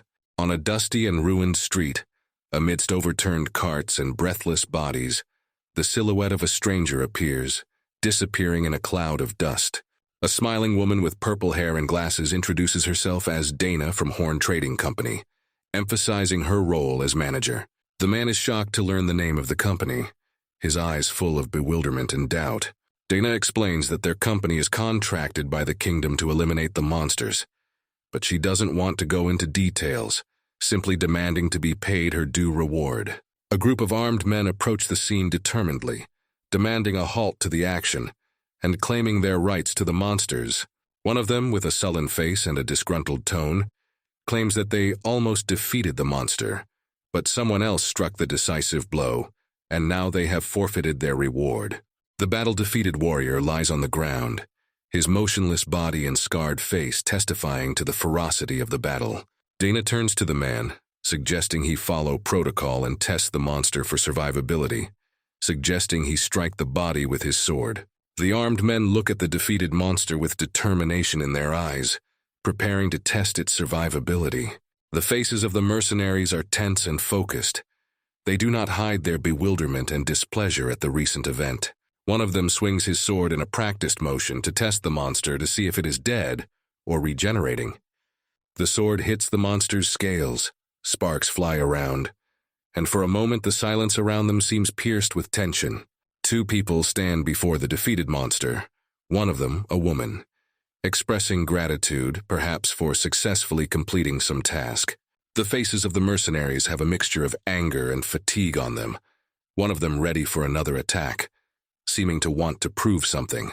The man in the dark robe swings away the sword summoned by magic with ease and disgust, as if he's sick of the whole situation. The sword-wielding mercenary delivers another powerful blow, trying to attract attention and perhaps establish his dominance of the situation. The mercenaries, exhausted and irritated, propose to resolve the conflict through combat, confident of their victory and eager to take everything. One of them calls out to his comrade to perhaps retreat, but his partner insists on staying, though he looks confused. The bag on the ground surprises the mercenaries. It is not what they expected in this situation. Misunderstanding grows. Suddenly, one mercenary notices something unexpected and disturbing in the bag, his gaze full of amazement. The purple-haired girl, who introduced herself as the company manager, admits that despite failing in battle, they should still be rewarded for their help. The man lying on the ground emphasizes that without the sacrifice of the heroes, everyone would have died. One of the mercenaries smiles, noting the irony of the situation and thanking him for saving him. The girl explains that their company values trust above all else, implying that supporting heroes is part of their reputation. The bespectacled company manager agrees with the young man, who looks wistfully at the departing castle, realizing that they have yet to help each other. The mercenary pulls out a card showing a man with lush hair and a white beard, and ponders that it is a gift from an acquaintance. The surprised manager recognizes the industry leader's sign on the card and asks with interest how she can help. The young man explains that he needs to get to Cetria's castle, where there is a bounty on his head, and wonders if she can help in this endeavor. The manager asks with surprise and disbelief in his voice about the young man's plans to infiltrate the castle, feeling excitement at the unexpectedness of his plan. The young man seriously and with determination in his eyes dissuades her from such an idea, warning her of the possible risks and dangers. The scene opens with a view of the majestic Cetria castle, which is said to be now in a state of decay and chaos. In the background is the grand hall of the castle, where a cloaked figure sits on a throne, and before her lie the defeated guards, indicating the rampant power and lawlessness within the walls of this fortress. A mysterious woman, with a piercing gaze and a sly smile that awakens a sense of danger, touches her lips, as if about to reveal a secret or tempt those who dare to come face to face with her. A desperate-looking man, wounded and bleeding, begs for help, realizing that the last moments of his life are slipping through his fingers. The king, shrouded in mantle and violence, swings his sword, inspiring fear and terror, while blood drips from his weapons, symbolizing the brutality of his rule and the destruction brought about by his orders. The aged monarch, battered and broken, realizes with a heavy sigh the betrayal that has become fatal to him, and his precious crown, symbol of lost power, hangs lifelessly on his head. The deserted streets of a city lying in the shadow of a majestic but gloomy castle, shrouded in a fog of oblivion and despair, where the wind hovers among the abandoned houses like the lamentations of a bygone era. Two men engaged in a tense conversation, their faces contorted with worry and determination, animatedly discussing the collapse of the economy, ready to bargain but uncooperative about their currency. A quarrel breaks out. Money is tossed into the air as a sign of contempt and despair, as resentment and financial need collide, while coins, symbols of fallen wealth, fall silently to the ground. An enraged man, his face disfigured by anger and blood, discovers that his funds no longer have value, that his world has collapsed under the weight of priceless gold. Guards dressed in red and gray uniforms stand with helplessness in their eyes, against a backdrop of streets ravaged and devastated. Their presence does not promise safety. It is only a reminder of the chaos that has engulfed the city. The scene is filled with chaos. One of the guards looks away where his comrade stands helplessly over a blood-drenched body slumped on the paving stones. They are surrounded by the daily reality of lawlessness, their eyes filled with the realization that their efforts are futile. The looming castle in the background, once a symbol of power and stability, is now surrounded by a fog of oblivion, like an ancient monument on the edge of a crumbling world where every stone screams its fall. The guards approach a cart in which a figure with purple hair sits. The simple question, "What's in the cart?" hovers in the air, foreshadowing a new intrigue in a world where even the smallest details can matter. The guard, smiling, hands the bag to his comrade as if to signify that all checks have been passed. "Move along," he says, and thus opens the way forward. The gates of the fortress rise up, shrouded in mist, creating an atmosphere of anticipation and foretaste of what awaits on the other side. The silhouette of a carriage slowly passes under the archway, heralding a new chapter in the story. The cityscape is revealed in all its misty glory, the castle looming in the distance as a reminder of long-gone grandeur. "You know, you can solve problems if you have a little trust," the mysterious traveling companion who sat in the shadow of the cart commented thoughtfully. "Thank you. I was only able to get through because of you," he said quietly, acknowledging his dependence on the help of his purple-haired companion. Their fates are now intertwined, and new challenges and adventures await them. The lilac-haired girl waves off her thanks with a smile, as if it was just her daily duty. "Come on, it's not worth it. It costs nothing for someone who saved my life," she says, emphasizing her gratitude. The man in armor sitting across from him seems confused by her words and, only nods, confirming her gesture. Well, maybe so, he replies as if unsure of his contribution. Three men stare intently at one seemingly ordinary passerby. Shh! What did we hear? One starts, and the other covers his mouth with his hand and whispers, "Don't worry, I won't tell you about it anywhere." The man in armor stares warily at the scene, perplexed. Where do I go to find out about the battle?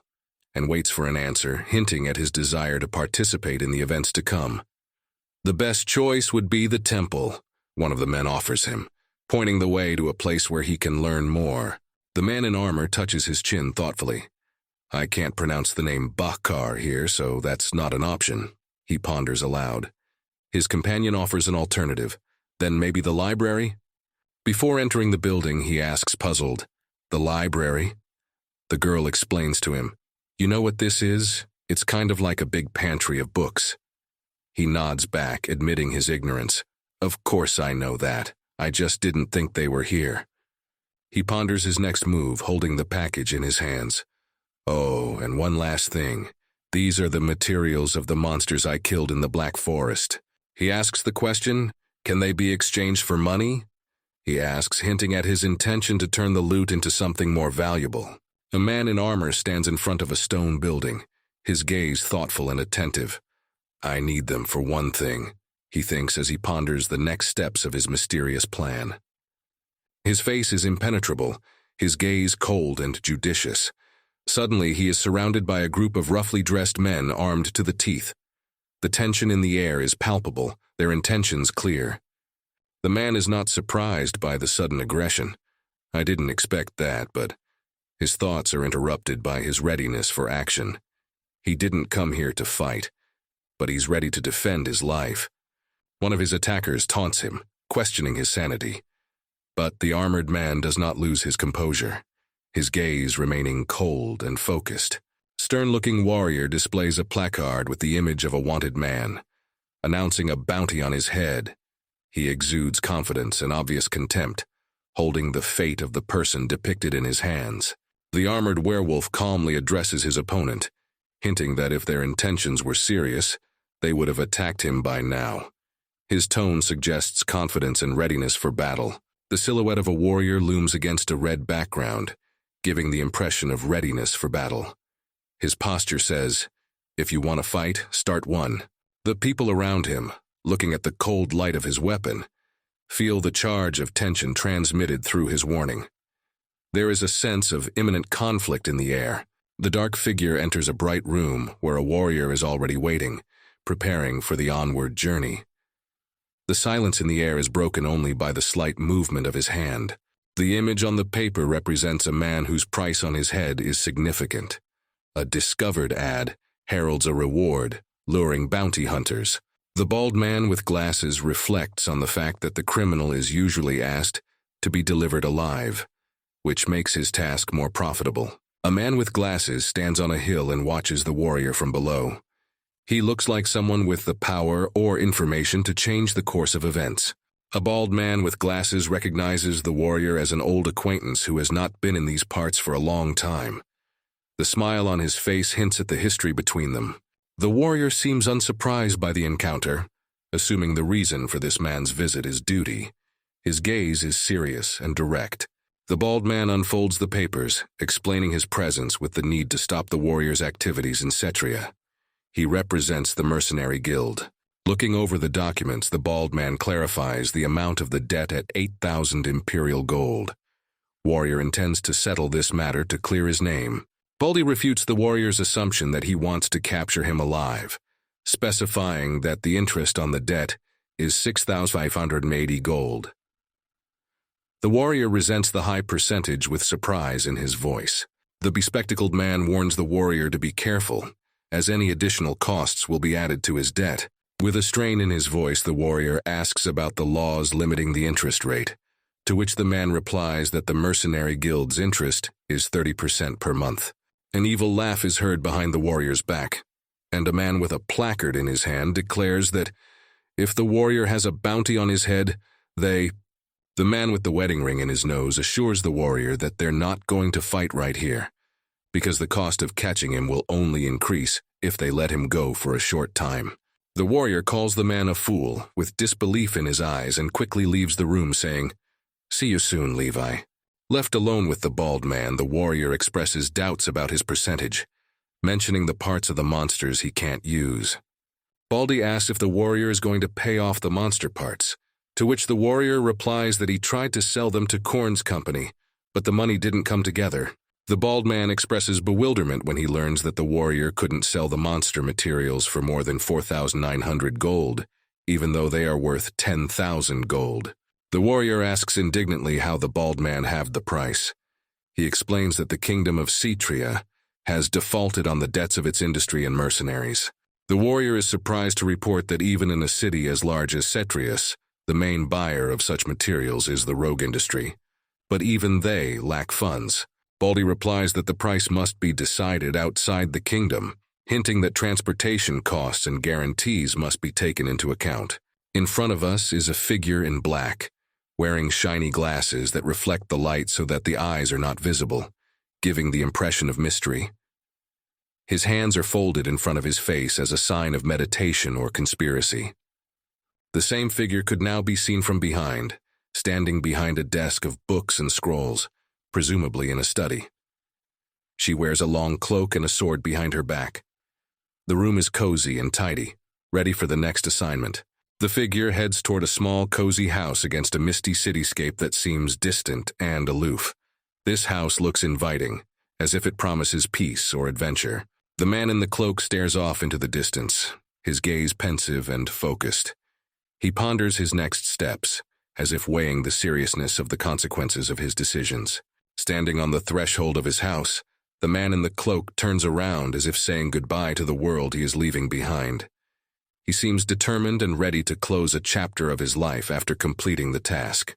The window of the man's house seems empty, except for one small red dot, perhaps an alarm or the gaze of a stranger watching his actions.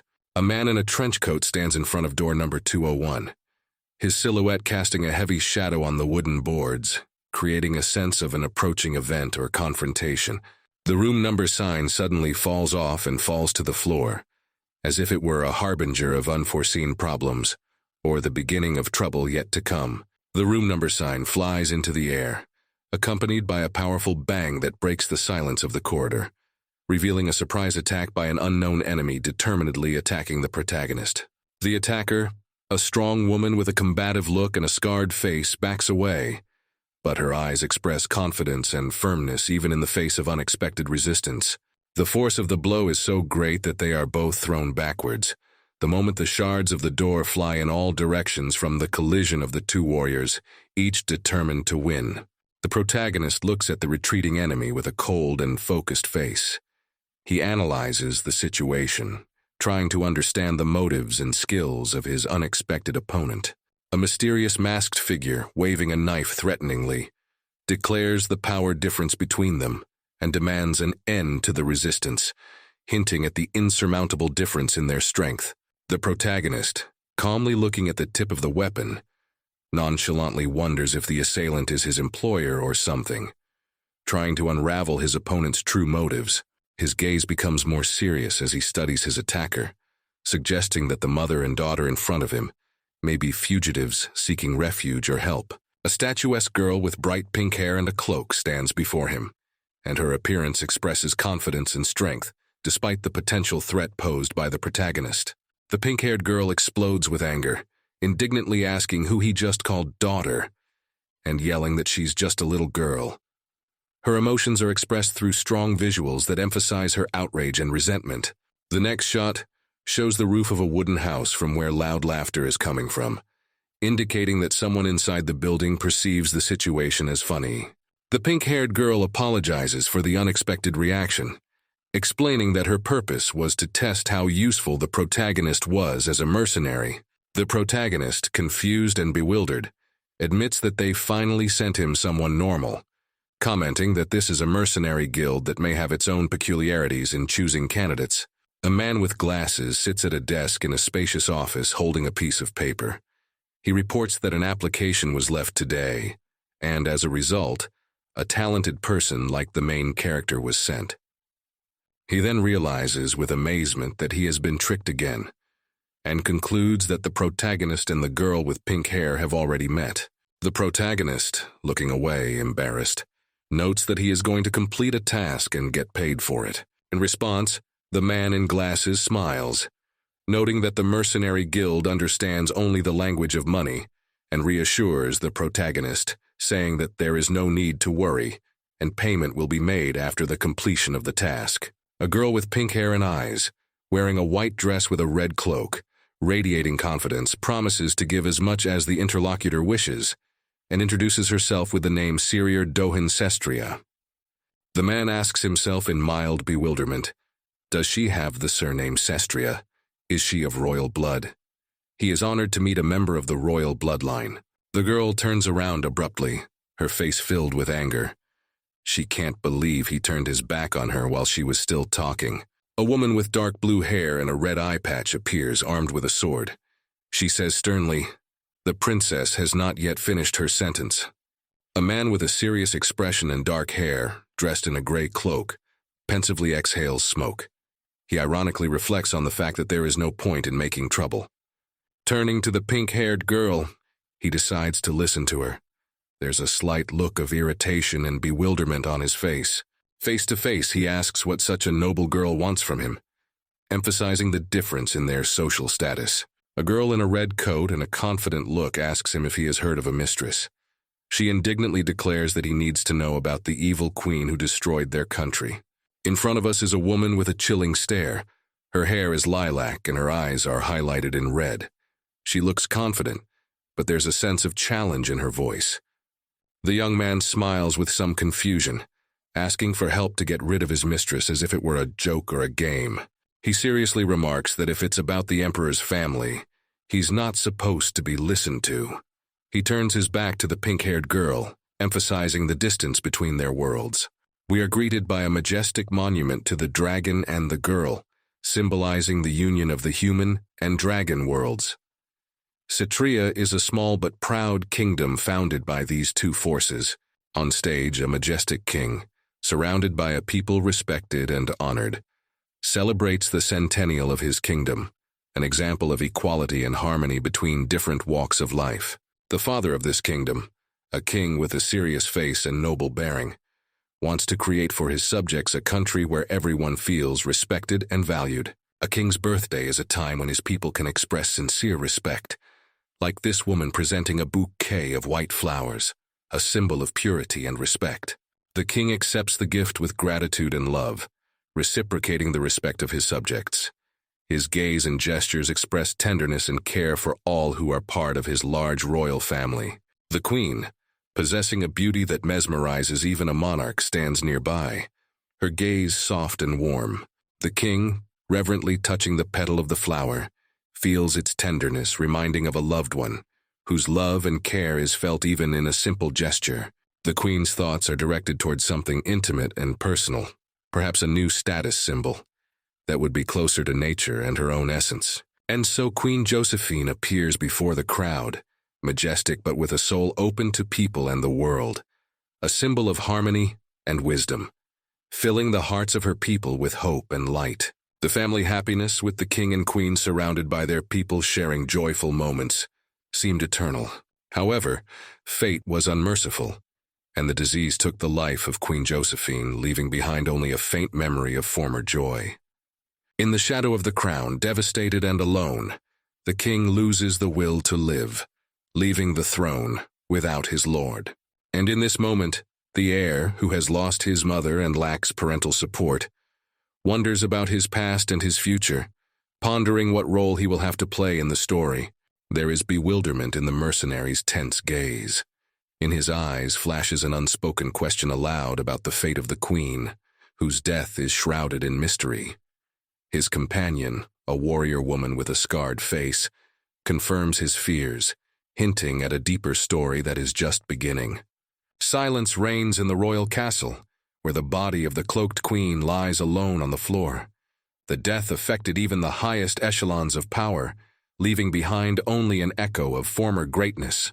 The shadow falls on the girl's father, the king who stands before the light, representing hope and an unknown future. He turned his back on his people, grieving his loss and falling into despair.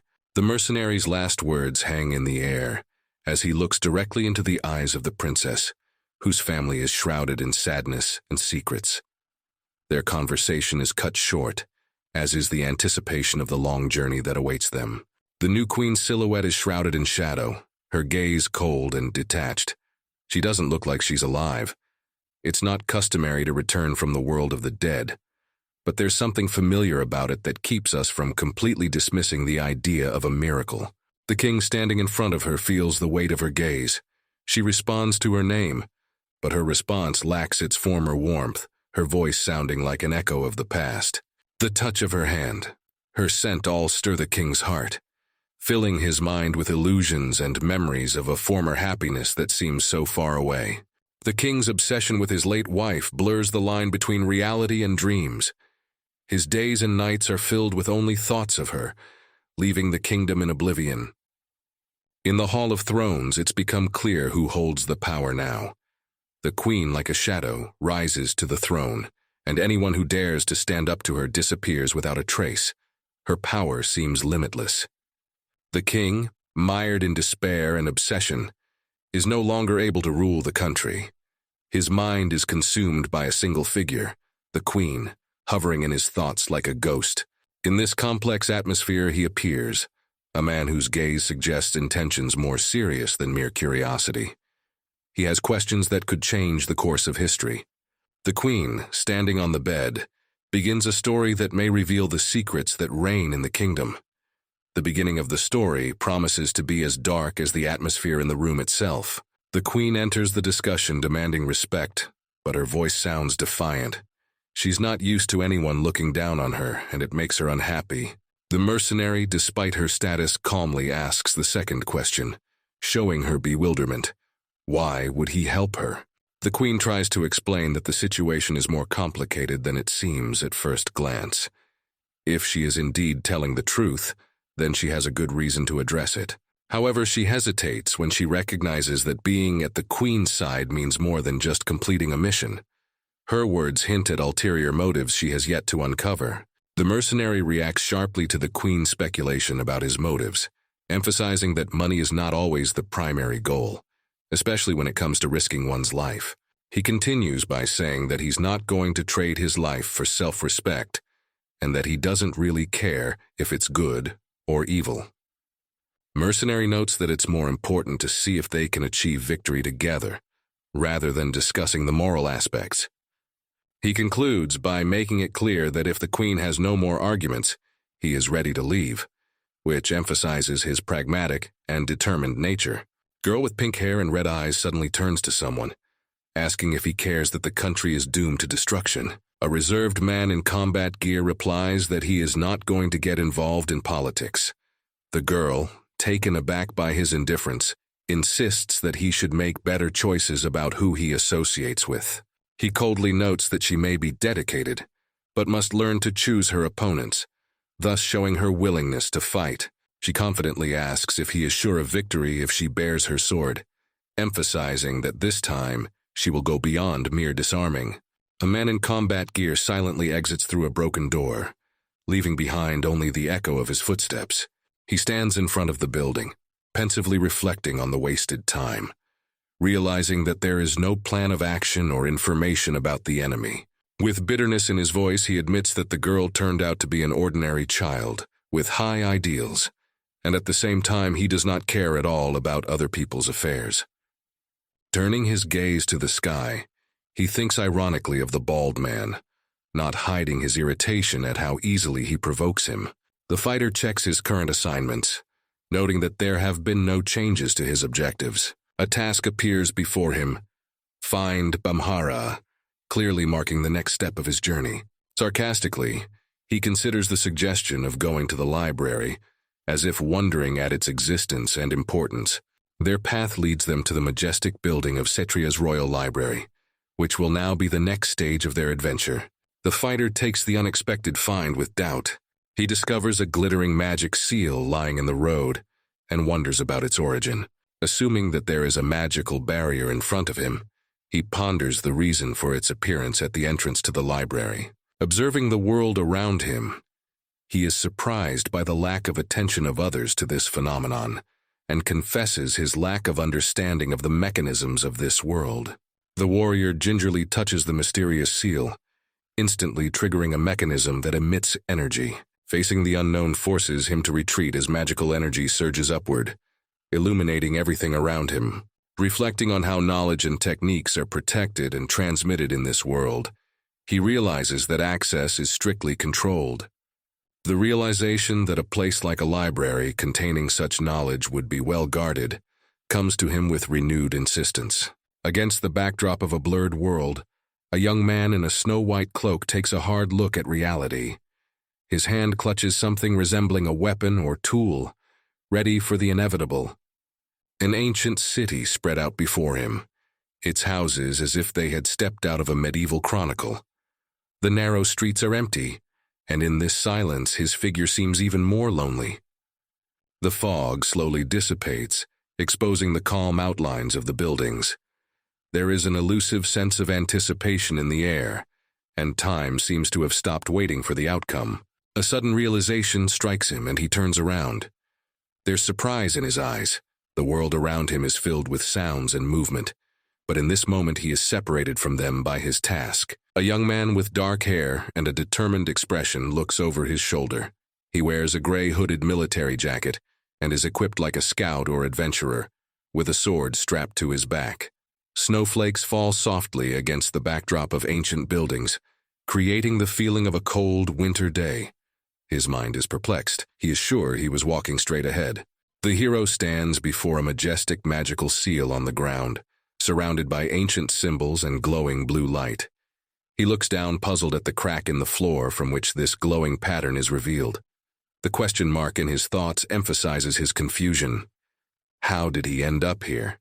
The character's red eyes stare piercingly into the distance, trying to unravel the mystery of his unexpected arrival. Thin snowflakes adorn his dark hair, giving the scene even more mystery. He approached a door with a bright blue light emanating from a vertical crack in space, framed by incomprehensible symbols.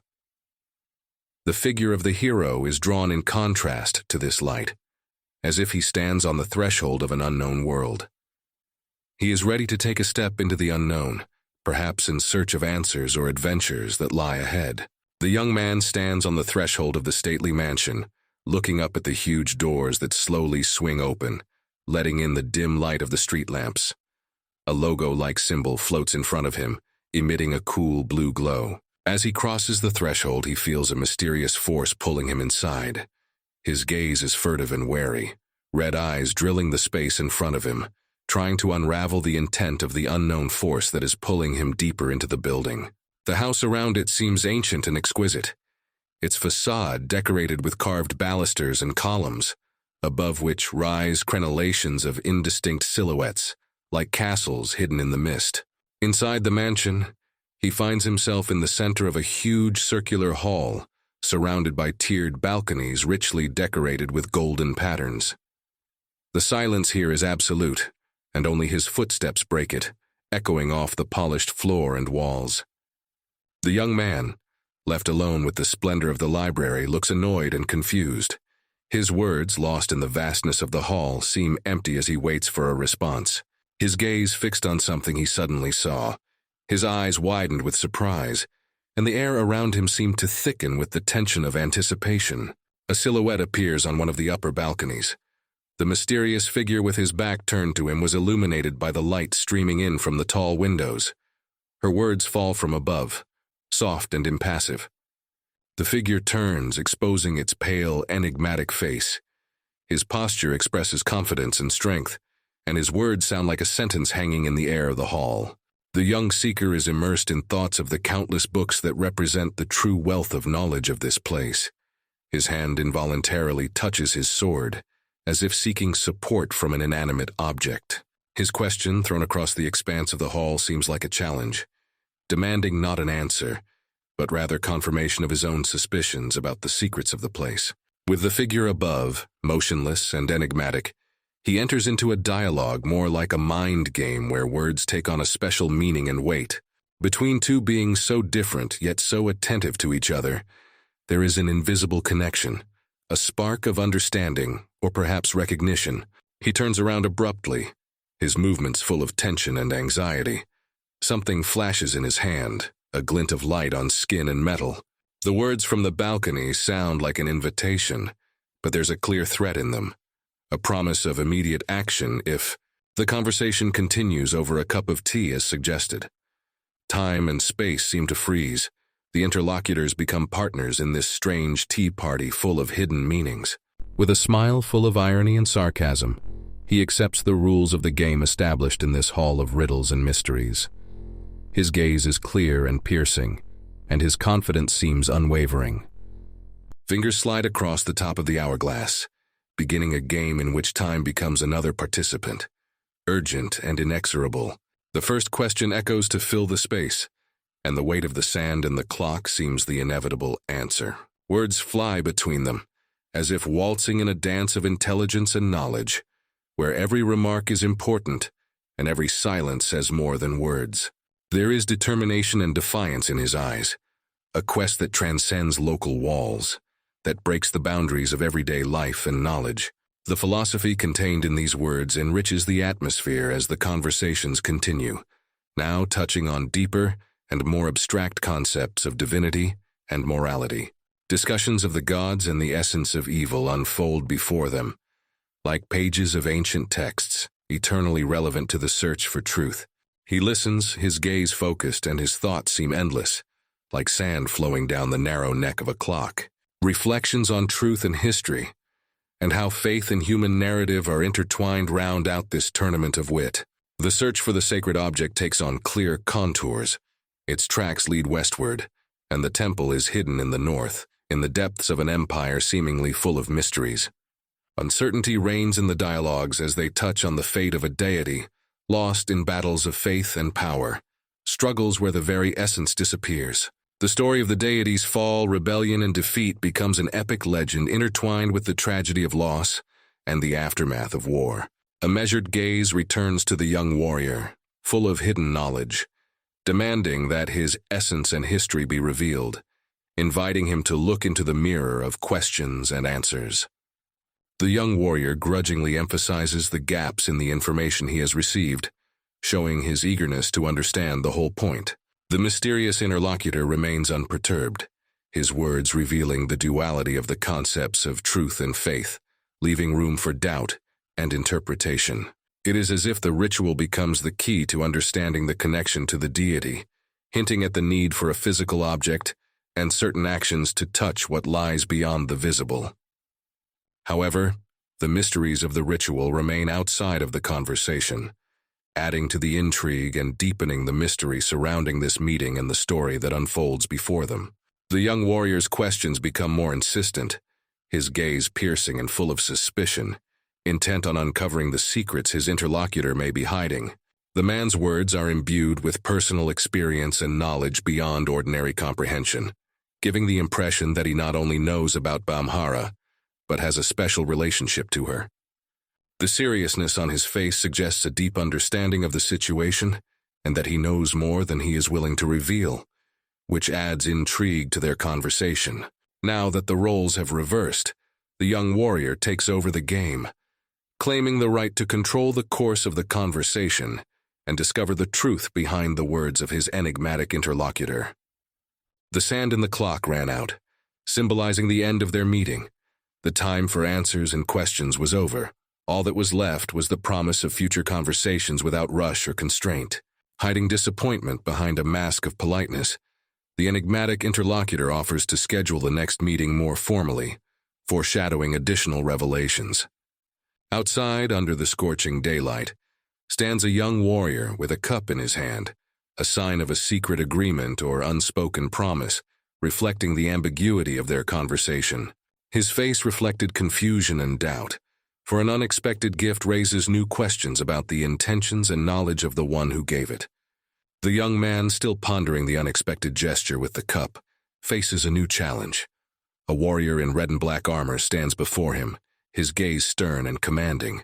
This warrior appears to be not the last in the hierarchy. his words full of confidence and expectation of answers.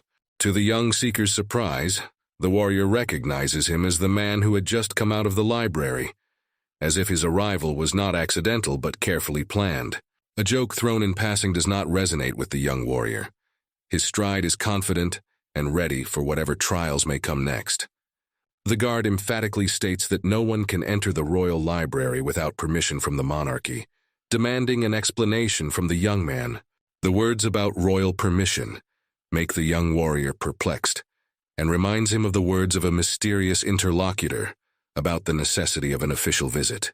He now realizes that in order for his presence in the library to be legal, he must get permission from the royal family. And suddenly there is a figure he recognizes, as if it were the embodiment of the answers he seeks or a new mystery to be solved. The young seeker tries to diplomatically retreat, but the guard declares emphatically that he has overstepped his bounds. The situation heats up. The guard recognizes his trespassing on someone else's territory and is ready to use force to restrain him. A guardian's sword, illuminated by the light of magic or technology, becomes a clear sign of serious intentions, leaving no room for doubt. The young warrior, though looking distressed, is still willing to accept the challenge, his determination indicating a willingness to defend himself and his beliefs. The young seeker expresses reluctance to escalate the situation before the conflict, warning of his ability to control power, which could pose a threat to the guards.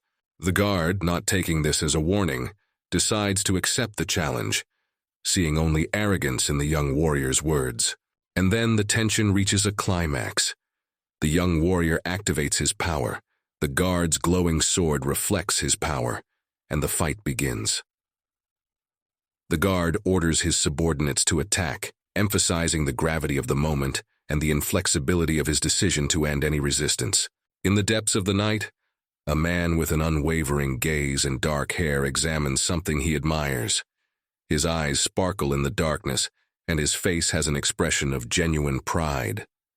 The words floating in the air seem to reflect his thoughts. Look how good they are. A figure in battle gear, with a power-charged sword, rushes in to attack. Her movement is so lightning fast and strong that the whole place fills with spray and splinters, and the impact echoes all around. Everything around is engulfed in the dynamic whirlwind of battle. Glittering shards and splatters fill the scene with chaos, leaving the outcome of the collision uncertain. The man in the red cloak turns around, stunned to see who dared to interfere in the fight. His eyes widen with surprise and bewilderment, and he begins to ask a question, as if sensing the presence of an unknown force. A woman with a firm and determined gaze, surrounded by flickering electrical discharges. She stands unwavering, with strength and authority in every feature. Her words reveal the order. The princess has authorized him to enter, so stop. This statement opens a new chapter in history, heralding a shift in the balance of power. Stands a group of men in serious combat gear. The man in the foreground turns around and says something to his companions, his face expressing displeasure or annoyance. You can feel the tense atmosphere in the air. Outside, where soft snow is falling, two men in raincoats stand face to face. The older man with the beard looks at his interlocutor with a determined look. Their red cloaks contrast vividly with the snow-white background. Her face shows signs of recent combat, abrasions, but it doesn't bother her. It is as if she is challenging her unseen opponent, the insistence of her gaze suggesting intransigence. Two figures are seen walking side by side. They move away from the viewer, heading toward a crowded street shrouded in fog. Their cloaks flutter in the wind, and they seem ready to tackle any challenges that may come their way. The man in gray armor gratefully responds to the help, turning to his companion, whose image is hidden from us. His gaze is serious, and his hand grips the hilt of his sword tightly, his eyes staring off into the distance. A slight smile begins to appear on his face, and he seems to be looking forward to the upcoming conversation. The man looks up at the roof where a woman in a white and red robe with hair the color of dawn stands. She looks enthusiastic and seems to know something the man doesn't. The woman laughs with open arms, filled with joy and confidence. Her face shines with triumph. She feels satisfied and is determined to seize the opportunity. A girl in a suit with white hair and red accents stands on the roof, her eyes full of determination. She utters a phrase that promises gratitude. Down below, facing her, are two people, a man with a guitar case behind his back and a hooded woman. They seem to be in thought. The next shot shows a close-up of a man looking stunned yet grateful. His words reflect a deep appreciation and importance to him of someone else's decision, as if it were the key to something meaningful. A joyful girl with pink hair, smiling brightly and clapping her hands openly. Her enthusiasm and endorsement of the decision to collaborate fills the atmosphere with positivity. She welcomes her new employee in a friendly manner and is ready for the upcoming collaboration. His gaze is calm, but there is a certain uncertainty or strangeness in his words that gives his character an element of mystery. We see three characters in a tense atmosphere. In the center stands a girl with pink hair and red eyes, dressed in a white dress, crossing her arms over her chest and looking on with disdain. She is surrounded by two men, one sitting with his back to us, wearing a suit and helmet, the other standing to her right dressed in a red cape and blue armor. The tension between them is palpable. A picturesque evening landscape appears before us. The golden light of the setting sun envelops a wooden house with large windows, in one of which the warm light creates a cozy silhouette. The situation seems peaceful and calm, contrary to previous tensions. We see the girl with pink hair again, but now her gaze is anxious and questioning. He is inside a room with gray walls, which also contains a man in a red cape. The air is permeated with understatements and innuendo, which adds to the narrative intrigue. A man with dark hair is saying something important. His face is serious and he seems to be facing a choice or reflection that could affect the course of the whole story. The situation seems mysterious, and we are left to wait for developments. In a room decked out in warm golden colors, filled with bookish coziness, a girl with pink hair and piercing red eyes stands before a dark-haired man. Her gaze is filled with displeasure and skepticism. The girl's thoughts are occupied with the pass to the royal library. She is afraid of hearing something unwelcome. The atmosphere becomes tense as she raises her finger decisively, drawing attention to her next request. She doesn't want to be compared to the naive seekers of the legendary dragon. The plot deepens when she mentions rumors of a dragon living in the library. This discovery seems unexpected and strange, creating a sense of mystery all around. The situation changes when the girl mockingly suggests that the man, a mercantile mercenary, will find no interest in such fantasy stories. Her smile shows her mocking attitude toward his skepticism. The man, shrouded in the shadow of his hood, weighs the girl's words thoughtfully. He realizes that her confidence may be deceptive. You can see the determination in his eyes to see it through, despite the risks. A change of scenery reveals a view of a house in the evening stillness, its windows glowing in the twilight. This tranquil landscape contrasts with the inner conflict of the protagonist, coming to a simple but difficult realization. Returning to the conversation room provides a new context. The man makes it clear that he's not going to risk his life for nothing. His tone is stern and determined. The man's eyes narrow as he analyzes the situation. He warns of the royal guard, a threat that looms over them. His words paint a picture of a dangerous game of cat and mouse where every move could cost them their heads. She stands beside him with her head down, recognizing the difficulty of their situation. The mutual understanding between them is painful and quiet, as if they both realize they are on the cusp of a big change. There is a hardness in her gaze as she turns to look out the window at the night sky. She knows they don't have the strength for another path. They are nearing the edge of the inevitable. He stares off into the distance, his profile clearly outlined against the sunset. The words about fighting and repelling opponents emphasize a readiness for action, but without unnecessary brutality. The next shot shows his determination. He looks directly at her with eyes full of seriousness and challenge.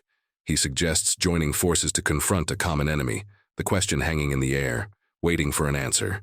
The man firmly rejects the offer of cooperation. His actions are categorical and full of conviction in the answer.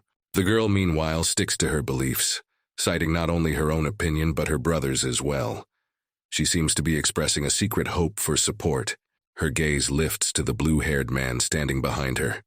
She turns to him, her words seeming like a farewell, but they hide the depth of unspoken thoughts. Tension builds as she looks the man in the eye. Her words warn of the possibility of eavesdropping, indicating the hidden danger that may lurk around them.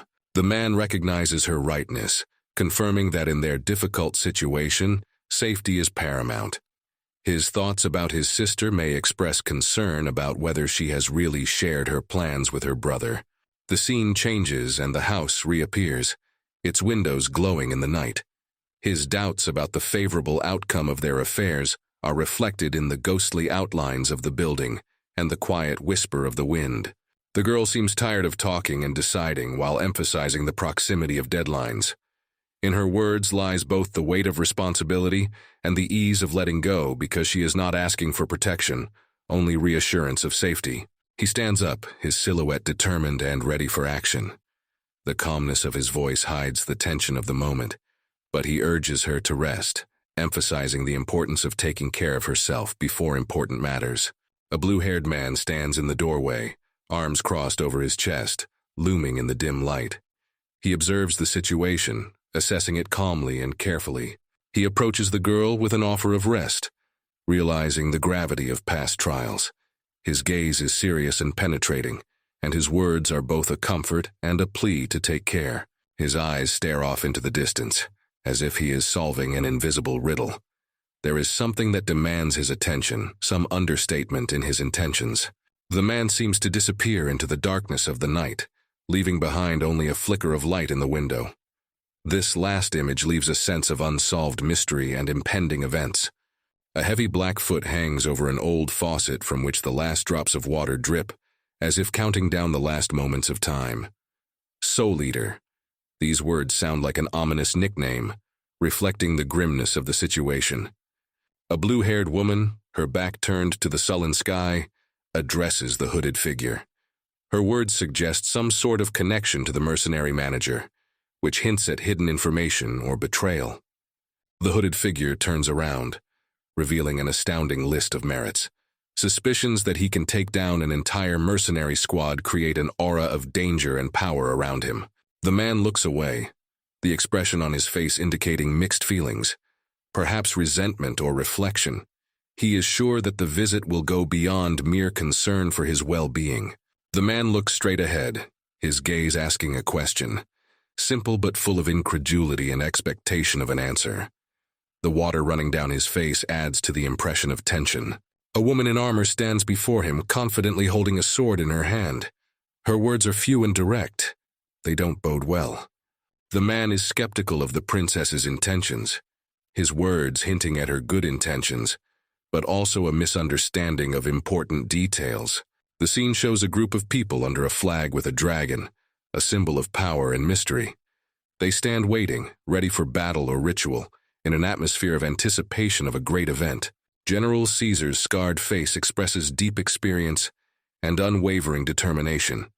He's not just a warrior, he's a symbol of an era that survived a great war. A hooded man, like a ghost of the past, recalls the times of the Holy War. His words carry the weight of past events and personal rejection. A blue-haired woman who introduces herself as Emma from the Order of the Blue Dragon challenges. It demands proof of loyalty by questioning his belonging and values. The man is in shock. One word, "you," comes out of him as if he recognizes in her the person who will change the course of history. The tension between them is rising. He is surprised by her aggressive actions, but she quickly responds by denying any connection to his previous actions.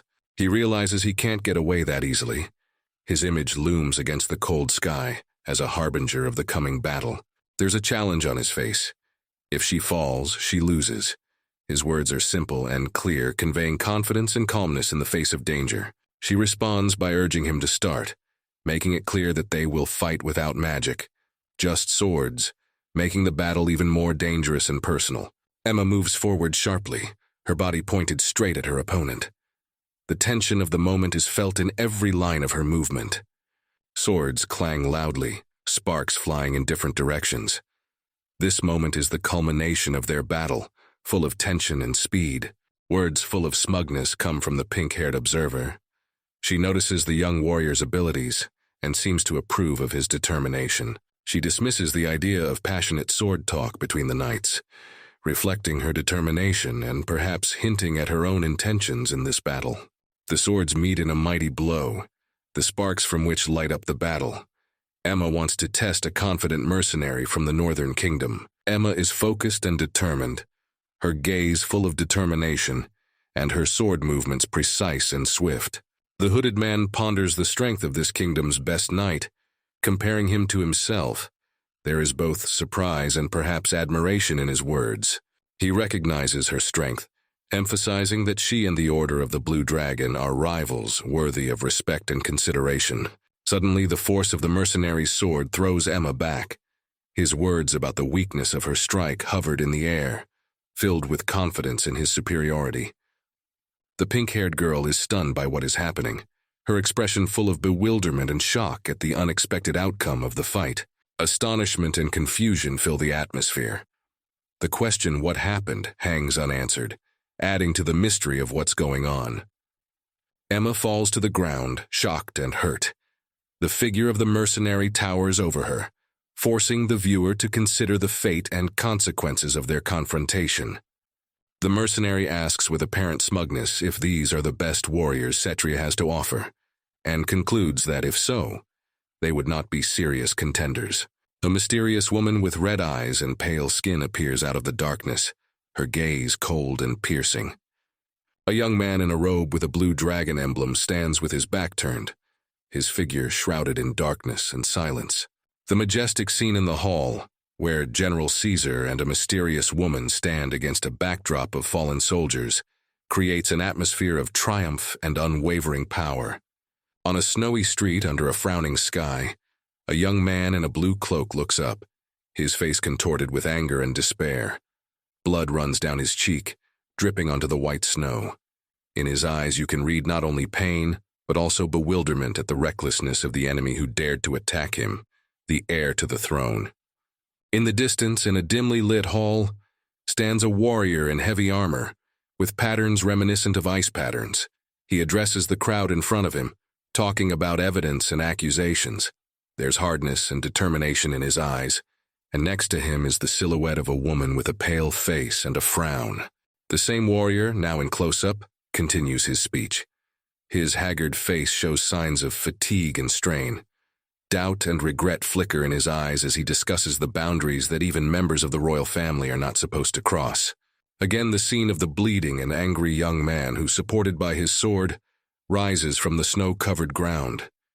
His appearance speaks of an unyielding determination to stand up to injustice, and he is convinced that his way is the only right way, even if the whole world is set against him. An angry young man with a bloodied face stares straight into the eyes of his unseen opponent. He accuses him of betrayal and says such an act is unworthy, even if it reminds him of his own mother. His words are full of contempt and pain, and anger seems to be the only support for his bleeding body.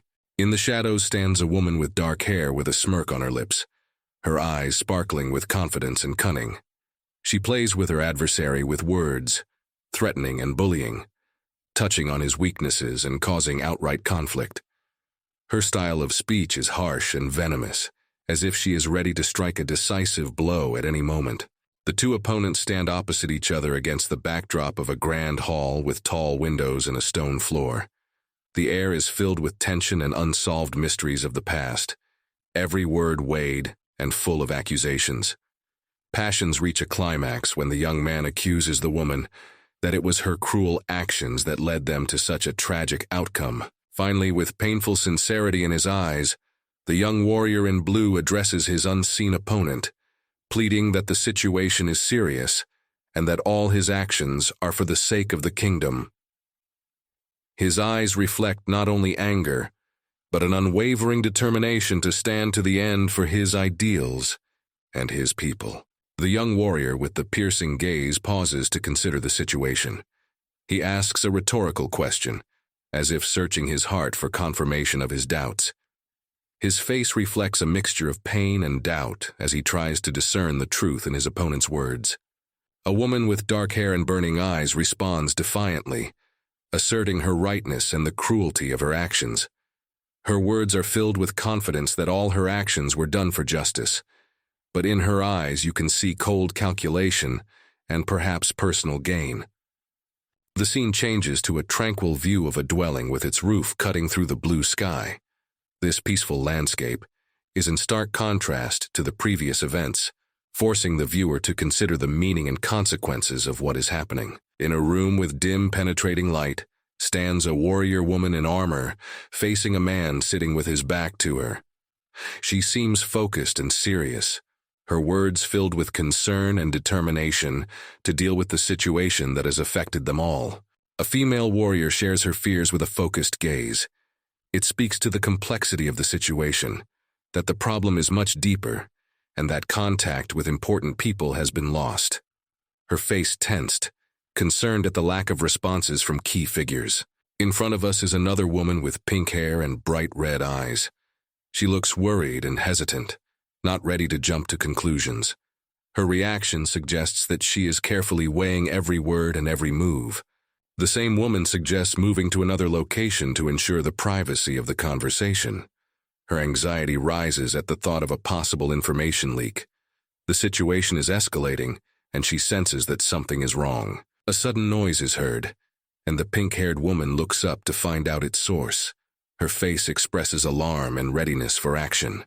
She quickly walks to the window to see the cause of the sudden disturbance. The pink-haired woman looks around, clearly puzzled and frightened by what she sees. Her eyes opened wide with surprise and fear. Her look and reaction suggests that she has encountered something unexpected and disturbing. She sees a crowd of people under the window, their faces contorted with anger and discontent. They look up, their gazes filled with demand and insistence. This vision foreshadows a storm that starts right at the door. A bird's-eye view of the house shows it in complete isolation from the rest of the world, and the replica speaks to the deep crisis plaguing the country. The loss of important industries has thrown the population into despair, and now even food has become a luxury. A scene of brutality unfolds in the street. People fighting. A soldier stands with a bloody arm, exhausted after the battle. This chaos and violence is just the tip of the iceberg of problems that have accumulated in the country and which are now surfacing with terrifying force. A man with a beard and a tired face stands outside, his eyes burning with determination.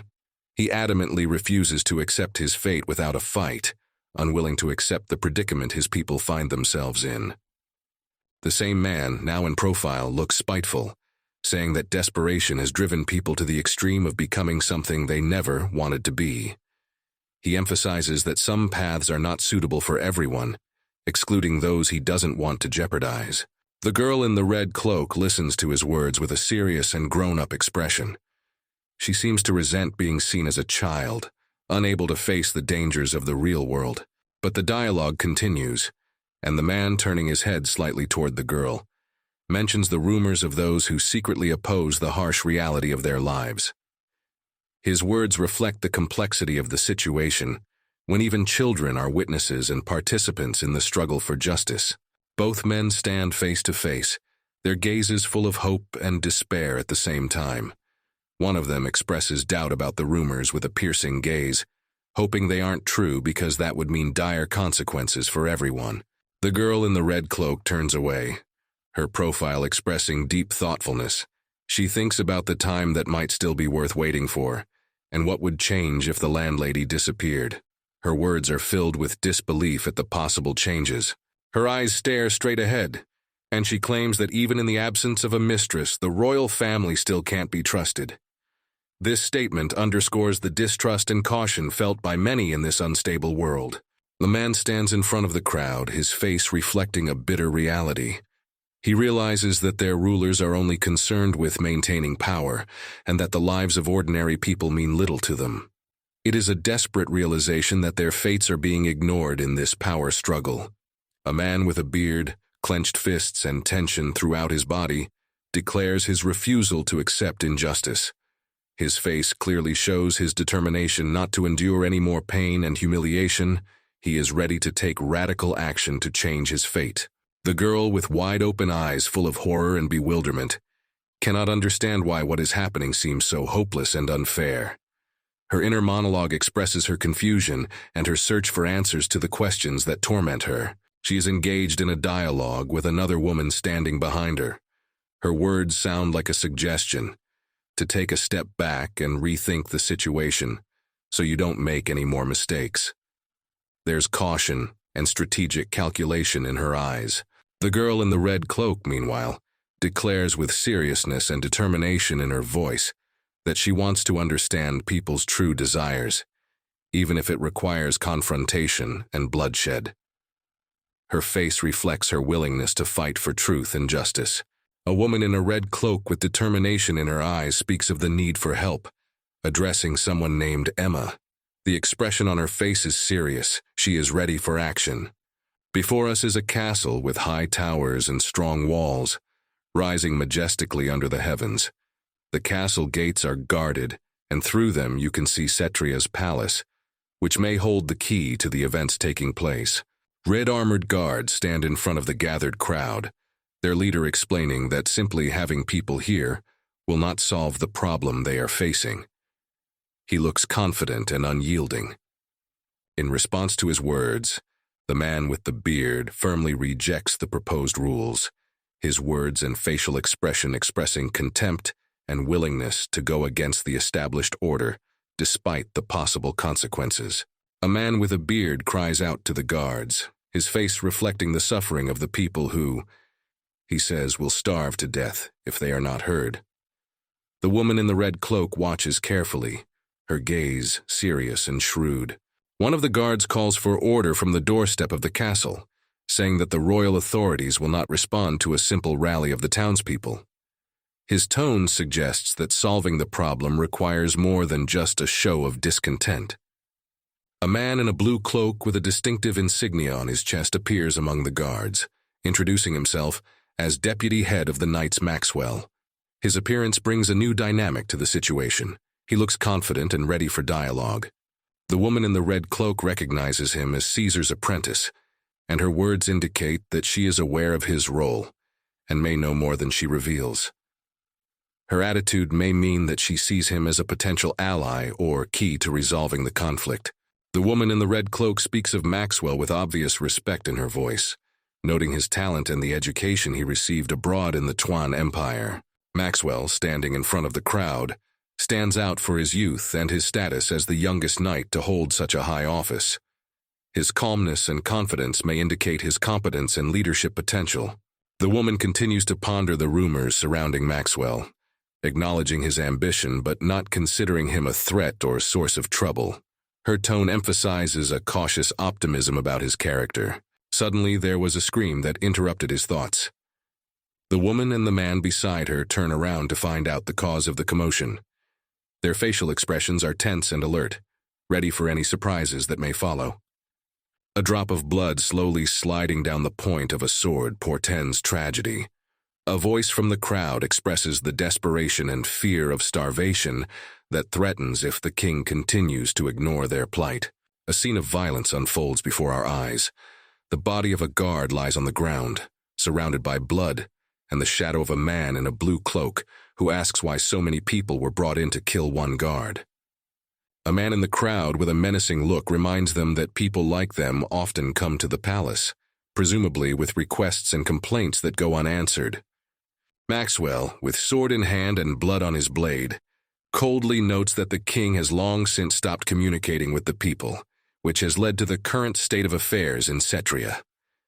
His words and facial expression indicate disappointment in the king's actions.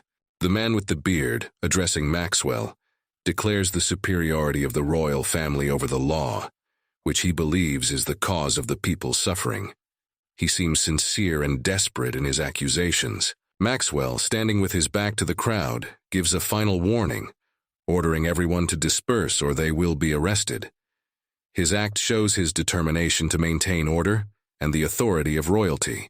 One of the guards tries to calm the tension by addressing Maxwell and suggesting a solution without bloodshed, his words and facial expression expressing concern and a desire to avoid violence. In response to the guard's threats, The bearded man resents Maxwell's actions, accusing him of being excessive, as a royal knight should not point a gun at civilians.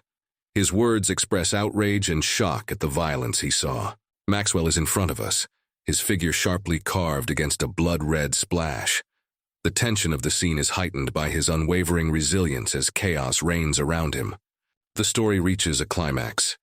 Maxwell, standing before the bearded man, coldly declares that disobeying the king's order is sufficient grounds for execution.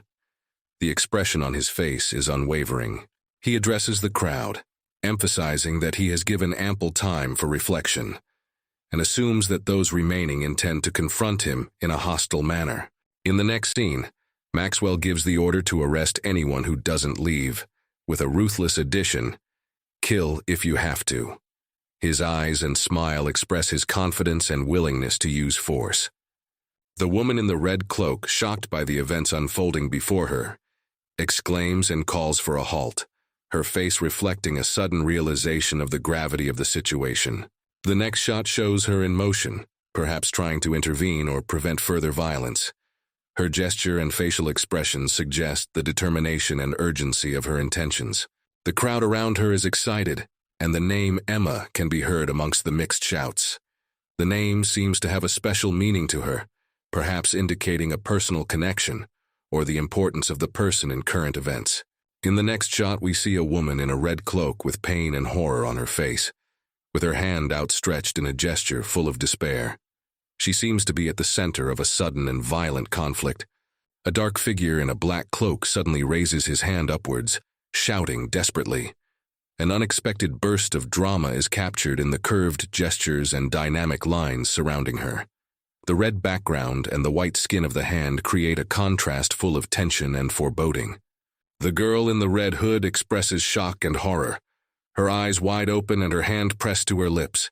The words, "N heavy, tears," comes out of her in a low whisper, which reinforces her sense of despair and helplessness in the face of an unknown threat. A man with a gash on his face and fear in his eyes looks up. He seems to have just realized that something unimaginable is happening. The dark figure in the background of the fog adds mystery, keeping the viewer guessing about the events to come. The girl in the red hood suddenly jumps up, and the man below her is seen falling to the ground. Blood splashes around, creating an explosion of emotion and violence. A desperate cry of "Aik!" echoes through the air, ending the moment with an explosion of action. The tired breath of the girl in red smells of fear and exhaustion as she leans on the snowy ground. The color disappeared from her face, and only her trembling lips uttered a heavy, "Ha!" Tears streamed down the girl's cheeks. Her eyes widened with shock. The word "no" comes out of her mouth as she looks at something off-screen that causes her fear and denial. Falling bodies, bloody and lifeless, create a trajectory to a lone figure in red standing against the white snow. "This isn't what I wanted," she whispers, as if trying to deny reality or justify what's happening. The girl's gaze is full of bewilderment and fear as the dark figure reaches for her. "But how?"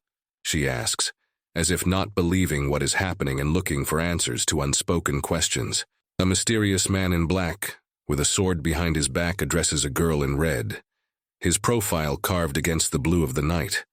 His words are lost, but the question in his gaze is clear. The man turns around, showing a face full of determination. "El Levy, when you—" starts the girl, but he interrupts her, quietly stating that he's been following her from the beginning. The man has his back turned to the snowy wind. His words seem measured and stern. "Get up, we need to get out of here first," he says, hinting at a deeper plan than just escape. He stands firmly in front of the girl, talking about the need to stop this. "And how's that?" she asks, touching his arm, seeking support and answer in his unyielding gaze. A man with determination in his eyes speaks of the need for action. His gaze reflects uncompromisingness. The comment about the girl acting without a plan emphasizes the difference in their characters. The girl looks up at him, her face filled with determination despite the traces of tears. She proposes radical measures but immediately rejects them, emphasizing the importance of preserving humanity even in the most dire circumstances. Turning away, the man makes the fateful declaration that there's a lot she doesn't like, but he has no choice to change it. He offers to follow him, confidently stating that he has a plan. The girl in red, having lost sight of him, cries out anxiously. Her eyes are wide with terror and confusion as she surveys her surroundings in search of her missing companion. A red hood lies on the ground, and next to it is a man's hand raised in mute question. This? The girl can't believe what she's seeing. The tension builds. The girl in the red hood finds the strength to command. All rise, soldiers, drop your weapons. Her voice is harsh and commanding, determined to take control of the situation. A soldier in a black cloak with a frozen expression reacts sharply to the order. His surprised gaze froze on the figure reflected in his sword. A man stands on a rooftop with a sword behind his back, his posture full of defiance and readiness for action. A crowd gathers below, people asking in bewilderment, "What's the matter? Who's that?" No one knows what's going to happen next. The man in dark armor stands confidently, holding the girl in front of him like a shield. His words, "Pull your finger, and the heads of bears will roll down the road," sound like an inexorable warning, and the girl appears to be a hostage in his plans. A girl with pink hair and eyes full of anger and terror looks at someone off-screen. Her face is contorted with despair and a question mark, emphasizing her complete incomprehension and horror of the situation. The soldier looks up dumbfounded to see a man standing on a rooftop with a girl as a hostage. The bewilderment and demandingness in his voice reflects excitement and incomprehension of how this could have happened. The man in dark armor makes a sudden movement, raising his fist, drops of blood flying in the air. What? His words seem like a strong warning, an action driven by desperation or threat. The girl's blood-stained face is depicted with horror in her eyes. She seems shocked and defenseless in the face of the violence taking place. The soldiers are shocked at what is happening. One of them exclaims in horror, realizing that the princess has been wounded. Tension is building in the crowd, with horror and surprise reflected on faces. A red-hooded girl, with a strong and determined look, condemns the actions of the man standing in front of her. Her words reflect bewilderment and resentment at his unpredictable and possibly insane intentions. The soldier, with an adamant expression on his face, orders those around him not to move or panic. His order sounds like an order for discipline in the face of chaos. Tension among the soldiers peaks. One of them shouts that the enemy is no longer attacking. The next moment, he orders everyone to flee, showing that the battlefield has suddenly changed. The soldiers retreat in a hurry, fleeing from the unexpected danger. They seem to be overcome with panic and urgency, emphasizing the critical situation they find themselves in. The man looks down with a confident and calm gaze, claiming to have solved the problem. His introduction of himself as Maxwell of the Knights of the Blue Dragon emphasizes his authority. The man seems surprised or even confused. His facial expression and one-word response, reflect bewilderment or disbelief at what is happening. He expresses doubt about the girl's decisions by asking a rhetorical question about the protection of honor and dignity, indicating his own ideas about honor and fidelity. The girl in the red hood screams desperately, her words and facial expression full of terror and indignation. She condemns the man's actions as an insult to the royal family, promising to return with retribution. The soldier watches something fly into the sky, possibly a weapon or other object judging by its trajectory and the trail in the air it leaves behind it. The man in armor holding the girl asks her a pointed question about how she plans to act convincingly as a hostage, admitting that he inflicted the wound on himself to create a more convincing scene. He expresses remorse or a request for forgiveness. His hand appears wounded, emphasizing the seriousness of his actions. The man with red hair is clearly upset, and berating the situation they all find themselves in, his face contorted with anger and despair. A man with red hair, with his back turned to the viewer, looks up where something hangs in the air, flying off a rooftop. His surprised gaze follows the object until it disappears from view. The soldier's gaze then shifts to a red-hooded girl surrounded by sinister figures. The expression on her face is full of worry and responsibility, for she was a hostage whose safety was at risk. The next shot shows the evil smile of a man in a dark cloak. He looks confident, as if he is devising a plan that can resolve the current tense situation. Finally, a man with red hair in a rage orders an arrest. His angry face shows that he doesn't tolerate any excuses for failing to protect the princess, and his decision is irrevocable. Suddenly the girl is the center of attention, her face expressing determination and terror. While she stares at the sword pointed at her, she hears accusations against her from a man with red hair who is squatting. His posture speaks of power and authority, and he doesn't want to hear her explanation. The man's eyes are full of hostility and determination as he strips her of her position as the princess's bodyguard. His decision seems final and leaves no room for objection. The girl's desperate response is to try to justify herself, her gaze full of concern. She challenges his authority to issue such orders by questioning his authority and challenging his credibility. The silhouette of a man with a red light in one eye makes a powerful impression. He seems unwavering and authoritative, his dark figure standing out against the light sky. Then a girl can be seen walking surrounded by soldiers. She looks broken and defenseless. Her hands are tied and the atmosphere around her is grim and tense. Two men discuss the situation, their faces expressing concern and bewilderment. They wonder about the girl's whereabouts, doubting her ability to survive such chaos. There is horror and amazement on the girl's face. She is surrounded by dark figures with glowing red eyes that seem to pose a threat. In her gaze, you can read the fear and lack of understanding of what is going on around her. The man, shocked by what he has learned, slaps the girl as if to confirm her status that he has just heard about. His actions are abrupt and unexpected. The girl looks at her attacker with panic in her eyes. Her face expresses fear and bewilderment at what is happening. She cannot believe in the reality of her situation. Tensions rise when one of the men angrily points out the cause of his comrade's death, blaming the royal family. In the next shot, a man addresses the crowd, making a statement about the betrayal of the royal family and declaring his intention to avenge the bitterness and suffering of the people. His face contorted with passion and indignation, the girl looks up with wide-open eyes full of fear. Her gaze is fixed somewhere out of sight, and she screams in desperation, demanding to stop and explain what's going on.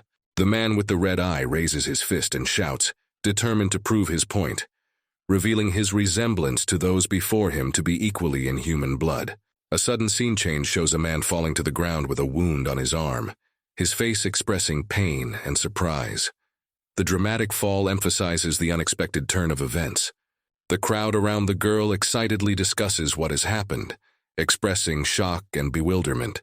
One of the men angrily asks if the man is the one who brought her into this dangerous situation, as she seems to be losing hope of understanding the situation. A man with a confident look standing in front of a falling body says something important. His actions and words indicate that he believes his actions are justified. He then turns to the girl with pink hair, who looks scared and confused.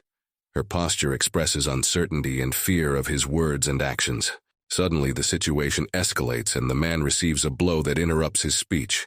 There is a tense atmosphere around him, and it seems that he has been targeted. The person striking expresses shock and bewilderment with their look and words. His reaction shows that what is happening has exceeded his expectations, and he is puzzled by the consequences of his action.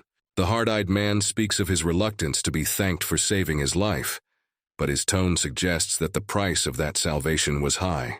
He emphasizes his words with a decisive movement, giving the impression of steadfastness and readiness to go to the end. Another man, clearly outraged, urges him to stop, and there is no desperation in his voice to prevent further violence. He is experiencing inner conflict as he struggles with difficult choices, and his doubts and inner struggles are evident in his words and facial expressions. The girl with pink hair cries with hope.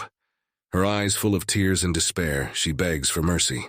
The man shown in profile gives a short but pithy answer, his expression stern and adamant. Her eyes stare upward, full of shock and confusion. She can't believe what is happening around her. Above is a scene of a man lying on the ground surrounded by a crowd. His words indicate an inner contradiction, a struggle between duty and his own beliefs. The scene changes, and the character writes down their thoughts about the situation, presumably related to actions or decisions they have taken. The voice addresses the princess, asking a rhetorical question, evoking a sense of her helplessness and confinement. The character at the door makes a statement about having to pay to continue the task, which may indicate some sort of condition or deal put in front of him. He then asks to be left alone, demonstrating a need for reflection and personal space to make sense of what is happening. The character leaves a message hinting that he can be found if the need arises, and continues down the hallway, shrouded in shadow and focus. The princess's loneliness becomes palpable as she sits curled up on the floor, looking up at the gloomy sky outside. Realizing that events have taken an unexpected turn, she ponders this, immersed in thoughts of the gap between her expectations and reality, which is reflected in her mournful expression. Then the scene changes. The king stands in front of the crowd, his words and tone suggesting that he is eager to reclaim the past and feels that the people support him in this desire. The king's eyes reflect not just disappointment, but deep anger and hatred. It seems to obscure the views of him and his surroundings, bringing discord into the atmosphere. The princess is gripped by fear. Her inner world is shaken. She wonders at what point everything went wrong and begins to doubt herself. She examines her hands, perhaps searching for strength or answers to the questions tormenting her soul. Her mind is spinning with thoughts of loved ones, and she feels desperately lonely, as if the whole world has turned its back on her. The young man, with a touch of self-irony in his thoughts, realizes that the princess's kindness is useless in a cruel world, where those who are too soft by nature do not survive. His companion's gaze reflects worry and doubt, wondering where Emma might have gone, a girl who, despite her weakness, possesses a certain inner strength. The young man wonders if such nonsense is even worth considering, referring to his preoccupation with the princess, which he feels is distracting him from his true goals. He reminds himself that his main mission is to complete the quest and deal with the cursed system, while he thinks about finding a library that might help him in his tasks. Leaving behind the hustle and bustle and questions of loyalty, the young warrior walks confidently through the streets, immersed in his thoughts of indifference and detachment from other people's enmities and problems. He strongly rejects the idea of changing sides in a conflict, remaining steadfast in his beliefs and true purpose. His past evokes memories of struggle and loneliness, of time spent in a hospital bed, struggling with a terminal illness and isolation from others. The heavy moments of his passing life remind him of a deep personal emptiness, of ending all alone, with no loved ones by his side. We have before us a man who wistfully recalls his childhood, when he himself was a child to Hyperod, and proposes to look at the world positively, despite the current difficulties. The next shot shows him in profile. The silhouette of another person is seen in the distance, creating a sense of anticipation or an approaching encounter. The man remembers the past, the day of the rebellion, when he sent a squad to quell the riot. His question indicates a doubt that what is happening is an accident or the result of a certain person's actions. We see Maxwell with sword in hand, talking about the need for refreshment, perhaps referring to the need to take a step back and rethink the situation. The expression on his face is calm but determined. A man with reddish hair and closed eyes looks confident and relaxed, holding a sword in his right hand. He is wearing a dark cloak and appears to be inside some building with large windows. The outline of a familiar tower can be seen in the room. The air is filled with anticipation. Another character appears, a man with dark hair and sharp facial features. His eyes are fixed on the interlocutor, and he looks more serious and focused. He is also dressed in dark clothing, which creates a contrast to the cold light enveloping the scene. He raised his right hand upward, giving some sort of sign. His surroundings are a snowy street lined with old town-style houses, and silhouettes of men armed with swords can be seen, ready to follow his orders. A man with black hair and a distinctive skin color, wearing a hooded fur cape. He has a pronounced smug smile on his face and one closed eye, giving him the appearance of a cunning and dangerous man. His words convey confidence and directly indicate his intentions. A hunt has begun on the streets of the city. Tension hangs in the air as guards in helmets and armor conduct a search. They are located along a narrow alley where the shadows of the buildings merge with the twilight. They are under strict orders not to let any intruder through. Suddenly, amidst the dark shadows of the evening, a fierce voice rang out. One of the guards, characterized by red hair and fury in his eyes, shares an observation about the instability of the royal guard due to problems in its composition. He's like a spark in the night, ready to flare up at the slightest gust of wind. The darkness thickens around another face, a man with dark, piercing eyes and a grim stare. His words convey the weight of unspoken words, and the weight of the inevitable result of conflicts in which, he said, people often die. The story reaches its climax when two worlds collide. Cold calculation and fiery passion. The Guardian meets his opponent with reddish waves of energy flowing around him. He brings the storm, but his figure is hidden from us. Only the silhouette of the enemy is visible in the darkness. A storm is brewing in the sky above the city, and sounds of destruction can be heard. Rocks and rubble fly into the air like small birds seeking shelter from an impending storm. The energy of the collision of the two forces creates a vortex that tears apart strong walls, and each fragment witnesses this battle. In the center of the cataclysm stands the figure of a warrior, whose sword like lightning pierces the sky. The force of his strike is so great that the air around him seems to distort and space shakes in response to his challenge. His gaze is focused, and his movements are precise and decisive, with determination and strength read in every one of them. The mysterious opponent in black, whose hand pulses with energy, reflects the attack. His face is hidden in shadow, but the fire of determination burns in his eyes. He doesn't just defend himself. He demonstrates a skill worthy of his opponent's attention. The red-headed guard makes no secret of his satisfaction. His smirk expresses confidence and contempt for his opponent. He sees this battle as a game, a rearrangement of future strategy, like a chess game where every move leads to an inevitable victory. The contempt in the eyes of the warrior in black suggests that he does not consider the enemy worthy of his time. Electrical energy ripples around him like a charge ready to be released, and his quiet calm becomes a harbinger of destructive power.